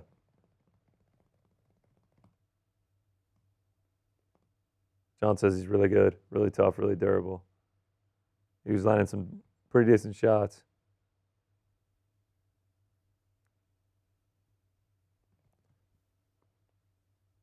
He said it's very discouraging to hit someone and them just not react to you. He said it doesn't matter though, the liver's the liver. He said the liver's the liver. Joe Rogan said it's actually on the other side. Yeah, I was going to say that. I was just about to say that's not on the right side of the liver. I think he just fucking cracked his ribs and crumpled them. Oh, man, that right. One more time. Man. Just put Stipe him down. just- Sat him down. That's It's it. over. Jessica Penne, Jones is undeniable. Nasty spinning back kick from Aljamain Sterling. I think we should just take a moment here. Regardless of what happens with the Tom Aspinall stuff, like, this dude needs to be appreciated for what he is. There's gonna be unbelievable. duck comments, duck this, duck that. I said it before the fight, man. We're not going to get to see this guy fight that often, and he is the greatest the sport has had to offer in terms of in the octagon fighting. He's asking. He's saying, is he going to fight Very Alex? Is he going to fight Tom? Oh, Tom! Not in the Tom cage. drinking.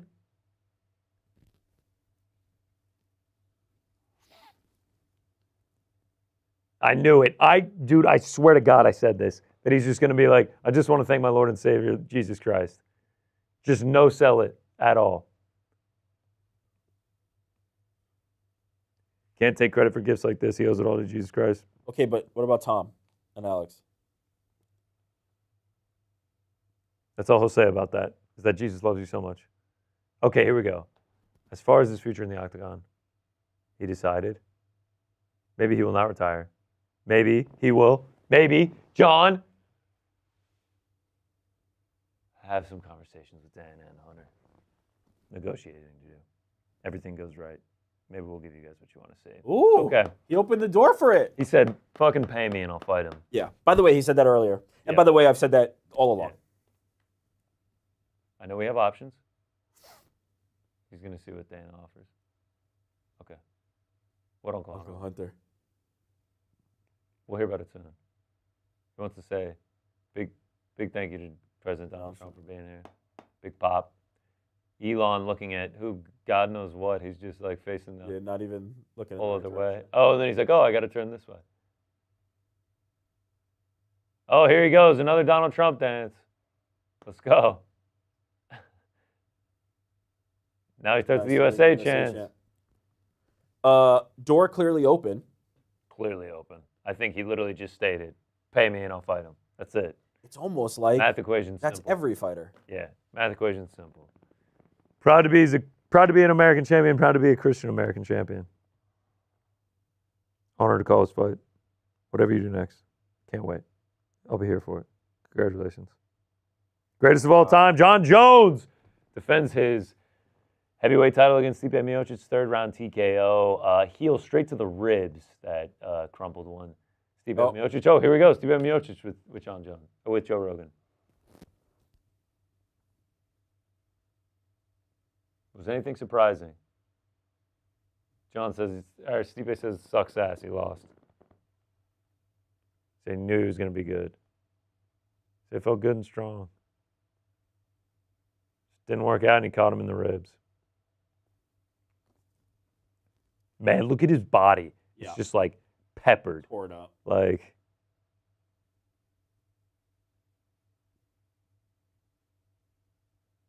hats off to him. Joe asking him what he's going to do next. Done.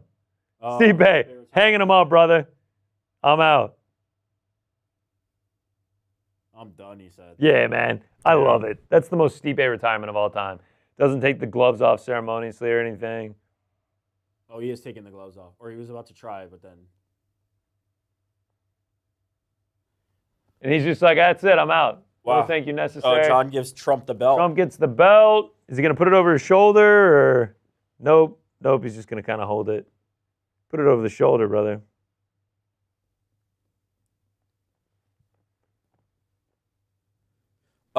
End of a career for Stipe.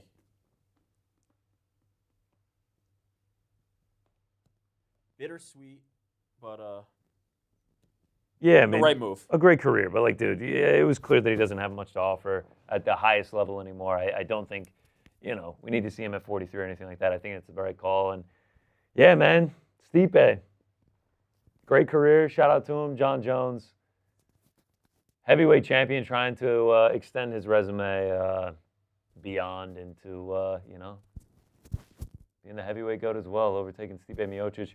All right. Let me get your final prediction. We just heard Jon Jones. What's next? Jon Jones versus Tom Aspinall. I think that's what it is, too. I think they just offer him the money, and we get Jon Jones versus Tom Aspinall. I think it's that simple. Yeah, it's time. All right. UFC 309 watch party in the books. 4 decisions. Get a finish in the fifth and final fight, but the co-main and main event delivered for me.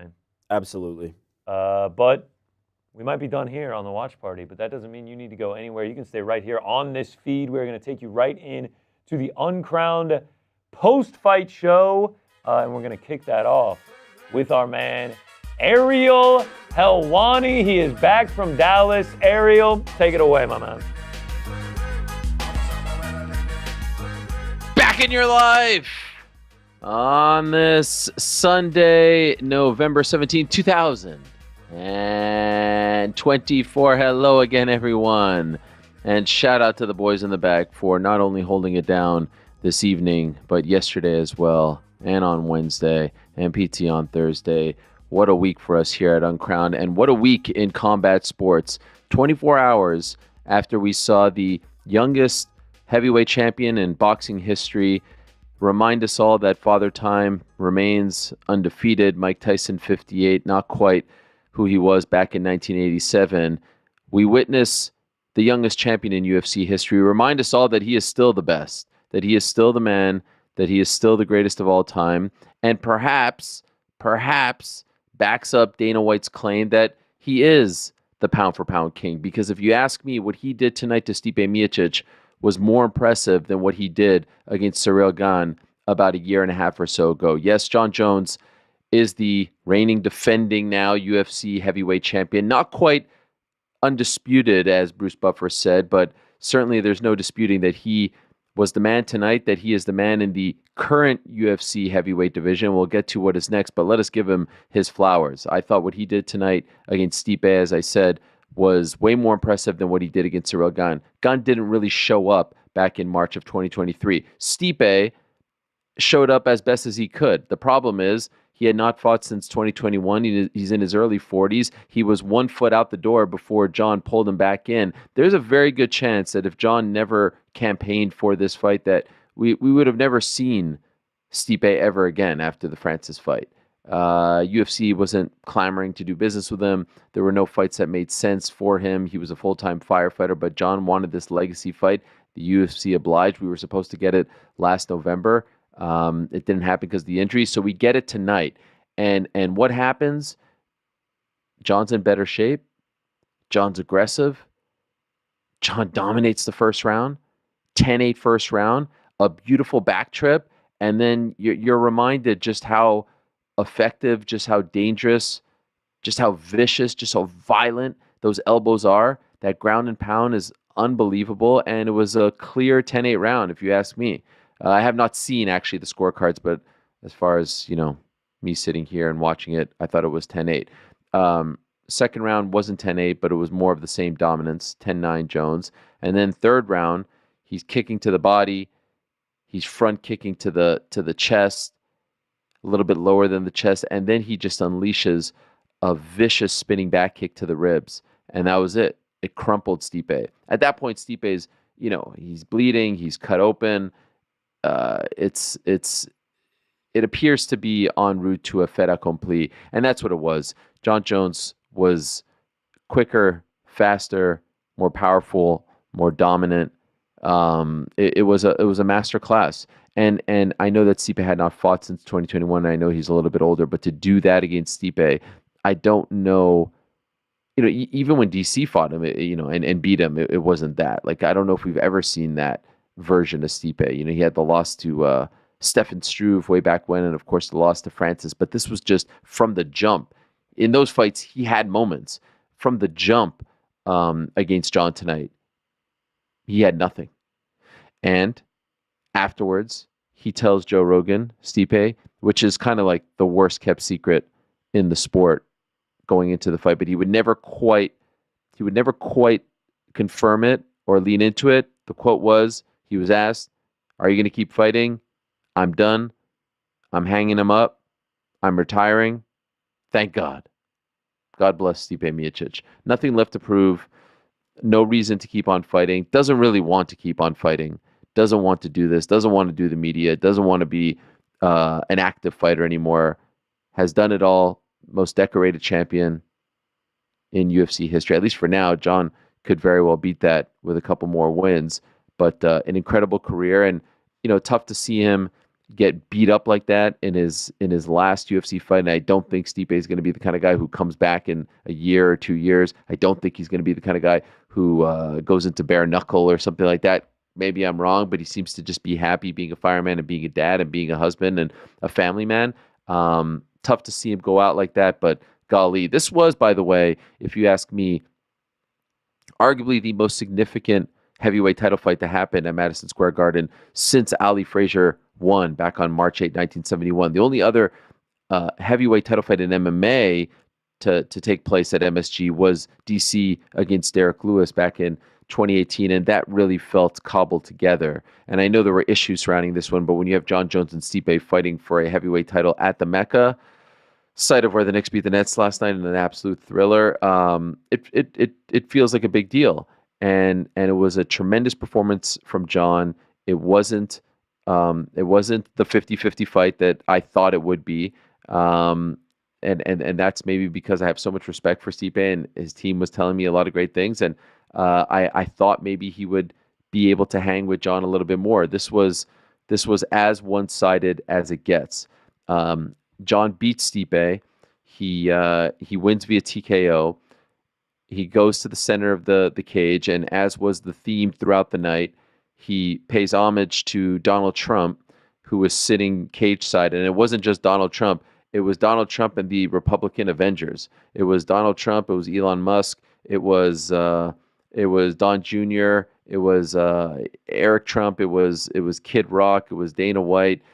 It was Tulsi Gabbard. It was a whole host of politicians there, and it was a lot of them on camera, and it was a lot of pomp and circumstance, and it was a lot of paying homage. And Jon did the Donald Trump dance, the YMCA thing. We had Bo Nickal with the golf swing and all that.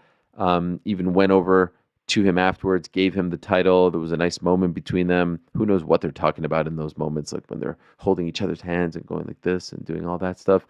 But Jon was very happy in the post-fight interview with Joe Rogan. He was in great spirits. He was asked about what's next.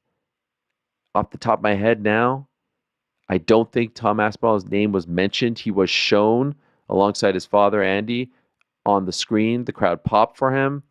Alex Pereira, I don't think, was there. He was asked about heavyweight or light heavyweight, and he basically said, I got to talk to Uncle Dana. I got to talk to Hunter Campbell, and we need to negotiate, which we all knew was coming. And hopefully it's not shades of 2020 again, where negotiations never happened or never really got off the ground when the UFC attempted to make the Ngannou fight for the first, second, third, fourth, fifth time. I'm not talking about the end. I'm talking about the beginning of this journey. And then he says, if we can figure it out, we can give the people what they want. Now, what the people want is Tom Aspinall. There's no denying it. Would we gladly take Alex Pereira? Of course. It's a huge fight. But did you see the pop that Tom Aspinall got on Thursday at the press conference? It's literally Daniel Bryan all over again. It's Cody Rhodes all over again. It's a situation where the public thinks that someone is getting screwed, and they are trying to will his spot into existence. They're trying to will this fight into existence. And they're chanting, Tommy, Tommy. We're in New York. We're not in Manchester. We're not in London. We're not in the UK. We're not in Wigan. We're in New York, and everyone's going, Tommy. There's no British fighters, although there was Oban Elliott, but like there's no UK guys on the card that are of great significance, where there's a bunch of UK fans in attendance who are going to take over the press conference and start chanting for Tom Aspinall. No, the world wants to see arguably now the biggest babyface in the game because of all this stuff, and it could have been manufactured or not, I don't know. See this fight. And let me just say this right here and now. I will say this right here and now. With a month and a half left in 2024, my most desired fight in combat sports, I'm going to pull a Chris Eubank, Conor Benn on all of you. It's Jon Jones versus Tom Aspinall. What Jon Jones did this week to build that fight, what Tom Aspinall did this week to build that fight, to be there as the backup fighter, to make his presence felt, to show up in the fur coat, mink coat, whatever it was, walk past his brothers with those new pearly whites. God, I want to see that so bad. And I want to see it so bad because of the build, because of the animosity, because of the respect, disrespect. But I also want to see it so bad because of the fight. Look at that trip. Look at that takedown. Look at those elbows, the ground and pound. Can he do that to Tom Aspinall? Can he keep him on the ground with his black belt, with his youth, with his strength, with his power, with his speed, with his agility? Tom Aspinall is the hybrid of Cain Velasquez and Frank Mir. If they had a baby, that's Tom, in my opinion. I believe that. Can Jon do that? Maybe. I don't even know what the odds are in this fictitious, fight. the line. Well, I don't even know. But I don't know if there is a fight out there on the table, honestly, in MMA or boxing right now, that intrigues me more than Jon Jones versus Tom Aspinall. Jon's performance tonight made me want to see it even more. He's on point. He has found his groove as a heavyweight. He looks phenomenal. I hope it's not a year and a half or 2 years before we see him again. It's remarkable what he continues to do at his age, fighting the best of the best. Like, there is nothing you can say. Was this the fight we wanted to see tonight? Not necessarily, but he went out there and he did the job. He got it done. Freaking impressive. Blown away by the performance. Really was. And I hope that people recognize that. And I know that I know that there's a lot of new fans. And I know that there's a lot of people who started watching in 2020, 2021, and the first glimpse of Stipe was him getting knocked out of by Francis, and they're probably thinking like, okay, what's the big deal? They don't remember the Verdum win or the Alistair Overeem win or the GC wins. They don't remember these fights, and so I get it to a degree. You can go and look it up and check it out. But trust me when I say that was impressive. I don't care if there was a layoff or not. Stipe knows how to fight, and he took this fight seriously, and he took the preparation seriously. And so I hope we get what we want. And what we want is Tom Aspinall, because it would be a freaking amazing fight. Look, we were debating after I went to AJ Dubois if there is an appetite for stadium shows in America for MMA and for UFC in particular. I was at a stadium show last night. There were 72,000 people there. There's an appetite if you give people what they want. This could be a stadium show, in my opinion. Would they do it? Probably not. They like T-Mobile. They like arenas and then charging a premium, and they make just as much money. The gate last night for 72,000 was 18 million. The gate tonight will be more. So they don't need to do it. It just kind of looks cool. But I'm just saying, I think that fight, the build, the interest, UK, America, all that stuff would be that darn big. And there could be a place, Allegiant Stadium somewhere, with 72 or so thousand people that could host this fight and could fill it up if they want to put the fight there. Otherwise, it could be at T-Mobile or Madison Square Garden, and it would be just as huge. Now, are we putting Jon number one pound for pound? I don't know. Ultimately, who cares? But I feel a lot better about that discussion now than I did after a 2-minute fight against Ciryl Gane. That was really great. My one complaint, I wish Tom Aspinall got in the cage. Someone asked me if I thought he would get in the cage beforehand. I predicted not, because I predicted that Jon didn't want that to happen. He didn't say his name. He doesn't want to give him that kind of shine. But it's all right. It's all right. UFC has to make this happen. And they're starting to develop a bit of a reputation of not delivering on the big fights. People will bring up, GSP Silva and Jones Silva or Jones Francis or Brock Fedor or Fedor Couture.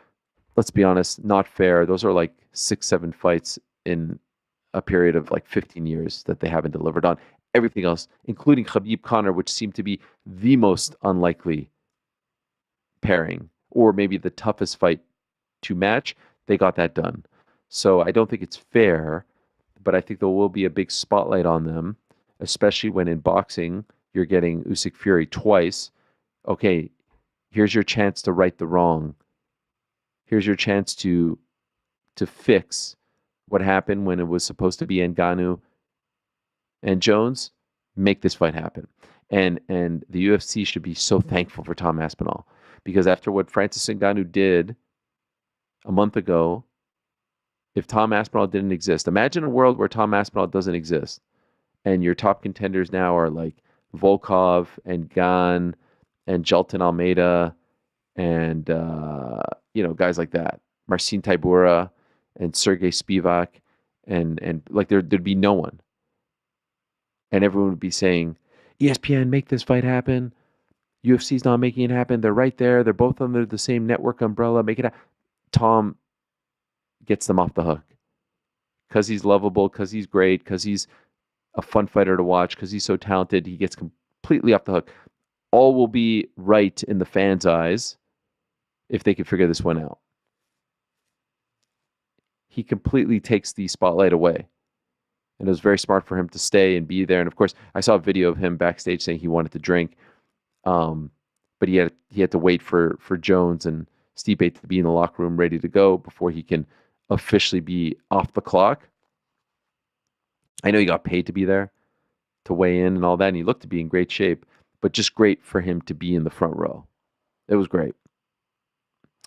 Jon and Stipe, in case you were wondering, the saga of the gloves, how it all turned out, they were wearing the old black gloves. Dana White said on Thursday, this is where it gets really weird. He said on Thursday that they were going back fully to the black gloves, that the new gloves are dead, and now the new gloves are the old gloves. They're just going way back to, like, it's over. The experiment, whatever it was, done, dead. They're going back to the old gloves. Then on the broadcast, Jon Anik says that for the remainder of the year, they'll be using the old gloves during pay-per-views, so on numbered cards, so 309 and 310, those are the last two, and then the new gloves for fight nights. This makes no sense. I maintain that Jon Jones asked to wear the new gloves. The new old gloves. I maintain that Jon said, I don't like the new gloves, I want the old gloves. And I maintain that they said, okay, Jon, we'll do that. And then it turned into a thing, and then on the spot, Dana White said, we're going back to the old gloves. F it. And then they also took a step back and said, hey, we can't necessarily do that, or we don't want to do that. So this is how we get out of it. Because as I reported, when I spoke to the guys on Wednesday, what they had told all the fighters was, we're going to use this for the 2 pay-per-views and then see what happens. But then Dana White says they're just going back to the old gloves. And then on the broadcast, they say, old gloves pay-per-view, new gloves fight night. That just feels like you got yourself in a mess and you don't know how to get yourself out of it. Like, pick one. What is that all about? Supremely weird. And I didn't see that many people upset about the fact that the old gloves were coming back. So just go back to those. Bizarre. But the good news was no gold gloves. I hate those. And they went back to the old ones. So if you're into that sort of thing, that's how that story concluded. So Jon Jones retains the belt. He's now 28-1. Stipe Miocic falls to 20-5. Also won no contest. 4:29 of the third round. Spinning back kick. Some punches. Bonsoir. Co-main event. 5-round. Number 1 contender fight, we presume.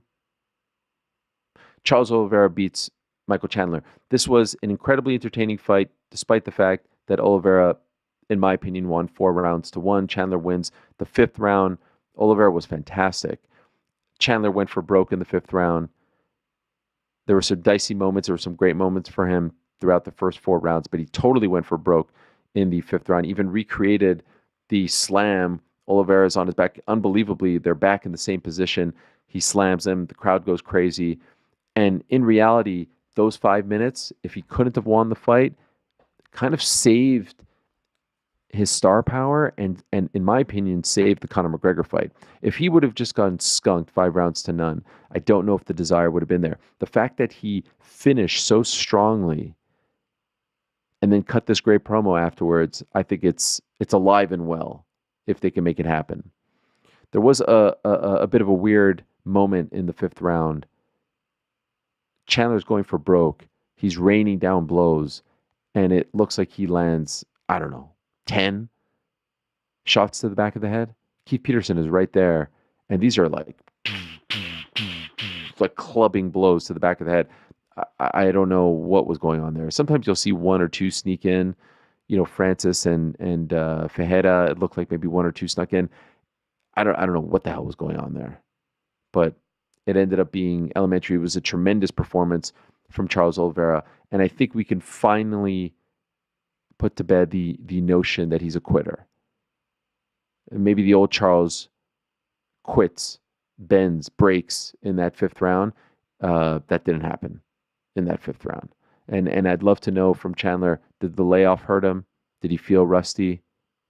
He looked to be in incredible shape. I mean, he was ripped, shredded. But Charles won that fight 4-1, in my opinion, and was the better fighter. He improves to 35-10, and it appears as though he is the number one contender. The issue is he's coming off a loss to Arman Tsarukyan. Prior to that, a win over Beneil Dariush in Vancouver. Prior to that, a loss to Islam Makhachev. So in his last 4 fights, he has lost to the 2 men who we presume are fighting for the belt on January 18th, 2025. It was officially announced today that UFC 311 will take place at the Intuit Dome in Inglewood, California, the brand new arena, home of the Los Angeles Clippers. Looks to be an incredible arena. They didn't announce a main event, but we presume that is going to be the main event. Is there a huge demand for a rematch against Islam? Lost in 2022, arm triangle choke. Yeah, I could see that. Huge demand in a rematch against Arman. I think if Arman wins, they may run it back. So let's see. But it appears as though there is no one else really knocking on that door at the moment. And it appears as though the appetite is for Charles Oliveira to be the number one contender, especially if Islam beats Arman in January. So a big moment for Charles Oliveira. He gets back on track after the split decision loss to Arman Tsarukyan back at UFC 300. Now, prior to that, we got Bo Nickal versus Paul Craig. Bo Nickal won this fight 3-0. The crowd booed him towards the end. I said earlier this week when I spoke to him that I thought the line was a little bit surprising. I think he was a -1,000. And that wasn't because I don't think he's incredible and will be a future superstar and title contender and potentially champion. I still just think that Paul Craig is game, and he was game. He's tough to put away. I know he had 8 losses going into this fight and won no contest, but he's still a vet and he's smart enough, and he proved to be tough to put away. Were the boos fair? Tough crowd. I mean, they were singing the Penn State song beforehand. He's a very pro-American guy. It seemed to be a very pro-American crowd, but they were tough on him. They were even chanting overrated. Overrated. I was fine with it. I'm not ready to denounce him as a bust or something like that. No, toughest test by far. There's a big difference between, Val Woodburn and Cody Brundage and Paul Craig. Paul Craig. There's a huge difference. And he stepped up and he won, in my opinion, 3-0. And I thought it was a solid performance. First time he sees the 3rd round, goes the distance. I'm sure he's upset. I'm sure he's disappointed. I'm sure he wanted to smoke him in the first 60 seconds, but he got some rounds in. He got some time in. Just his 7th pro fight. He's a wrestler. Now, is if you want to offer a criticism, is it fair to say that he moved too far away from the wrestling? Didn't use his striking?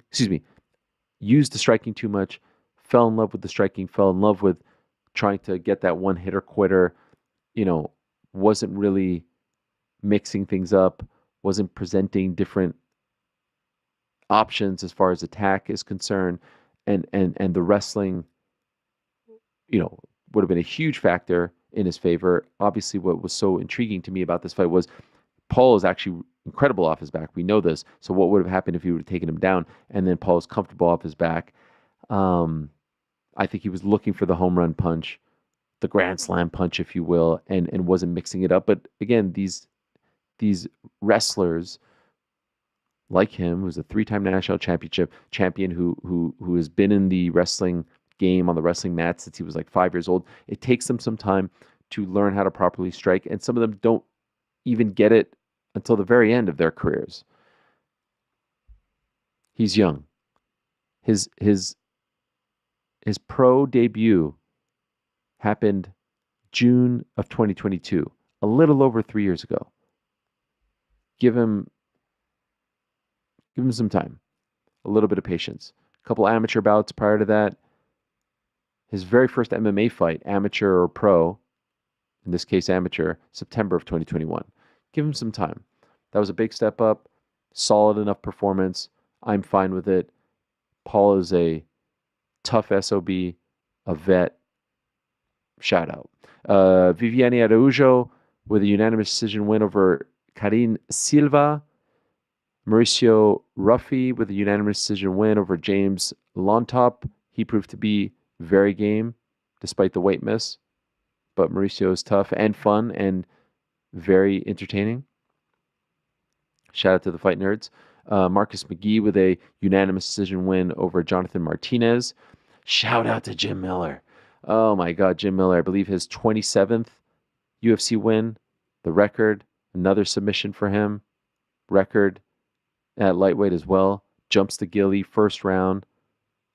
244. The guy is unbelievable. He won't go away. He's 41. See, old guys can fight. Comes off that tough loss to Bobby Green and submits Damon Jackson with a beautiful guillotine. And we actually got our first retirement of the night because Damon Jackson put down the gloves. 23-8-1, veteran of the game, said sayonara. And we do wish him well and congratulate him on a great career. David Onama and Roberto Romero. Great fight there. Onama wins. Improves to 13-2. Marcin Tybura wins via doctor stoppage against Junta Deniz. Ramiz Brahimaj beats Mickey Gall in the first round via KO. Eduarda Moura defeated Veronica Hardy, stopping her run via unanimous decision. And then in the second fight of the night, wouldn't you know it, friend of the show, the pride of Wales, the Welsh gangster himself, with the third round stoppage against Basil Hafez. A beautiful overhand right and some hammer fist to boot. And then the patented, or is it, whatever it was. He was fantastic. Oban Elliott getting his first stoppage win, finishing the year 3-0 in the UFC, 3 wins on 3 pay-per-views, cutting a mean promo afterwards with Joe Rogan. Delighted for the guy. And I can't wait for our beer on Monday in the studio. Unfortunately, before the show, we got word that Eryk Anders versus Chris Weidman was pulled from the card, literally as the card was starting. Eryk Anders had a medical issue, so he had to withdraw, and gutted for him and hope that he's obviously going to feel better very soon and make a speedy recovery. But, of course, gutted for Chris Weidman, New York guy. MSG has been a bit of a house of horrors for him. And to get that, I mean, you go through the weight cut, you go through everything to get to that point of the night and then have the rug pulled out under you is devastating. And you could see he was tweeting through it. He was posting videos. He kept saying he should have been in there. Feel horrible for him. Really do. And hopefully we could see him back in there relatively soon. Perhaps even UFC 311. Speaking of 311, we did find out yesterday that Shavkat Rakhmonov and Ian Gary will in fact fight in the co-main event. The boys spoke about it yesterday, so don't need to go over all of that. We will go over all of that and all of tonight in greater depth on Monday's program, 1 p.m. Eastern, on this same channel.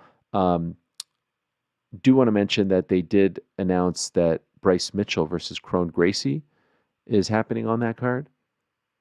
Hey. It appears as though Nick Diaz is off that card.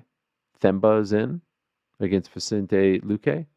So some changes there. And the main event, of course, is in fact going to be Alexandre Pantoja against Kaya Sakura.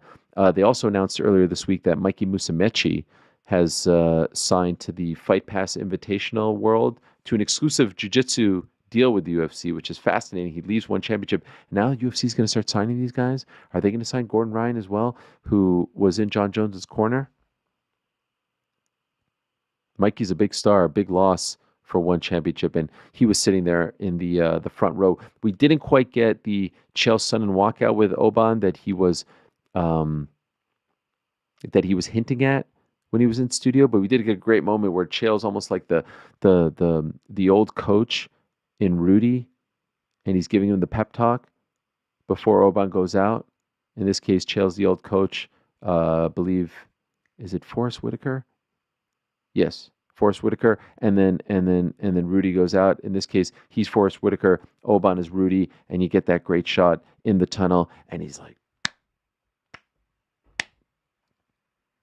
"You're 5'0". You're 100 and nothing. And you got a speck of athletic ability in that body, and you just hung around for 6 months with the best team in the nation, son. If you ask me, you ain't got nothing to prove to nobody." Is anyone there, by the way? I don't even know. Is there any? Everyone's here, man. Oh, okay, yeah. I'm just all right. watching, you're We're here, recapping man. Rudy. I love I'm it. just rolling. I'm just cooking. I was like, I didn't hear anything. I was like, am I actually talking to myself here? What's going on? We aren't streaming, if that's what you're asking. Oh, this, yeah, okay. This is just for us. How are you guys doing? Should we do it for the people? We're doing great. How about you? I'm doing okay. I'm really tired. There was a moment where I was debating. I think I was at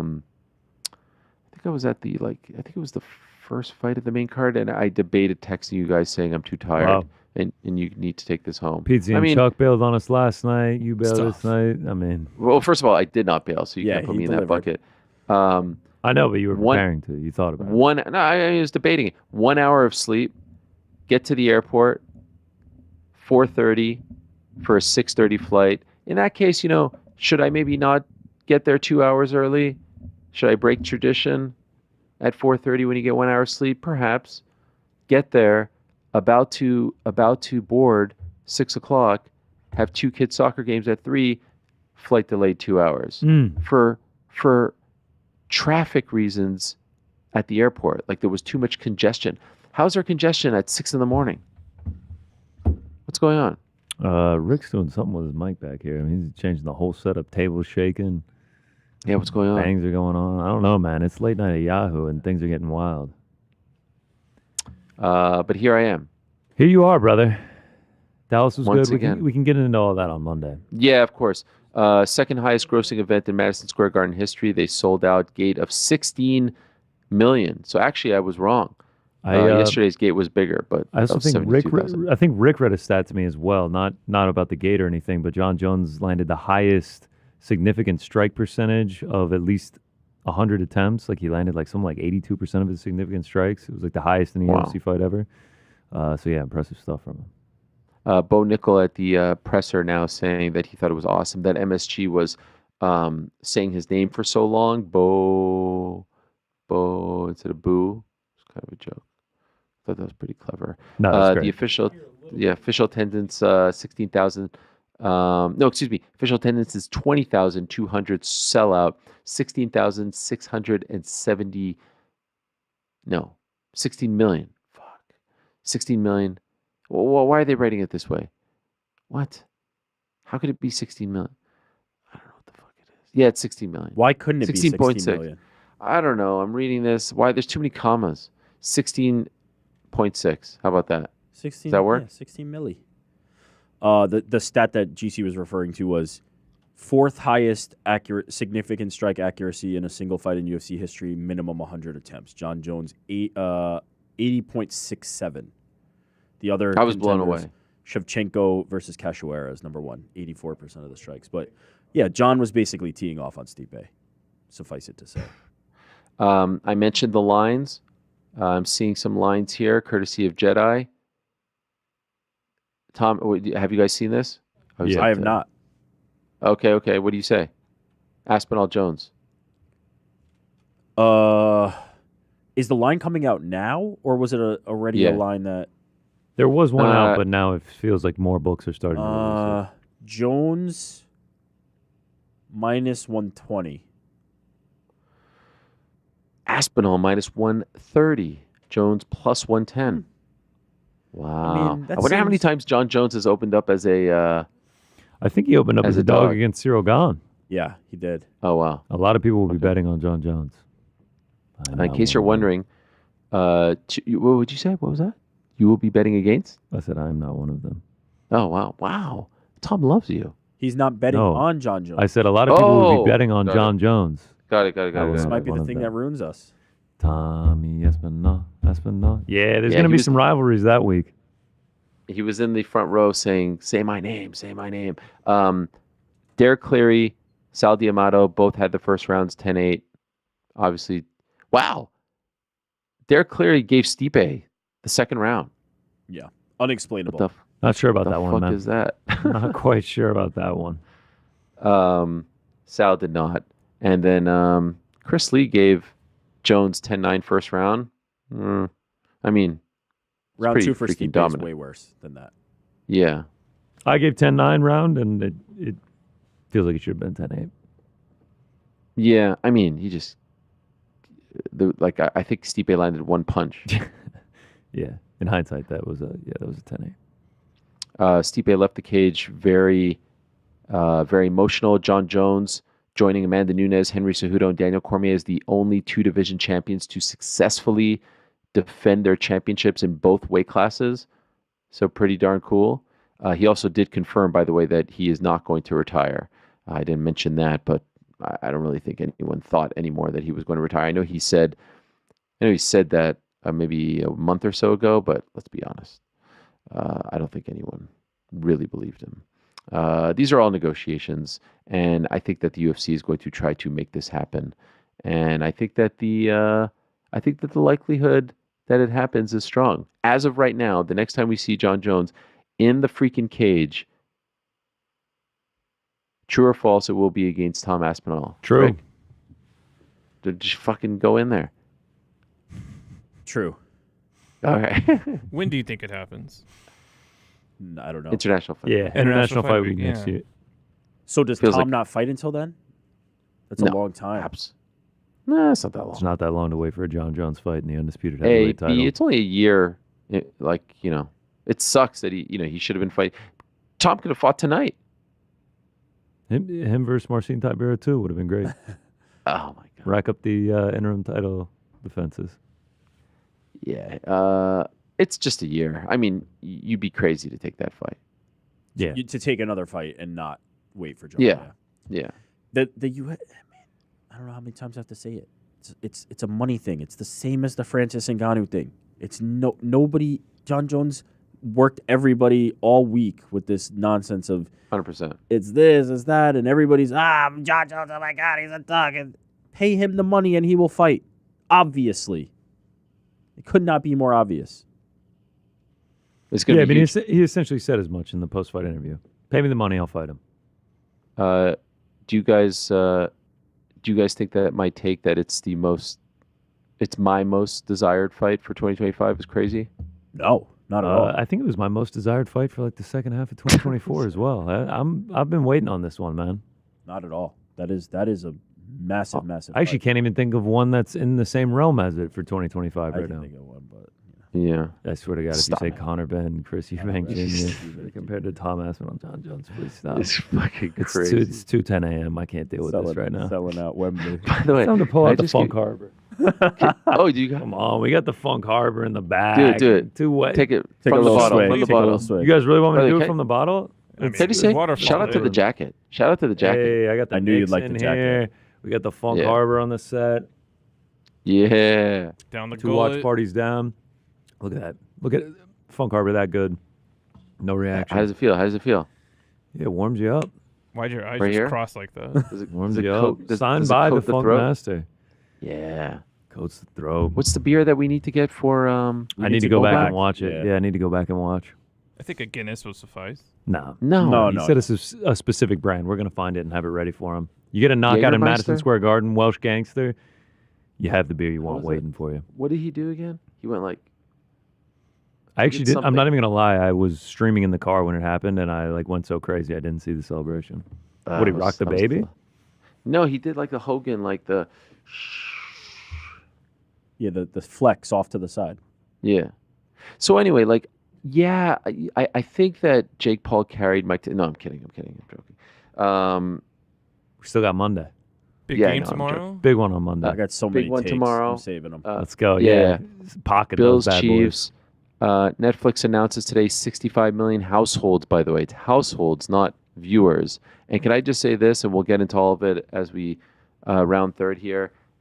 I've never experienced anything like I experienced today in that I went to both my kids' soccer games when I came home.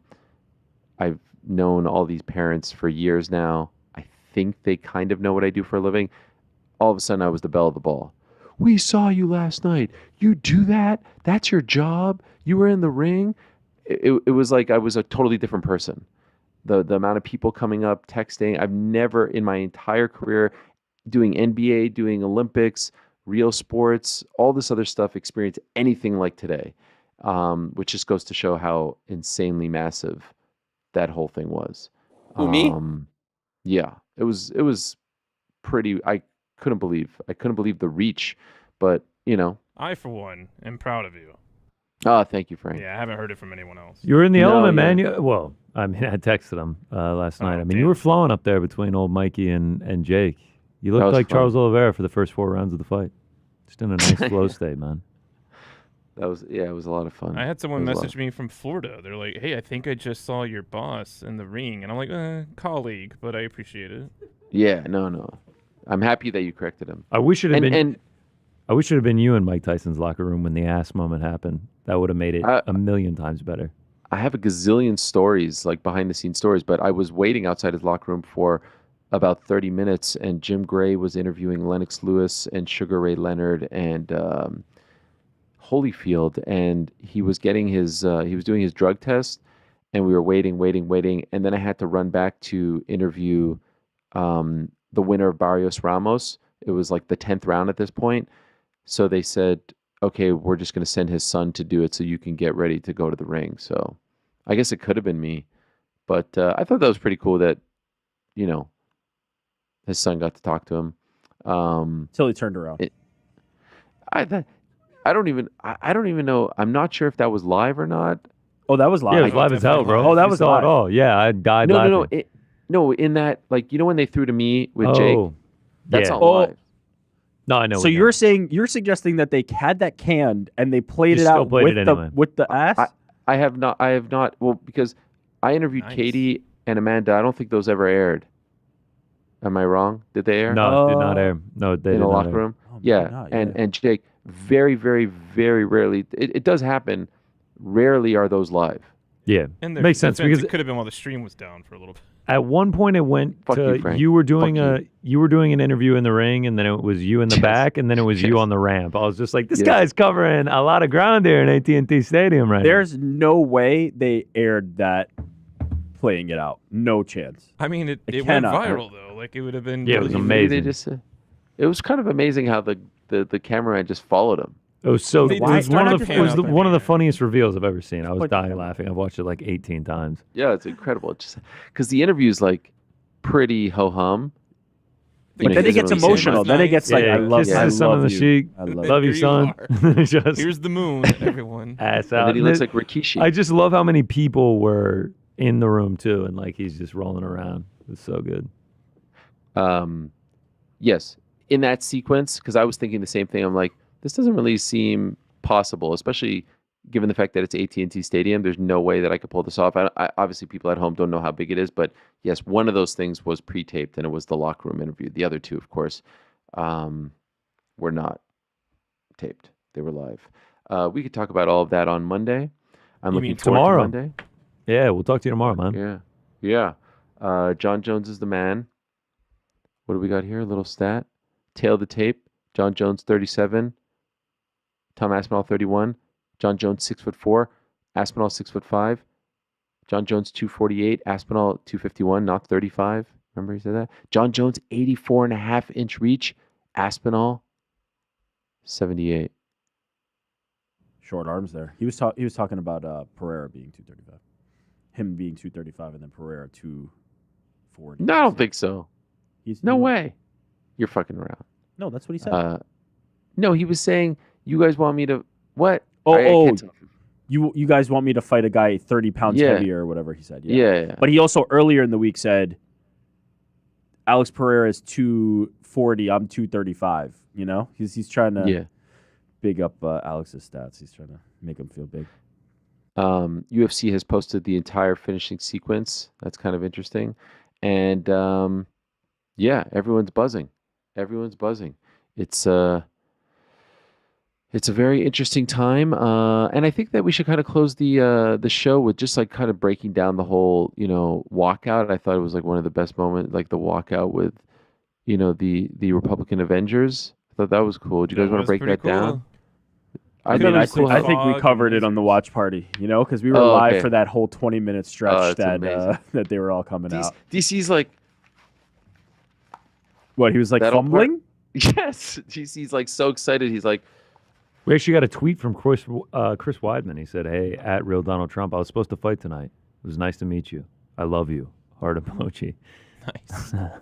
I saw that one. I wasn't sure if he was saying like, "Hey, I was supposed to be in the cage. I wanted to meet you. I love you," or it was nice talking to you. I couldn't tell. He hit him with the love you with the heart emoji. Yeah. Shout out. All right, gents. You guys have had a very busy weekend. You a fun weekend, a great weekend. You've had a busy weekend as well. You deserve some time off. Yeah, must be nice. Yeah. Wait, are we off on Monday? That means yeah. I actually just made the executive decision. We'll just circle back on Tuesday. Perfect. One last thing. Those fighting words. New merch just came in. Oh, new merch, nice. Montreal edition. Yeah, Montreal Got the hoodies edition. out new too. Merch just came in. It's never enough, Frank. Yeah, really. Yeah. New merch. Wait. New merch. Get it. ArielHelwani.com. Look at that. The OD. Oh, that's the great one. That's sick. Yeah. And I do want to let everyone know. Yeah. Want to let everyone know that Frank and I have agreed to make up. Everything's okay. In case you were wondering, that was one of the big storylines. I was wondering. Who the fuck is we? I got a few calls and still texts got a bone about to that. pick. Yeah. You got a few calls about it? A few texts too. Text? I did, yeah. It was Let me guess. Three of those texts were from Frank saying like, "Hey man, just wanted to talk to you about that." Here he goes again. He's getting worked up again. It's all over again. Frankie doesn't mean it. Oh, we said we love each other. We were hugging. We were sending each other voice notes. We were virtually hugging. It was nice. All right, it's time to go to bed. Everyone, thank you so much for your support. It's been a fantastic weekend. Uncrowned.com on fire. Record numbers. And when I say record numbers, yes, we're only technically 32 days old, but hey, records are records. So shout out to all of you for the support. Thumbs up to the chat. Much love to you guys. Thumbs up to everyone behind the scenes. Thumbs up to the folks who watched the watch party last night.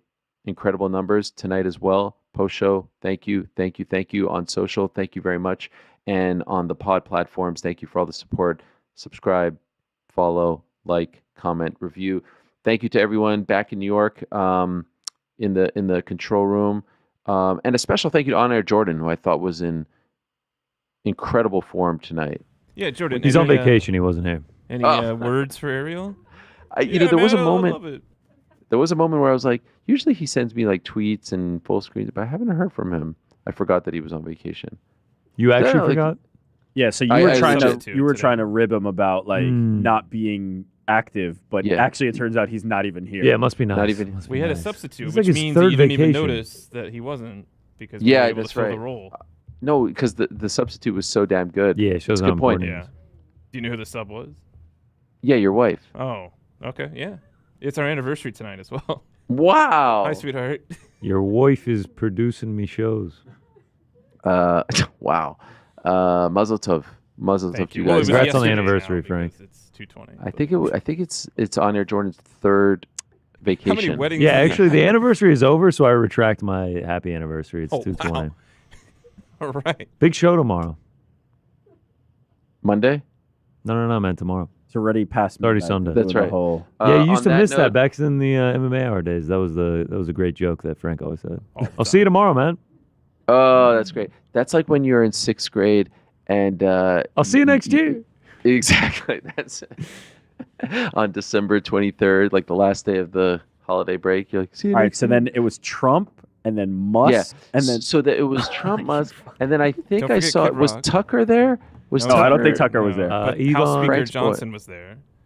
Frank, one day when it's really like AH show after dark, will you tell us your stories about Tucker, or is that? Yeah, I mean, yeah, I can break it now. Save it. Okay, No, save it. okay. We can't open. I just want to. We have to tease people. Okay, guys. Thank you very much. Much love. Congrats, Jon Jones. Congrats, Charles Oliveira. Congrats, Bo Nickal, and everyone else. who competed and was victorious. And congrats to Oban Elliott. Speaking of Oban, he'll be joining us in studio on Monday. And the great Tommy Aspinall. Not in studio. He's going back home. But he'll also be on Monday's show, among others. So stay tuned for that. Tuesday, I could tell you. Should I tell them who's coming on Tuesday? You have to tell them in studio. Who's coming. Yeah. Monday, we've got a Welsh gangster. Tuesday, we've got an American gangster coming in studio.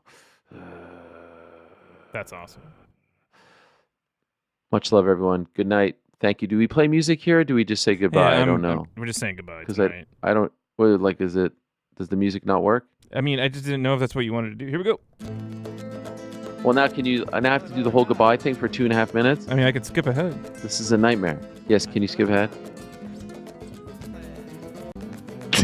This is like a rehearsal. Wait, now I'm not quite sure where we're at. You'll hear it. It's good hearing from you. Oh, congratulations, Jon Jones. Thanks for watching. We love you all. Back on Monday. Peace.